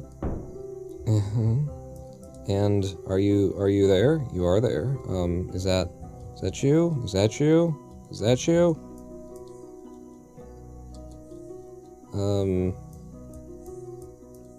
Like, I control one of these damn things. There we go. Okay. If I can control one of them, then that's fine. And we control both of them, really, when you get down to it. So I'm just trying to nudge him out of our belly. Gently. Gently.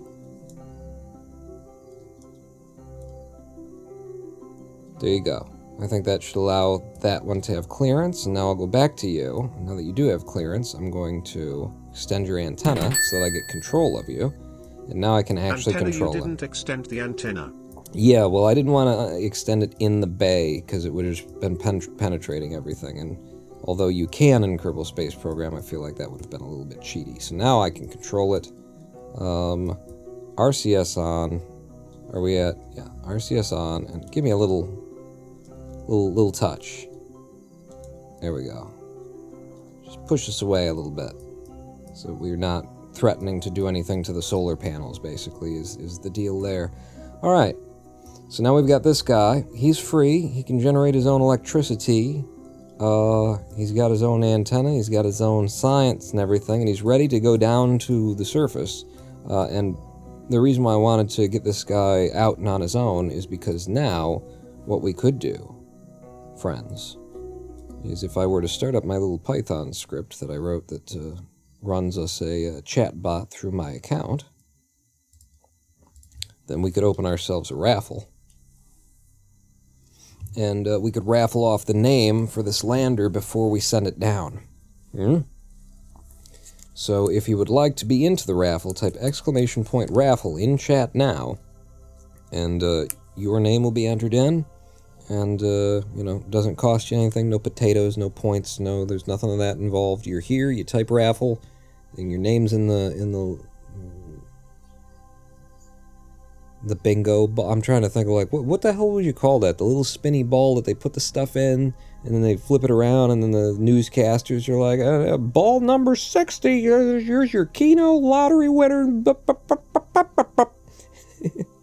There's got to be a name for it, right? It's going to be some kind of, not just basket or bingo cage, it's going to be some kind of reference to, and I'm reading from chat, Kenneth one says basket, and Dramasian says bingo cage. Not just basket and bingo cage, it'll be some kind of, like, reference to some kind of Roman torture device or something, the castanet. We're just going to reach into the...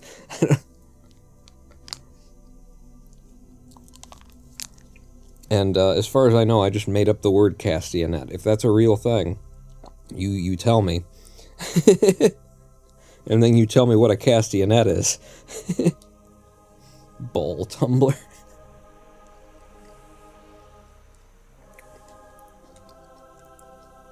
No, now that's an application. That is a cell phone application. For gay men? I don't know. Ball tumbler? I don't... But so, you know, where are we going down with this thing? We are going in this direction. That's Clock District. This is us. There we go. We can switch back off of Minmus. We're going in this direction. We could drop one. Yeah, we should just drop one on the South Pole. That's an easy place. And if I aim for, like, the edge of the South Pole, which I have no idea where it is, it will get us Minmus's poles, and then we can try and fly it as far as we can fly it with whatever fuel it has left over to get out of Minmus's poles, and then we'll be wherever we'll be. And so long as it isn't lowlands, which I don't know what it would be, then that will be a place that we haven't been before. But that seems reasonable, right? Just chuck one at the South Pole. Why not? You were on GitHub earlier. No surprise you're looking for gay men.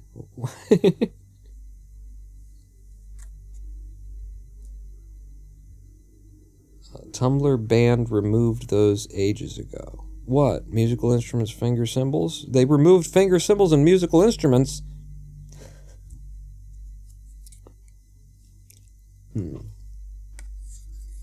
Real chats use GitLab. I've never, like, worked with a team of people coding anything. And so my interaction with GitHub and with Git in general has always been kind of begrudgingly, because there's so many systems in there that are designed to preserve the sanctity of your program from somebody else in the program and doing this, that, and the other thing. There's so many things that I'm sure are just absolutely crucial if you're going to be working with a bunch of other people on a project that are just a huge fucking annoyance if you're just building something solo and you need a place to stick it and you just want, like, versioning. That's all I'm looking for, is a little bit of history, and then there's 9,000 other things. You gotta have a file that tells it to not do this in this directory, but do that in that directory, and it's like... So all of the features that that Git in general enables have mainly been in my way. RCS off on this little guy. Let's go ahead and roll whoever the winner is, and Kenneth, feel free, and you can be the one to roll it, I believe. And we'll find out who we're naming this guy after. In map mode, the 012 ScanSat landed Mark II probe. Wait a second. Predict with channel points. Surface probe, a deep impactor? What?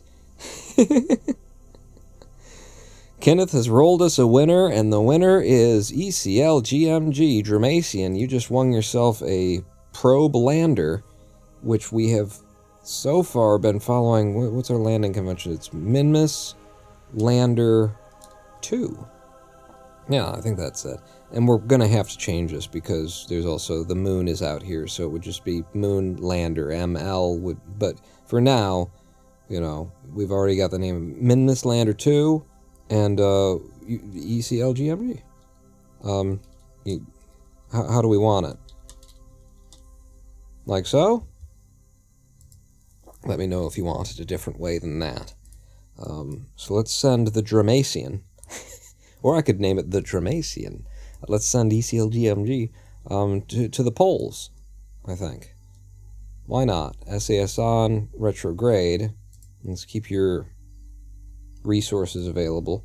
So at this point you've got 19.99 monoprop, and you got a whole bunch of electric charge, which we put on there in order to support the, where is it? The seismic accelerometer. Man, look at how, like, the way that that glows like foil. That is fucking brilliant. And, you know, they made the texture without... They didn't make the texture with, like, this mod installed, you know? But it just fucking nails it. That looks so fucking like foil on a... that's beautiful. That's beautiful. So you're on your retrograde, and we're already kind of passing the pole. Tell you what, if you wanted to save yourself a little bit, we could come down on the North Pole. That kind of a deal? We'd be wanting to come down on the edge anyway. I'm just going to start burning and we'll figure it out, because it doesn't really matter where the hell you're going. Just go somewhere. What's your periapsis here? Okay. We have learned earlier in this mission that 5.75 is the highest height on Minmus. So your periapsis is now at 5.77. You should be safe under all circumstances, and then we'll see where we want you to come down. We don't want you to come down on the dark side of anything. So, you know. And after that burn, down to 19.3 on your monoprop. So, let's go ahead and whip around this thing and see where we end up. And start the moon stuff with MU instead of M. Hey, that works. Yeah, and then we wouldn't have to change anything. I just assumed we were going to have to go back and change all of the M's to, like, Min, you know, something like that. Or MI if we really wanted to get into it, but having M for Minmus and MU for Moon, that works for me. I ain't angry at that. I'm going to go ahead and turn the surface radar on here. But I like that, Mephistopheles. That is a decent solution.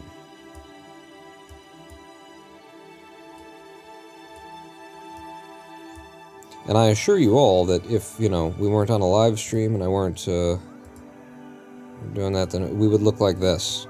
This is what we would look like on the dark side of Minmus. Oh, lovely. Yeah, it's beautiful out here. But we are on a live stream. And honestly, I would still have this up a little bit, because it's just like... I don't need that level of realism. I want to be able to see... it's a visual medium, people. Alright, where are we now? Yeah, we're coming up on some stuff. So from here would be a good time to go ahead and burn down for trying to land, like... We want to be in the pole, but it would be, you know, on this side of the pole where there's light right now.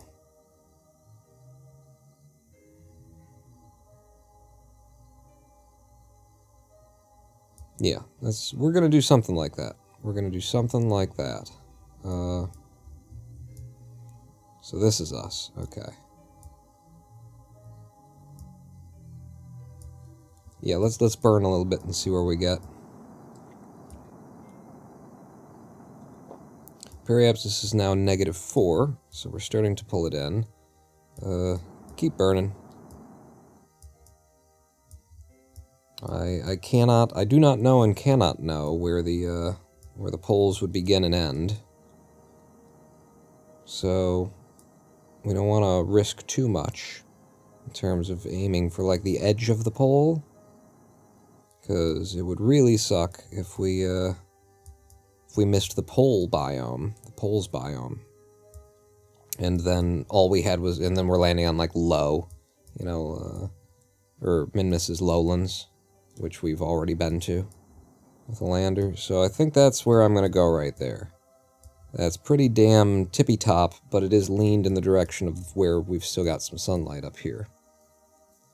Don't forget to grab science in space near biome on the way down, says Kenneth, and Jermaine says all that is already taken. Yeah, I'm pretty sure we've gotten everything that we can possibly get with this kit of science from, you know, low over Kerbin, or low over Minmus. Wow! There's just something about that was so damned realistic, like this in the distance. Just really snuck up on me. Like, fuck yeah! Pole biomes are about 14 degrees around the pole for Minmus? Okay. I've picked my landing spot. And if I've messed it up, then I've messed it up. Because I really shouldn't know, you know, because we've got ScanSat in here, so it's the kind of thing that's, like, the point is to, you know, if you want to know, well, then you're going to have to get the ScanSat technology and get it up here, and then you can... Okay, so now we are passing right over the North Pole as we speak. That's why the camera is spinning all on its own, that's why the ball is rotating like that, because the idea of north is changing.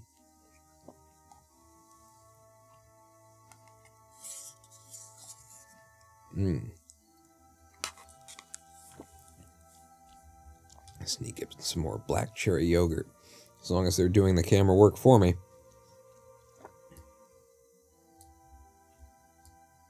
You considered changing the sun flare. I couldn't find one that I liked, but I would absolutely change it if I could find a better one that I liked. It's a lot of time invested in, you know, swapping them out and doing an entire restart of Kerbal Space Program when it's loading 1,700 resources via Module Manager. And I did go through like 4 or 5 of them, and they were all like too much or not enough or, you know, weird. Everything that I looked at was not satisfactory, and so I just ended up going back to this, which is a Sunflare pack. I think it's just the standard Sunflare pack that comes with, or that is distributed alongside, whatever's doing the Sunflares that I can't think of right now. So, do you want to slow down, Pawn? Alright. What the hell? Will not crash. I mean, I don't want to ruin... I know some people have some bets going on that, Kenneth. Go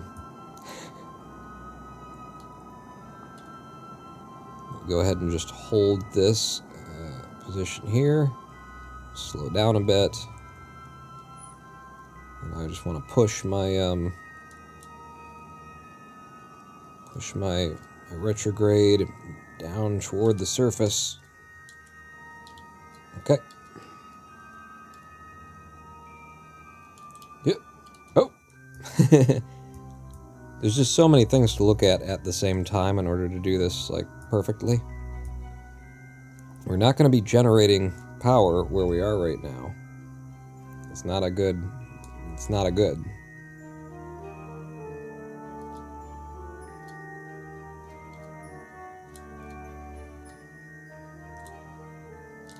Oh, we're on the ground. Okay. I'm still tapping buttons and like, We have made it down.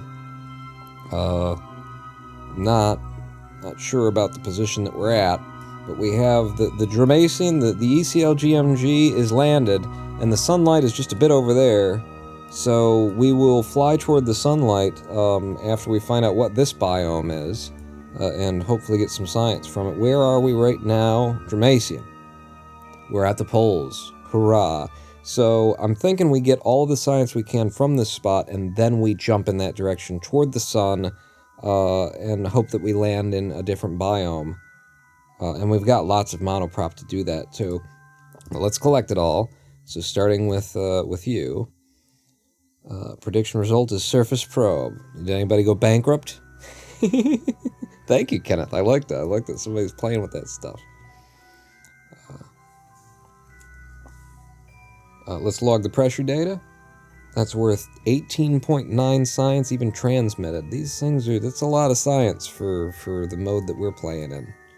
It sneaks up on me how much it's worth. Temperature on Minmus at the poles is worth 12.6 science. We've got... Oh, that was the big one. No? This is the big one. Faint seismic waves are detected. This is worth 37.8 from the seismic accelerometer. Holy poop. And then... Is that it? Besides the goo. And I'm going to take the goo here, because poles is harder to get than whatever we're going to find down the hill. Yeah, I think that's all of the science here. We had a barometer, we had a thermometer, we had the seismic accelerometer, and we had the probometer. And we've just taken all of those things, so let's observe that goo. We've observed it. It'll be worth 15.7 transmitted. Everybody bet on Deep Impactor. We all lost. Oh, I'm sorry.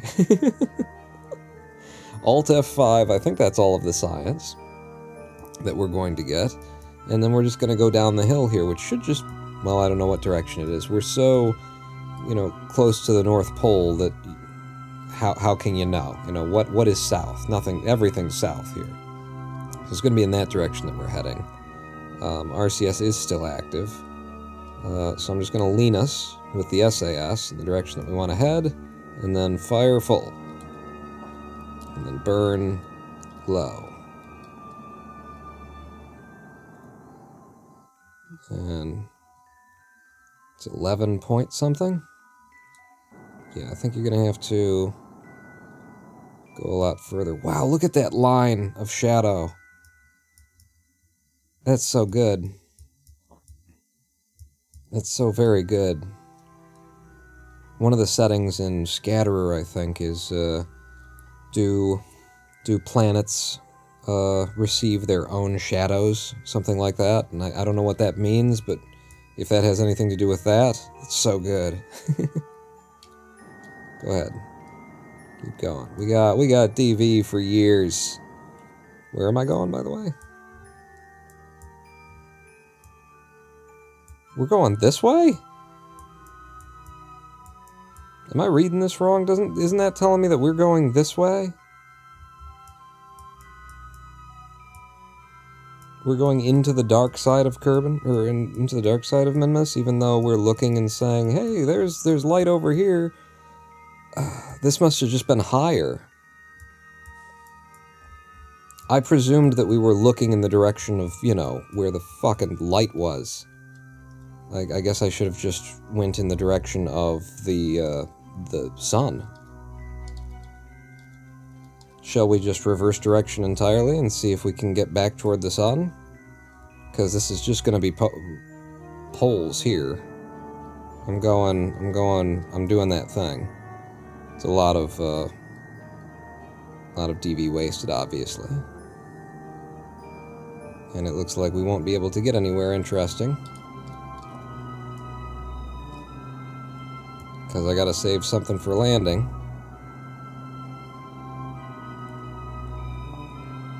Now's the time to bet on Deep Impactor, because I'm going deep on yeah, there you go. That'll get us out of the poles, alright. And the question will be, can I slow us down and land us without getting us killed? Now we bet. You think you could send a ship to recover that goo?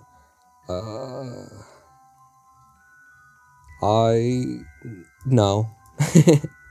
Just gonna say, no. While we're traveling here, though, we've got, a solar panel into the wind. Let me put that in a place where y'all can see it, and if I just, angle it more so, we can get full juice, which is about 3.6 on those little units. And I'm gonna go ahead and transmit, the seismic data, which is the big one. And, hopefully, it doesn't drain all of our resources.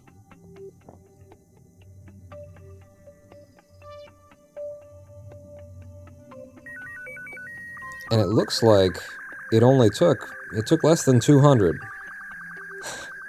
So, the numbers that we got out of the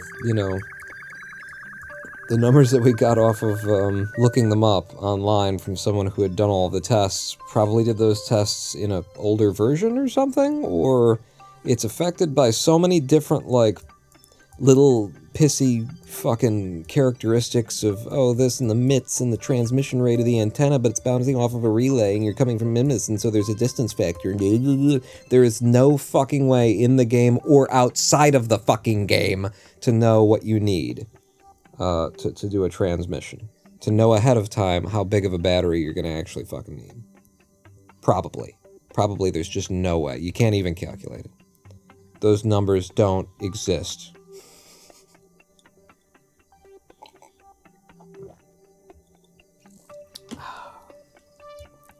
So we have 3.38 units of monoprop remaining.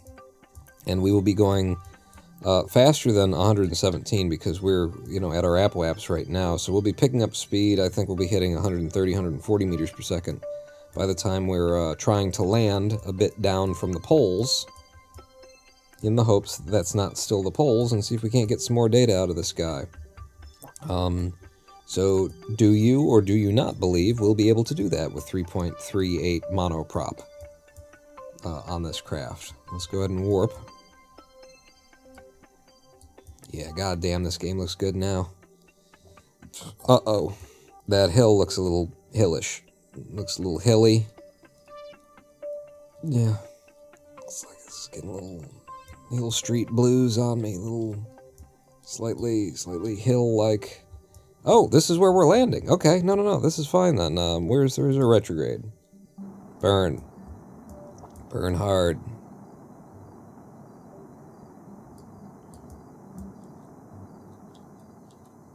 Down to 1.4 units of whatever the fuck it is we're using here.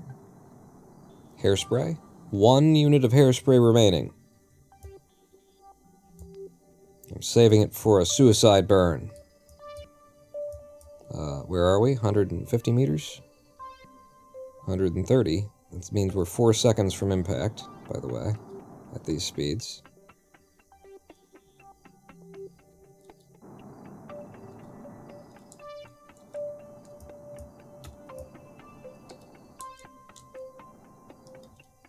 And we have stuck the landing here on Minmus with 0.00 monoprop. Holy balls. I fucking nailed that shit. Wow. RCS off. SAS off. No, they like to lean, this group. They really like to lean. Where's the sun? Impressive. Yeah, I wasn't expecting it. We just spin you around. Whoa. And then, while we're spinning, the Kraken reaches in and just blows everything up after I nailed it. Great shot, kid. That was 1 in a million. Yes, it was. Damn. 0.00. And we landed at 1.9 or 2 point something meters per second. It wasn't even like a, ooh, we almost, it counts technically. No, that was perfect. That was fucking perfect. F5. And now he doesn't have the fuel for a flight, but he can still launch it using the SAS module. Yeah, I could still just get it rolling over itself. These are meant to be left on the surface. But we do need to transmit everything that we had from the other site. And we'll do that as, you know, before we get to find out, just as like an extra little drum roll, before we get to find out what biome we're in. Transmit all the data, including the Minmus goo.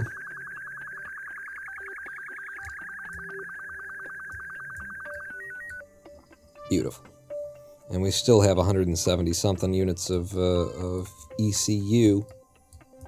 Roll fast enough to get escape back to Kerbin.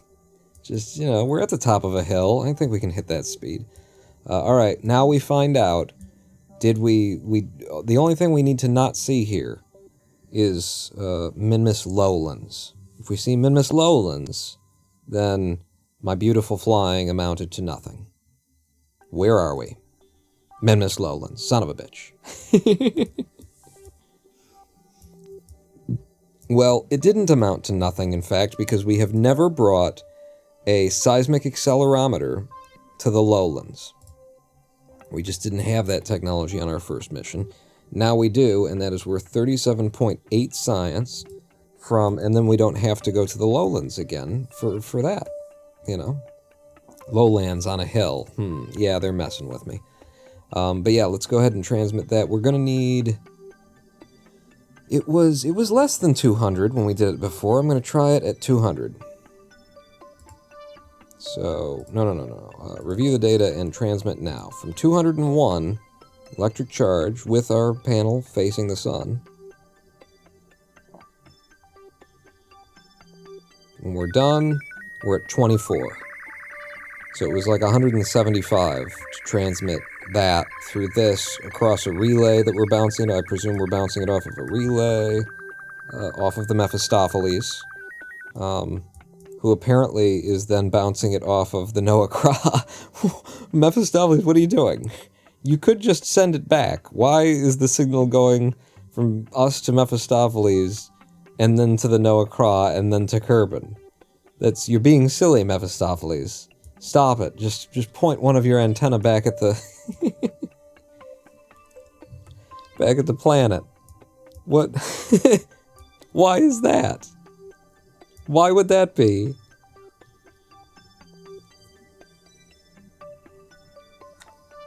One of these would be the mothership.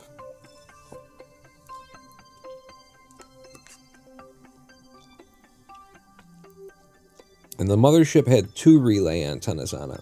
The other 2 that we dropped only had 1 antenna on it.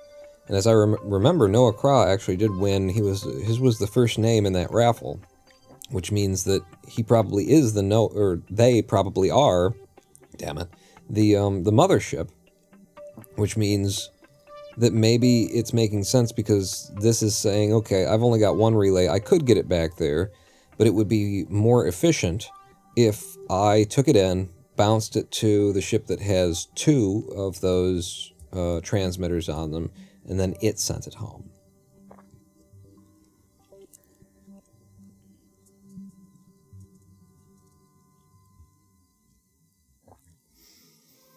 Communitron 16 can't reach back to Minmus with the level 1 tracking station, or back to Kerbin from Minmus, I should say. Yeah, definitely not. That's why we built this relay. It's just silly in my mind that Mephistopheles would be receiving and then transmitting to another relay and then sending it home. But that would be my justification. I think that Mephistopheles can transmit back to Kerbin, but in terms of communication efficiency, and this is part of why I, start to rant a little bit when I talk about the comm system, because it is this level of complex in vanilla base game. In the vanilla base game, it is this level of complex, where that's probably the intended behavior, because it's trying to find the path of least, like, expense for when I send science through. So I'm going to bounce my signal to here, and then least expense for sending science would actually be to send it to another guy who sends it home, instead of me just sending it home, even though I could send it home. Like, this is probably intentional, because they have made their comm system, like more complicated than the space exploration part of the game, and managed to not put any of the information in the game that you would need in order to, like, make sense of this, which they have not done. Probably because there's no way you would ever be able to, like, do the math in your head or on the fly or see some numbers over here and figure out, like, what's it going to cost you. Like, their calculations for this transmission system are as complex as their calculations for, like, the Oberth effect. But you don't need to know, you know, the fine details of the Oberth effect to play the game, whereas I can't build a ship the way that I am going to need it to function if I don't understand how the comm system works. This is just, it's like, it's overcomplicated in the places that it needs to be simple, and it's too simple in the places where it needs to have, they don't give you the information that you need. It's just, it's a mess. It's a mess of, like, how am I intended to interact with this system, and this is it. You're supposed to look at it and go, oh, that's neat. Those little green lines bouncing are neat, aren't they? They're fun.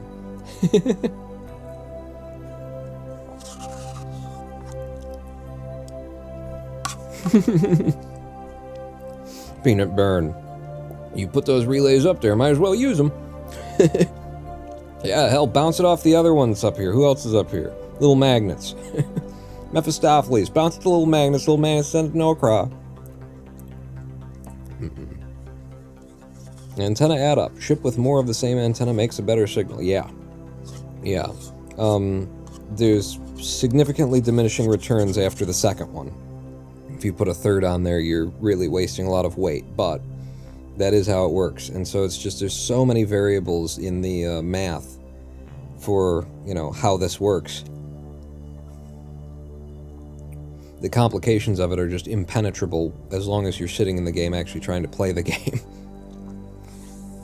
And because there's been versions and revisions and stuff like that, I used to have a spreadsheet that we'd use on the live streams to calculate this kind of weird stuff. And it was ridiculously complicated in and of itself. It was hard for me to read what I was doing while I had the tools that were there to help you know what you're about to do. And those tools could very well be out of date. So even if we had the thing that somebody else, not the game developers, made so that players would know what they're doing before they're doing it, it probably wouldn't be right, because we're in the 1.12.5. Unless somebody came back and updated it.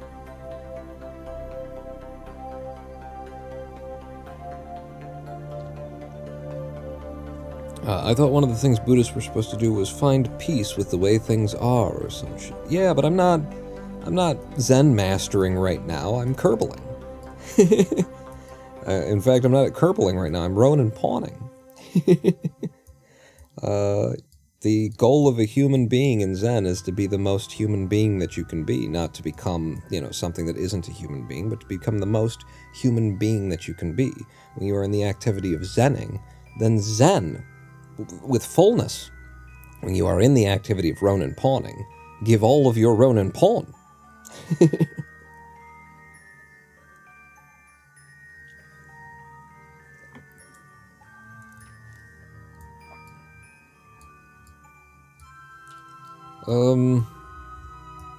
But okay, from the lowlands, we transmitted that data, and that's, you know, that's good, because we had one probe. In fact, let's check our mission, because here's the deal, people. Oh, look, they closed it up on me. Huh, even though I opened it before and then didn't close it myself. It's not like we edited the game. Minmus probe has probes in 3 different biomes on Minmus. Okay, yeah, no, we have. Because we've been to now the poles, we've been to lowlands twice, and we've been to Minmus's flats. Just the flats, not a special flats region, not a great or a lesser or anything, but just Minmus's flats. So we have completed that mission. There's going to be so much money waiting for us when we get home. Ugh. And we ain't even done, yo. Because this was just one of the probes that we had to drop while we were up here. So thank you very much. Who Who won this one? It was Dramatian. It was ECLGMG. Thank you very much, ECLGMG, for being our second probe to drop on the surface of Minmus. I now have to go back to the tracking station, because the UI is designed in such a way as to, when you Ronin pawn...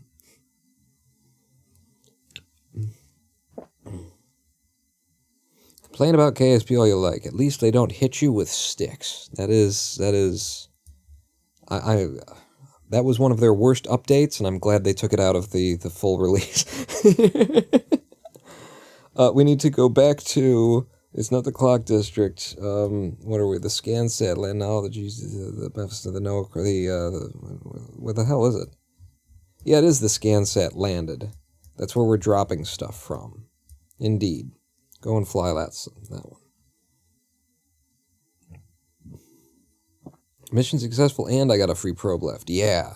So we're going to try and land this last probe. Because that was the one where we were saying it only, it's going to be really hard to get both of these probes to land in 2 different biomes, right? Ooh, look at that. Look at the way that the light is being banded across Minmus. That's cool. I like it. I don't know what the, effect is of the, is that the correct, that's what, with the refraction metric of the particulate in the atmosphere around the, I don't know why that's like that, but I like it. We were saying that one of these probes is going to be very hard to hit 2 biomes anyway, whereas the other one should be basically guaranteed that we can hit 2 biomes if we just pick the right place. So let's pick the right place with this one. I'm decoupling, and then I'm pulling the ship away to release you into your own, my little boy. We've just birthed you. Did you like the canal? Alright. Into him. There we go. I got all my cameras middle mouse clicked into weird places. And let's get our antenna extended, and that will give us comms back, control. And look at that one. He's just hanging out right next to the guy. I like it. I need you to not hit anything with your antenna.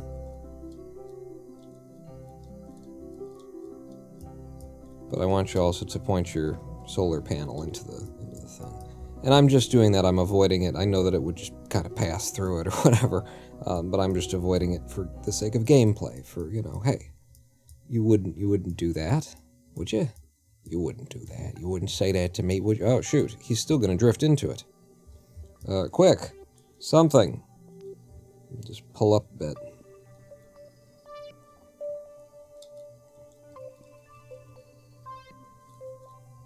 Okay. So, where are we going to drop this guy? And the answer to that question... oh, by the way, we need another raffle open. Kenneth, if you want to open the raffle, just... exclamation point raffle. If we don't have one open, which we don't because it's closed, and a moderator uses the command exclamation point raffle, then that will open the raffle. And then if you want to be in the raffle, you type it again, and if we have it open and a moderator types that, then they will be entered into the raffle. That's how that works.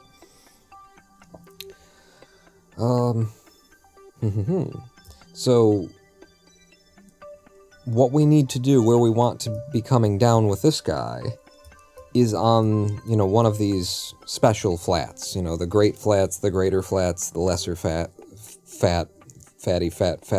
Arbuckle. We want one of those, and we want it, preferably on one of these where I'm pretty sure that would be considered the slopes or something like that. Or what we want to do is go to one of my speedrunning landing sites. I think actually at your speedrunning landing sites, the 3 biomes that you would get would be greater flats and then lowlands, which we've already got, and then the other one would just be common Minmus flats, which we've already got. So I think we want to aim more for like this. This is where we want to be. And then we want to try and climb up one of these hills and hope that we're considered that we're on the slopes or something like that. Because I just don't know, you know, it's how do you even guess where the highlands and the midlands are and whatnot? Like, I'm pretty sure this is highlands, but if we go to that highlands, can we get out of that highlands and get to something that isn't lowlands? And I think what we want to do is we want to land on these lakes, basically. From where we are right now, we kind of just got to let Minmus spin for a while.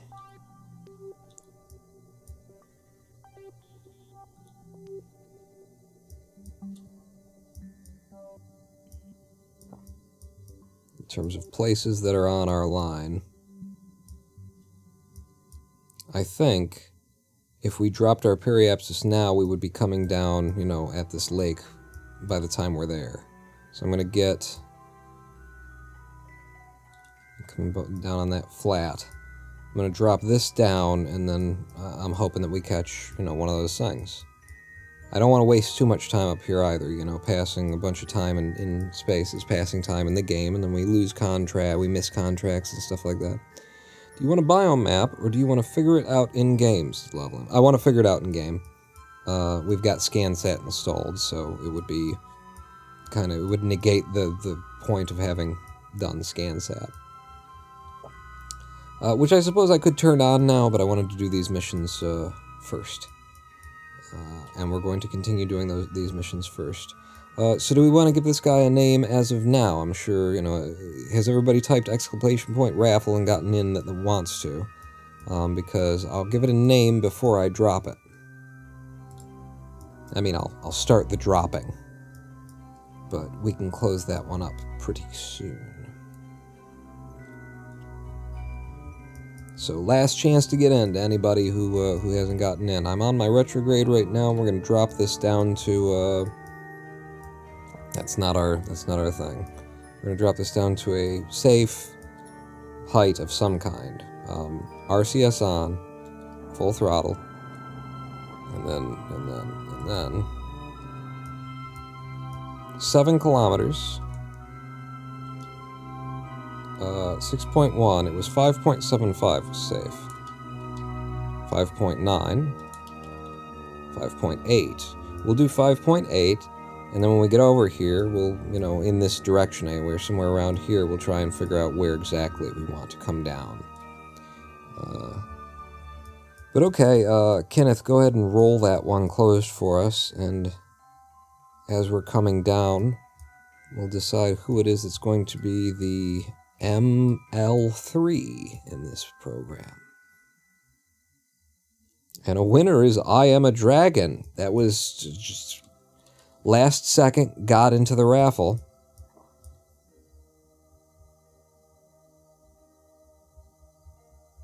Congratulations, I Am a Dragon. With a 0 for an N as well. Okay. So over to map mode.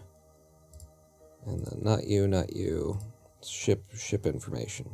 Oh, here, information. So this is another lander, ML3. I am a dragon.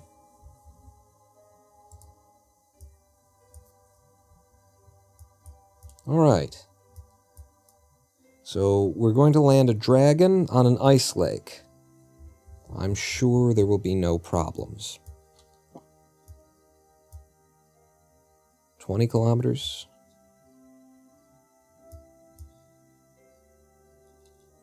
Our low point is 5.8 here. Can I have a camera that doesn't suck? And there it is. We're coming up on it now. I said I wanted to be on an edge. I could just slam on the brakes and try and come down right here, because this would be probably our best bet for slopes. Or right there, actually. That's where I want to do it. I want to... yeah, that. That's our spot. So, from this point, go ahead and burn.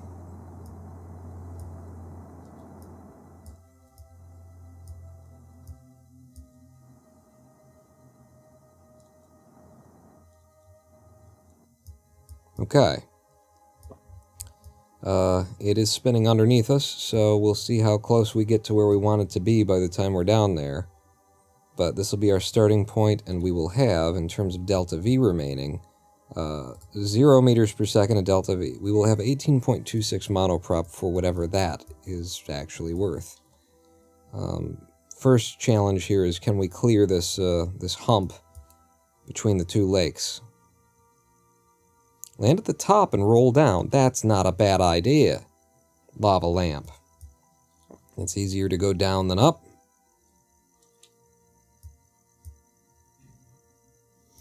So I would want to stop us on the side, kind of a thing. And look at where we, pretty much are anyway. I like this. I very much like this. So, give me this.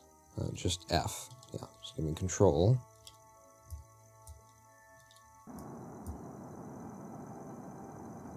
I'm gonna burn our speed off.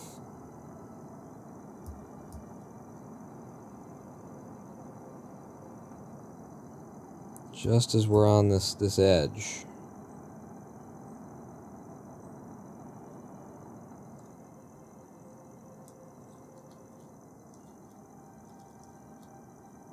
And push the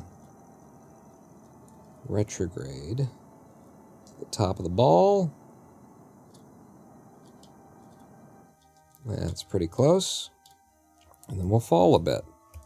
12.9 of 20 units of monoprop we started with remaining. Give us an F5 just before we crash. Oh, what? I can't do that just before I crash?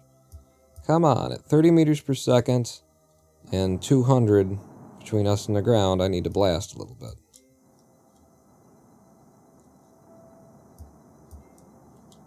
$10 meters per second. 4, 3, 2,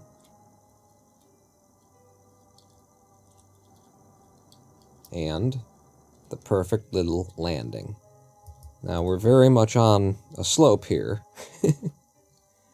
We need SAS to stand upright on this slope. But the question is, are we on the slope, and is this a slope? We know that we're on a slope. We think we're on a slope. But the nature of reality is such that the observer and the observed are one. And so, is it a slope? Is it not a slope? Vote in chat now. No. Telemetry report. We are on Minmus's slopes. Hurrah. We've done it. We've definitely gotten both of these. That's a proper slope, says Peter. Brilliant idea, Lava Lamp. Just land it high and then roll down. I like it. Let's get our barometry, which is worth 18.9 science. Our thermometry, worth another 12.6. Our seismic accelerometry.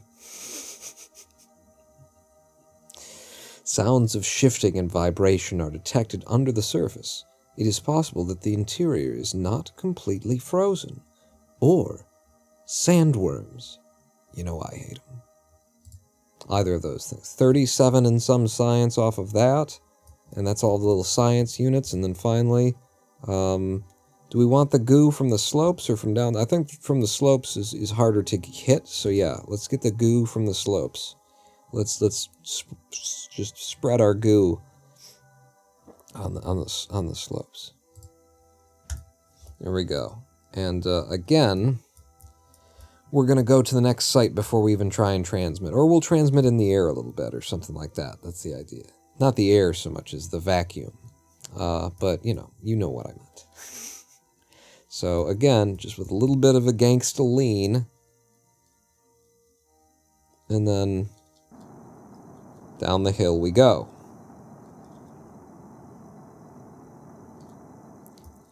And what does that look like? Just a little bit more is what it looks like. There you go. In fact, knowing this game, you should get a bit away from the shoreline there. Dune monsters. There could be all sorts of things, making noise underneath the surface here. I've seen all of those movies. Oh, we can transmit. Let's point, make sure that the panel is pointed somewhere toward sunshine. Apparently the best we can do on our retrograde is like that. And let's at least transmit the seismic thing, because it takes a lot of juice. But not as much as it said it would. 175 again, right around 175, a little bit more this time.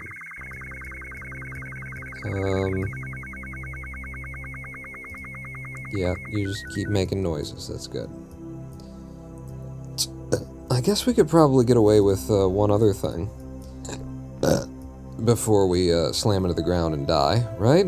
I don't think that's what you want to be paying attention to right now. 300 meters, RCS on.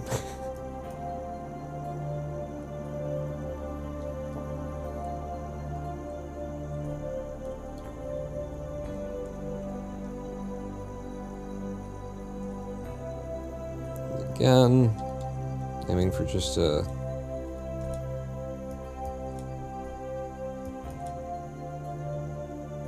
straight downward fall would be lovely.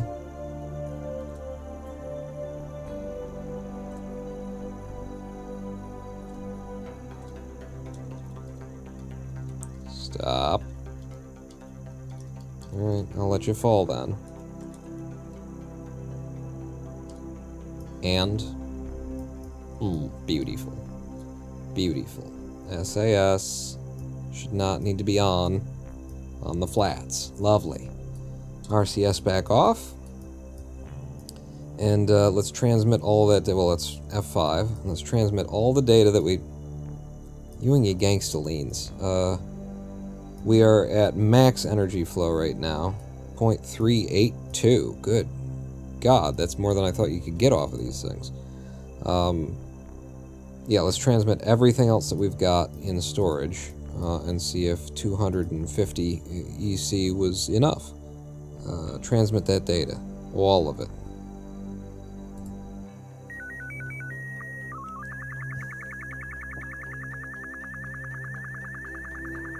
That panel is in overdrive, isn't it? Crazy.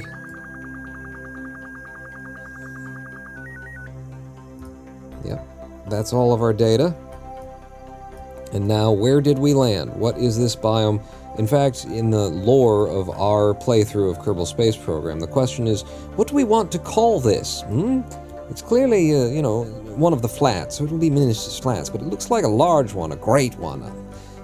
It's a pretty big one. What do you think? What shall we give it? Telemetry report. I say we call it the Greater Flats. That would have been better if we would have named the Great Flats first. But okay, whatever. You know, comedy just in the bag. Just screwed everything up. The Dragon Flats. Log temperature. I mean, that's the name of the land. The first lander who got here. That'll be worth 12.6 as well. Is there any like interesting? There's no fun things that they put in here until you get to this. The accelerometer should have something fun to say. Faint waves were detected. It doesn't. No, nobody has anything fun to say. That's all of it, right? Review data, review data, review data, review data, and review data. Review. We've already fired that one off, so that's all of the information we're going to get out of there. I need 175 electric charge to send home the first pack. In fact, 180 is really what you want. Let's review the data and send it. Personally, I think we should do a Greenland and Iceland situation and name the flat place the slopes.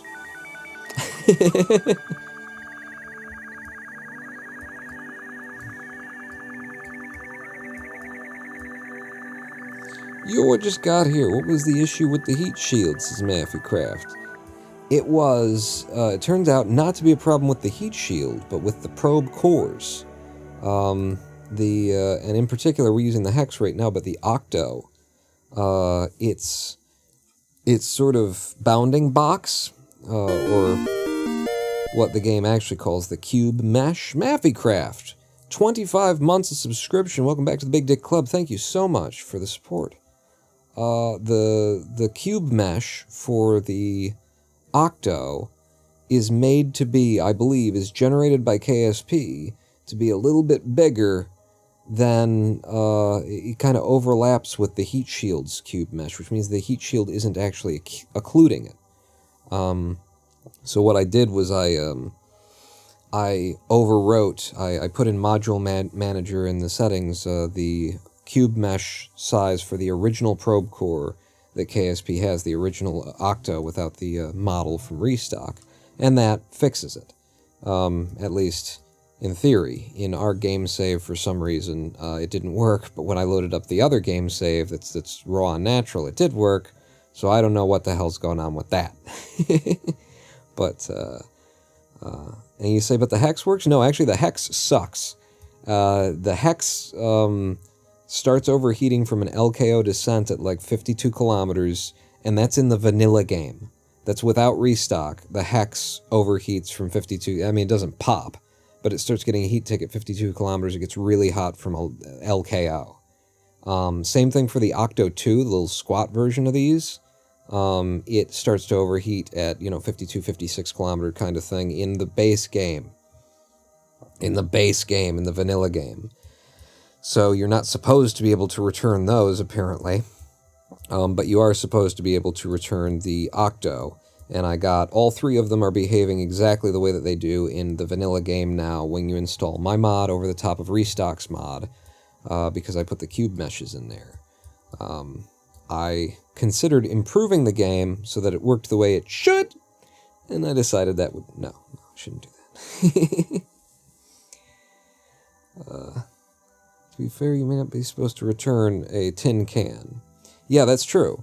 I think it also, one of the reasons why I did pretty quickly abandon the idea of, well, I could improve these things and make them all returnable, was that the OCTO is the heaviest of the three, and also has the crappiest battery, and also has the crappiest computer in terms of, like, controlling, knowing how to do SAS and hold different positions on the ball. And so then you get the Hex, which is lighter, but also has a bigger battery, and also can do more, so it has a better computer. And, okay, advancements of technology and everything, but everywhere else in the game, a battery weighs what a battery weighs.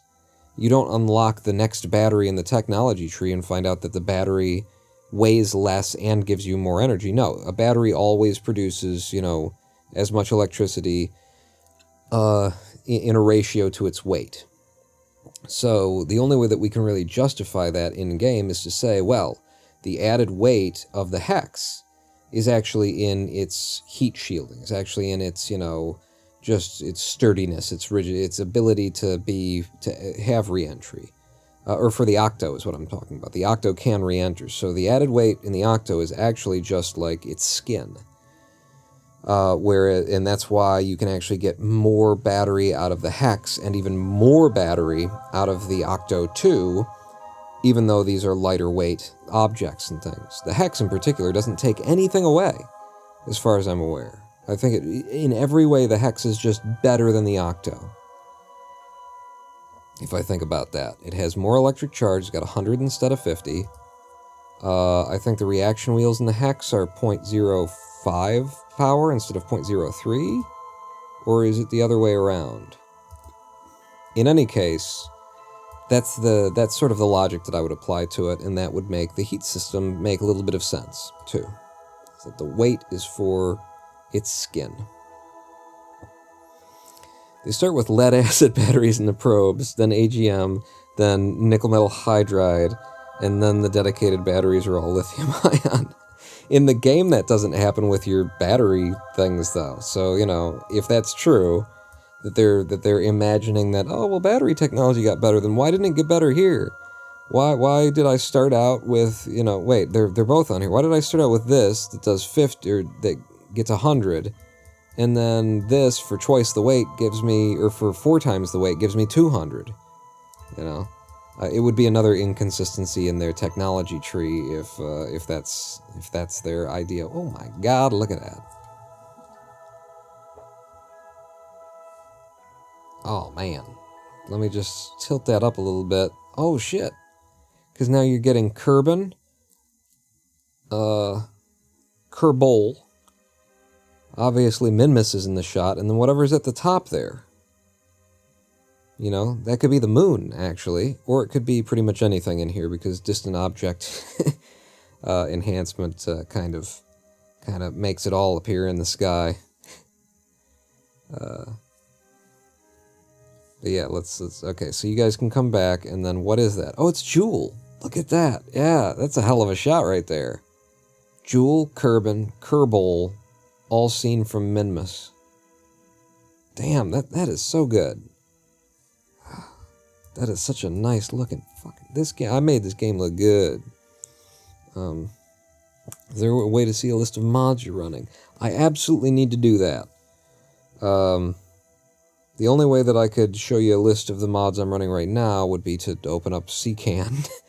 And I'd have to, like, create a window capture for it and stuff, which I could do. It's not that big of a deal, especially since we've been sitting here doing nothing on the surface of Minmus for a while. I just been waiting for the electric charge to go. We got transmissions to do, don't we?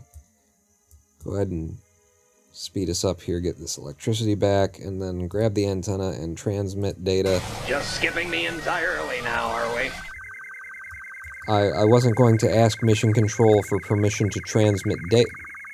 You know, I probably should, but I apologize, Houston, for just skipping you on that. Were you guys ready to receive the transmission? Because otherwise we just kind of wasted a lot of power out here. You can get the mod list in text form through CCAN, can you? They got like a little thing, you can just pop it out and kind of that's neat. Yeah. That could be like the next thing that I integrate into our bot. Would be just a command to list the mods I'm running. But then when it's not on, and also I need a limiting function for it so that you can't, you know, constantly ask it for things and that kind of a deal. So there's a bit of development that would have to happen before that. Maybe I just put the list in my, you know, in the profile underneath the stream on Twitch. Is that all the things that we're doing then? This probe still has 7.42. Where else do we want to go today? I'm pretty sure the only places we could get to from here are slopes, lowlands, or you know, these flats. I don't think we're getting anywhere else. I mean, we might be able to get to another flat, but we've already been to those flats. Basically, I'm saying I think this guy's done. He got us 2 different sites worth of science transmitted back. Done very good, Dragon. You done very good. File save installed mod lists, says Simpson fan. Okay, thanks. Yeah, that'll help. When I go to do that, it'll help to just have a text, straight up text list. Cool. My math teacher would say 7.42 what? Apples? Eggs? Yeah, I hairspray is what I'm pretty sure is in there. F5, we're done with you, and the last piece of this mission then. Let's go back to the tracking station so that we can go back out to our ScanSat satellite in our lovely polar orbit at exactly the height that the game tells us, that ScanSat tells us is the place that it wants to be, which is 70 kilometers is where it's going to work best. For any given surface is what was claimed there anyway. I wish we had the radials unlocked so I could just snap it to pointing toward the surface. We don't, so what did I just hit? Oh, you put the gear down, huh? There you go. Hold that. Lovely. And now get our electric charge up. I'm going to enable the ScanSat. In fact, before we do, where is the ScanSat in here? I believe that's ScanSat? Yeah. So here is our planetary mapping. And what have we got here? Terrain or biome? Interesting. I presume it knows what body we're around already. Planetary overlay. I don't know what these buttons do yet. I should not play around. No. Oh god, see, I'm accidentally clicking things and opening everything. Let's just turn it on. Start scan sat, or start scan radar.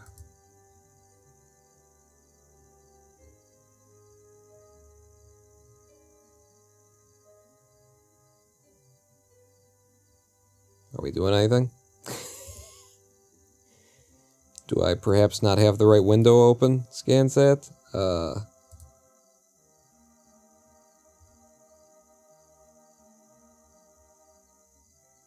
Click all the buttons. It's working. Okay, it's just going to take a minute.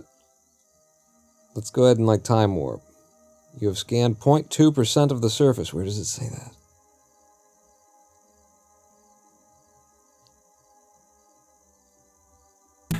This is an altimetry map of Kerbin. Now orbit around 1,000 times. Around 1,000 times. Okay, well I've got 10 times time warp going, so that's good. How do I change which celestial body? Minmus. There we go! There we go! Okay, this is much... Why would I don't know, like... this one's bigger. What's the benefit of the little one? Thank you, yes. Okay, we're mapping the surface of Minmus. Grid overlay, no grid overlay, no grid overlay. Day-night terminator. Oh, that's neat.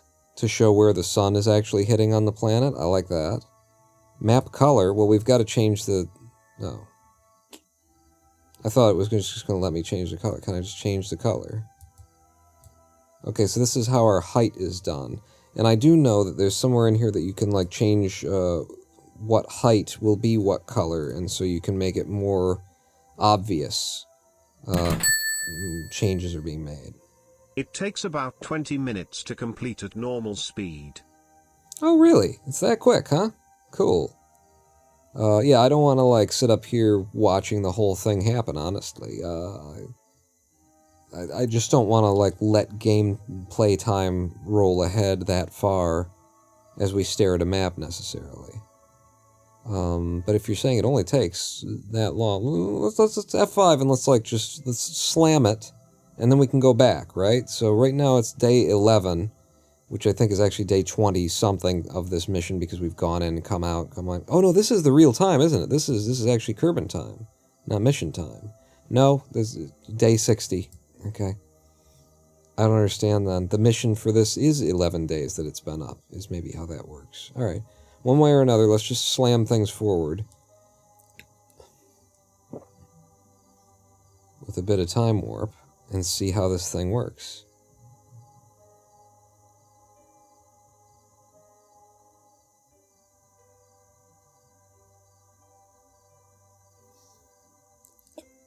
So can it not take readings in the dark or something?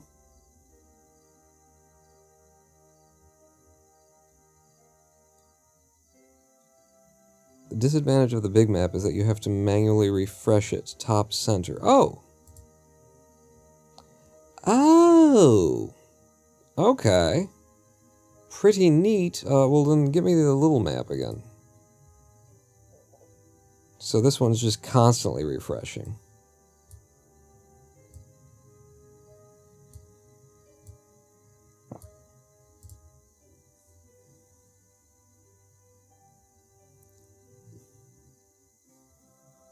That's pretty cool.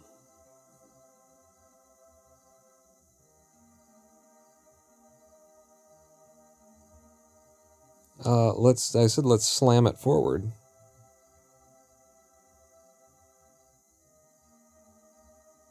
Where the hell is Min? Well, it's going to be coming and going is the thing. That's neat.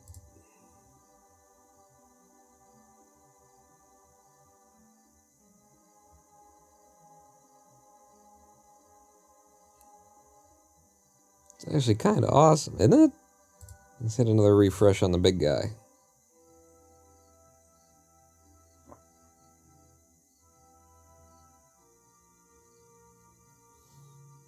Now, I guess my other question would be, why is this black and white when we've got a color map down here? Is there a button I need to, like, press in order to, like, apply the color map to it to show the height?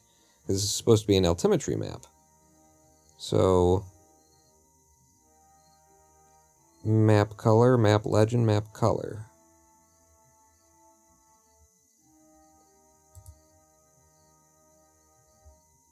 So now that tick for map color is enabled, the map is set to altitude. Is that map type altimetry? Wow, yeah, it filled in pretty damn quick, didn't it? We can put the grid back on it now. Waypoints, anomalies, flags. So we've been scanning for about 4 days, 4 or 5 days actually. 5 days there. Map legend, I can turn that on or off, but the legend doesn't seem to be, correct. Not really obvious from any of the UI design, but it actually does serve a purpose. I really like ScanSet. I even used to use it to plan my missions. You have a slope map, which is really handy. You have a low-level scanner. This is Dramatian. So, like, if it's an altimetry thing, then why don't I have a representation of altimetry that matches the colors that are down here? Planetary overlay, zoom map, main map, instruments readout, settings.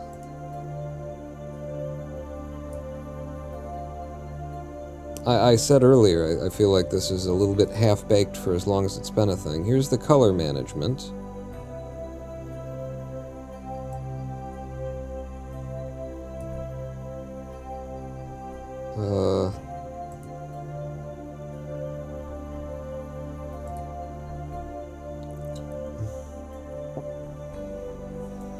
I don't know what that would mean, the palette style. I'm installing a new mod. Yeah, it's pretty neat, huh? And I mean, it's like pre-configured correctly for Minmus, from 500 to 5500. That's what you want. Here are the colors that are going to represent those things, and then you get a black and white output that doesn't put the colors onto the screen.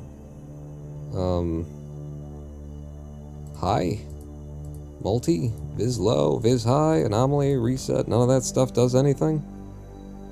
I don't understand.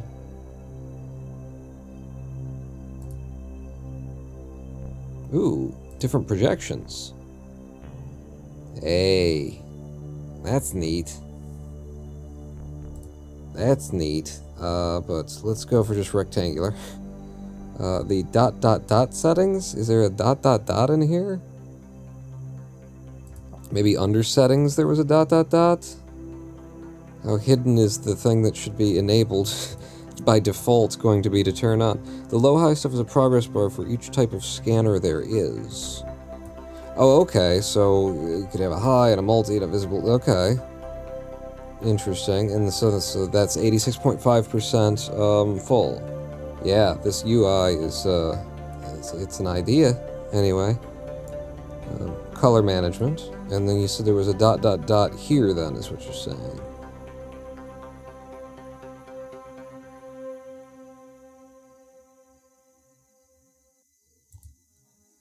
Yeah, terrain options, Minmus is where we are. Altimetry, we got, like, slope, we got biome, we got resources, but we're just looking for altimetry, and, I mean...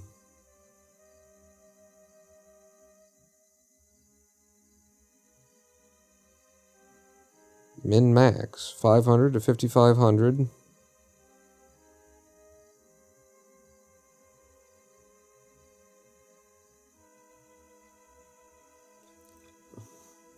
How would min-max, like, enable color where we go from black to white? That doesn't make any sense to me. Like, if we're black and white, then changing the minimum and the max, and the min-max are like, right, that's what I want. The blue to here, to pink to there. The box with ... Min. It's also not exactly easy to see. I'm going to have to close this one down and see if that makes it any easier to see. This box with ... That looks like that's where I'd type in my own setting.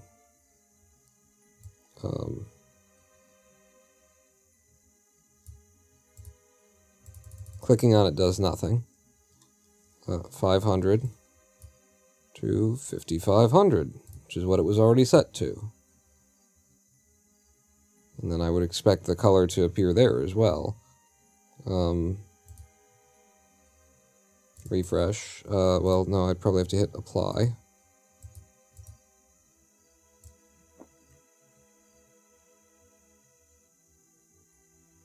Yeah, that's little half-baked, ScanSat. Little half-baked, but I'm sure if I spent, a couple of hours online, I could figure out which buttons I need to click in order to get the functionality that you've clearly included here and just not turned on. Anyway, that is pretty damn cool. Is this the colorblind version of the scanner? Perhaps. Perhaps that's what it is. High contrast colorblind version. It's also like, what are we, so if I go out, get rid of this, and we'll keep the other one open. We'll keep that one, like, up here for a second. So the sun is currently heading, look at that! With the ScanSat on, we got the triangle showing what area we're scanning currently. Neat. So the sun is hitting this area. This one actually isn't showing me what I would want then. There are other things here that I don't know what they are.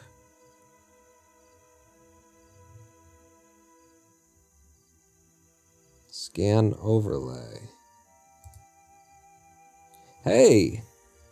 We can show the areas that we have scanned on the planet. And it gives us a, like, harsher, we can see by the contrast, the heights, I suppose, is the kind of a deal that we're kind of looking at there kind of a thing. So this doesn't look like too bright, although it might just be that the sun is hitting, so the sun is going to also affect what we're seeing there. So that's, that's neat. What else we got in underneath here that I haven't touched before? I've got a latitude and longitude and an altitude. What? 66.5? That's not where we are. Are we? No. All of our heights are at 70. Maybe that's like, it's snapped into the mode, the scanning mode of 66.5. That's little half-baked, that's what I want to say, and then that's just the settings up again. Got it.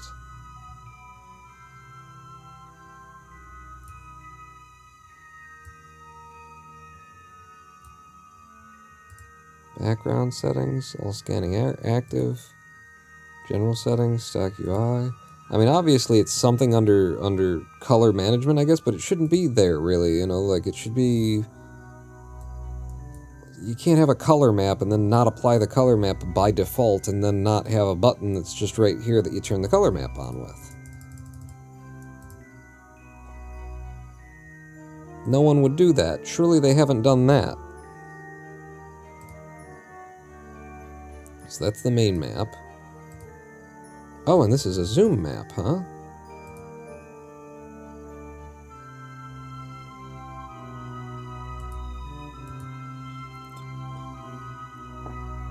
So that'll be helpful when it's like giving us ore information. We can find the best place for ore, we can zoom right in on exactly the place we want to be, mark it, and then, target that for landing. That's pretty cool. But that's not what I'm looking for. Planetary overlay. Yeah, we've already played with that. That's just, these buttons all are these buttons as well. Okay, I get that. And then everything else is kind of...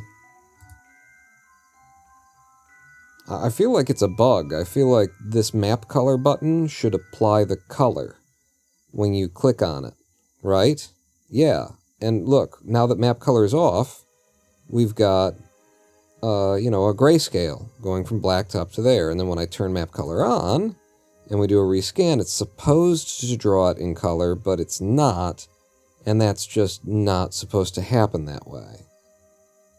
You have to wait until you get 100%. That also is definitely not the way that it should happen. It might be, but...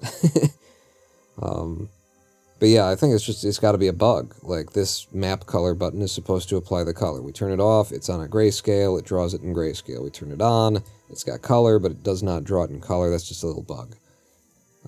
So yeah, little half-baked ScanSat. But cool stuff anyway. See if we can't get it all working eventually. Yeah. And that completes our, you know, three for one mission, and now we will finally go back to the Space Center. Oh, wait. We could name the ScanSat satellite after somebody.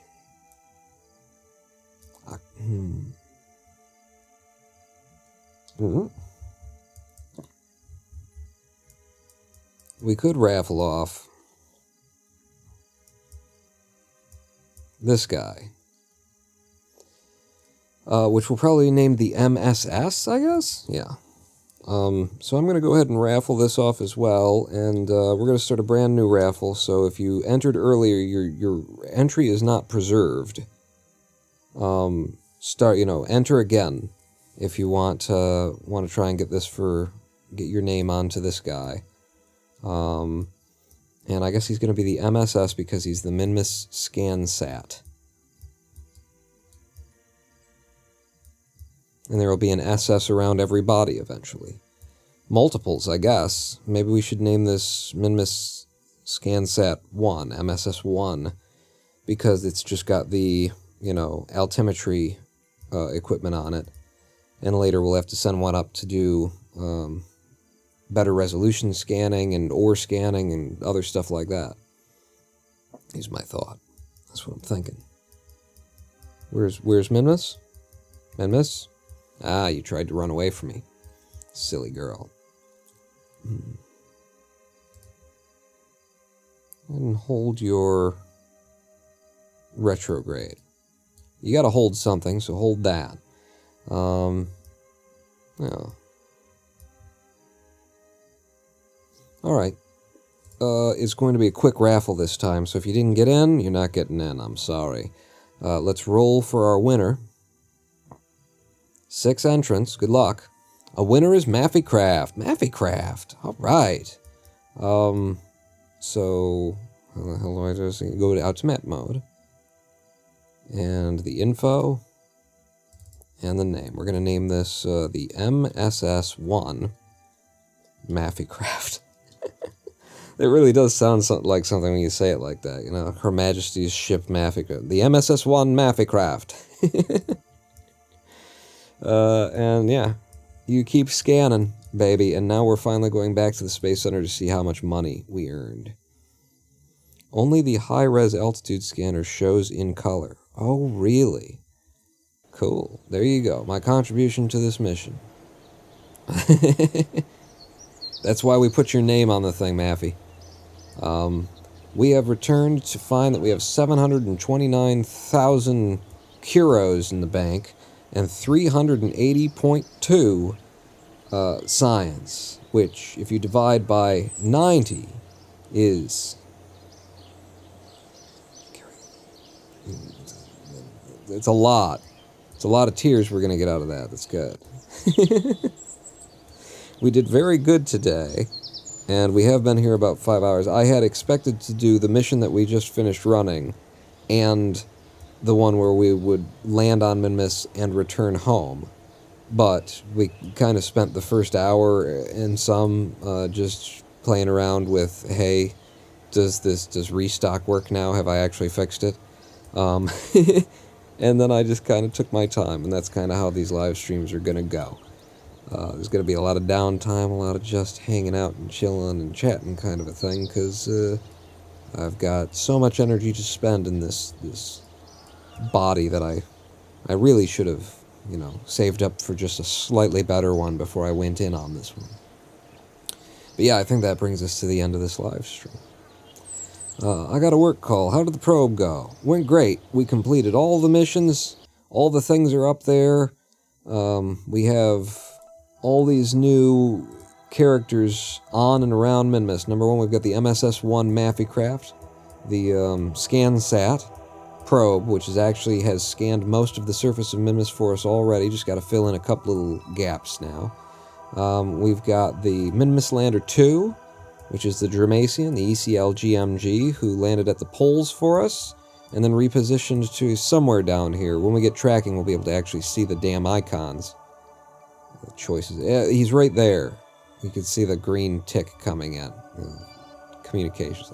Landed at the poles and then transferred to a place we'd already been before, to the lowlands, but did so perfectly, leaving absolutely no fuel in his belly. Finally we have the Minmus Lander 3, I Am a Dragon, who got us Minmus's Greater Flats and Minmus's Slopes. That's where we end the day on the Ronin Pawn channel. Hit 2 locations. I guess we hit 4 locations. One of them that we had almost everything out of already. And we still got like a little bit use out of the fact that we went back to the lowlands because we hadn't gotten the surface whatever that science is that we bought into today. You know, the one that senses the seismographometer, the seismographometer.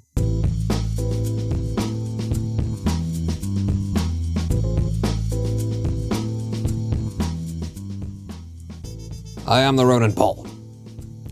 And as we're leaving here, I would like to join you in checking in on which of my cameras are still functioning. Damn Avengers taking out my spy satellites. So, no trains passing currently. However, traffic is flowing nicely around wherever the hell this is in Detroit. I'm not even sure where that is. It kind of looks like Bricktown to me, or Corktown. But I don't know where that would be with a very highly trafficked train line crossing a major road like that with a median. It's unfamiliar to me. It looks like Corktown, but I don't think it can possibly be. On the river, still water, and at the Canadian border, Canadians. Yep. All is well in the world of Detroit. Thank you all for coming out. Oh, and then there's a guy on a bike. Thank you all for coming out. I had a great time today, and I'm very much enjoying a slow and deliberate movement through Kerbal Space Program, and exploring all of these wonderful mods that we've found and shoved in there and made the game so much better than it was. I hope to see you back here on another day. Honestly glad you feel better again after that long downtime, says Maffycraft. I'm looking forward to the next stream. Hope you'll continue doing well. Thank you very much. I hope to see you back here as well. And we'll be back here on the next day when I feel like we can be back here. Which is, just check the schedule that I will never update. I'll see you all later. Bought out.